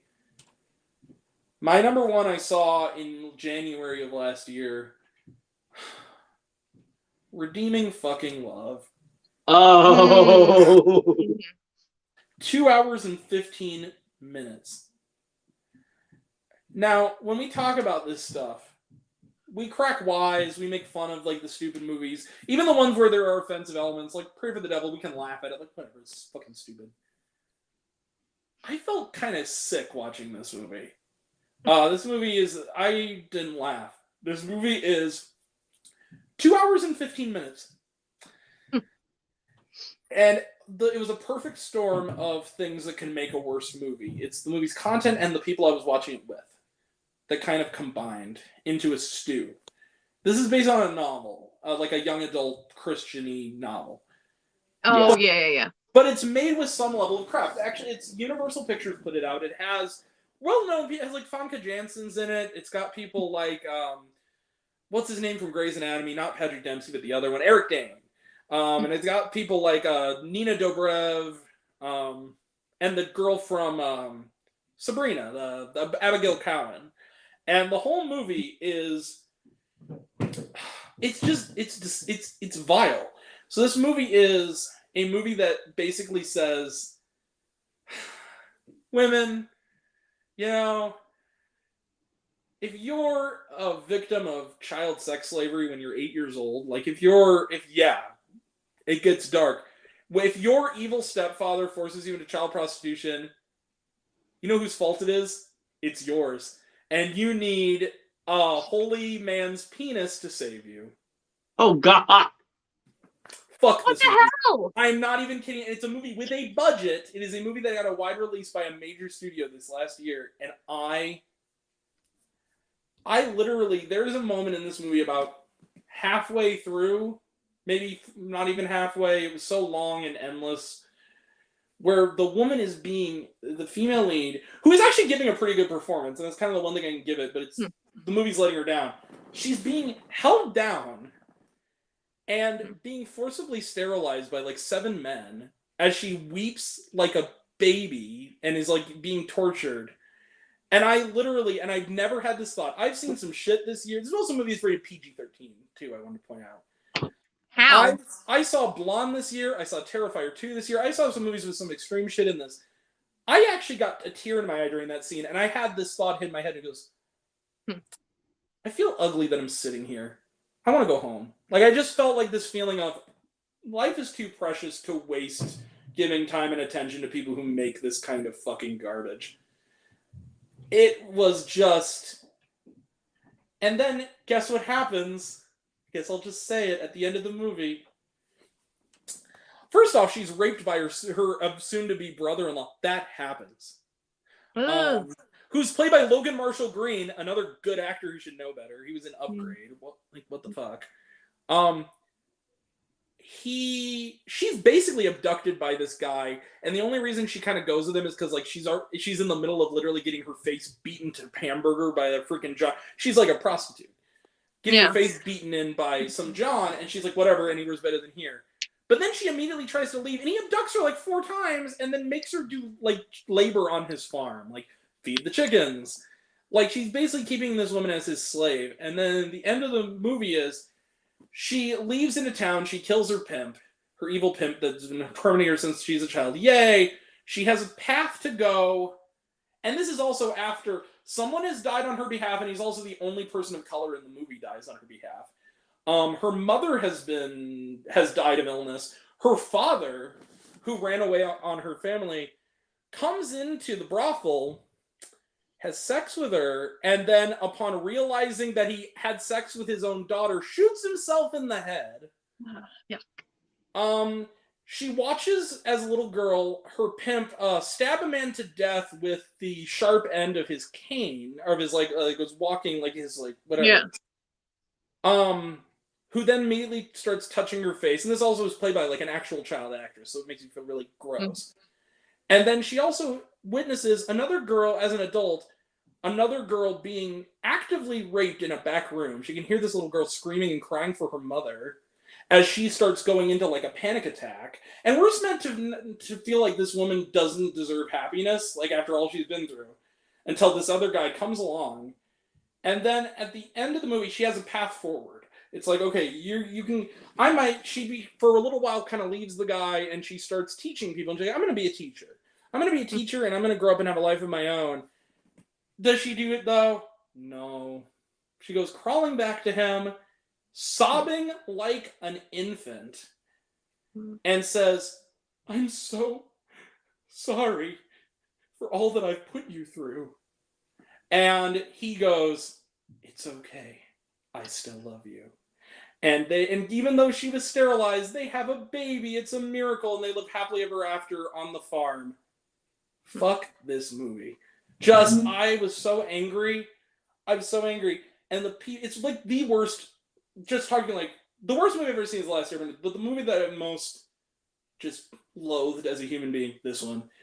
The worst part of all of it is, I was sharing a theater with the biggest fans of this movie. I was the only guy there who wasn't on a date, and it was by myself. There were people, and it was 16-year-old girls and 45-year-old women made up this movie. Who, at one point, there's a sex scene that happens. Also, this movie surprisingly has a lot of nudity for a PG-13 Christian movie.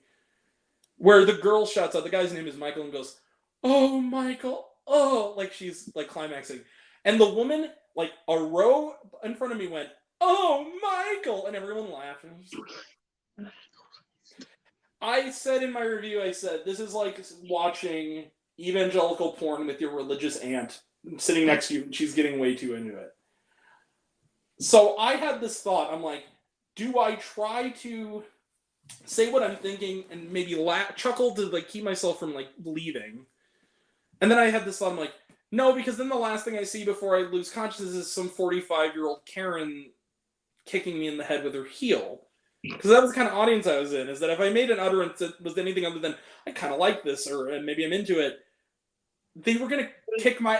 It was like going to a Twilight opening night. It was packed, and it was all these people who were like the biggest fans of this book. And then chastised me like, oh, sweetie, you got to read the book. The same thing happened at Where the Crawdads Sing, except I kind of liked that movie. This movie, I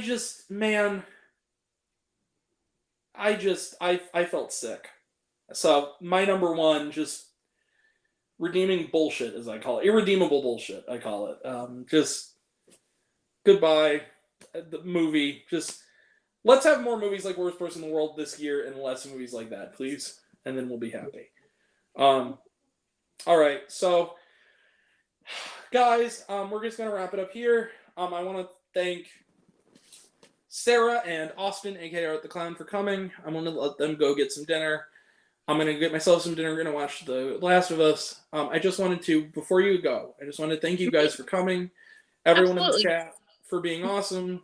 Thank you, Ben, for your contribution. And we already have some contenders for this next year. One of them is going to be on Austin's list, and I'm not going to be mad about it because even though I thought it was a bad movie, I enjoyed it, and that's The Devil Conspiracy. That's almost certainly going to be on both our lists somewhere. We got Infinity Pool was out, Missing, Shin Ultraman. There's been some good movies, and the stuff I saw at Sundance has been good except for one movie. So, yeah, it's been a good year already, and you guys should come back next year. We'll do this again. Yep, if you guys we'll want to. If I didn't bore you too badly. No, You're good. But I love you guys. You guys are awesome. Yep. Thank you Bye. so much for coming by. Yeah, Bye. absolutely, Grant. Cafe. Yep. Yeah. Jump on by the Clown Cafe. All right. Bye, see you guys. guys. We need to do this again soon, Sarah. Hope you can Yep, get out absolutely. of work soon. All right. I know. Talk to you Luckily, my schedule's gonna lighten up a little, so Awesome. hopefully it'll be better. Have a good night, Bye. you guys. Thank you so much for coming. Yep. Yep. Bye. All right. I'm just gonna All right, guys. Those were Art the Clown and Sarah and Ben here in the chat and his list. Thank you so much for watching, and we'll have more stuff coming up. And until we meet again, we were all raised on popcorn. Make Mind Extra better. Like, subscribe, all things, and see you next time. Love you all. Thank you for making my year great and horrible at the same time, but none of you guys did. Movies did, but thank you all, and see you around. Take care. Bye.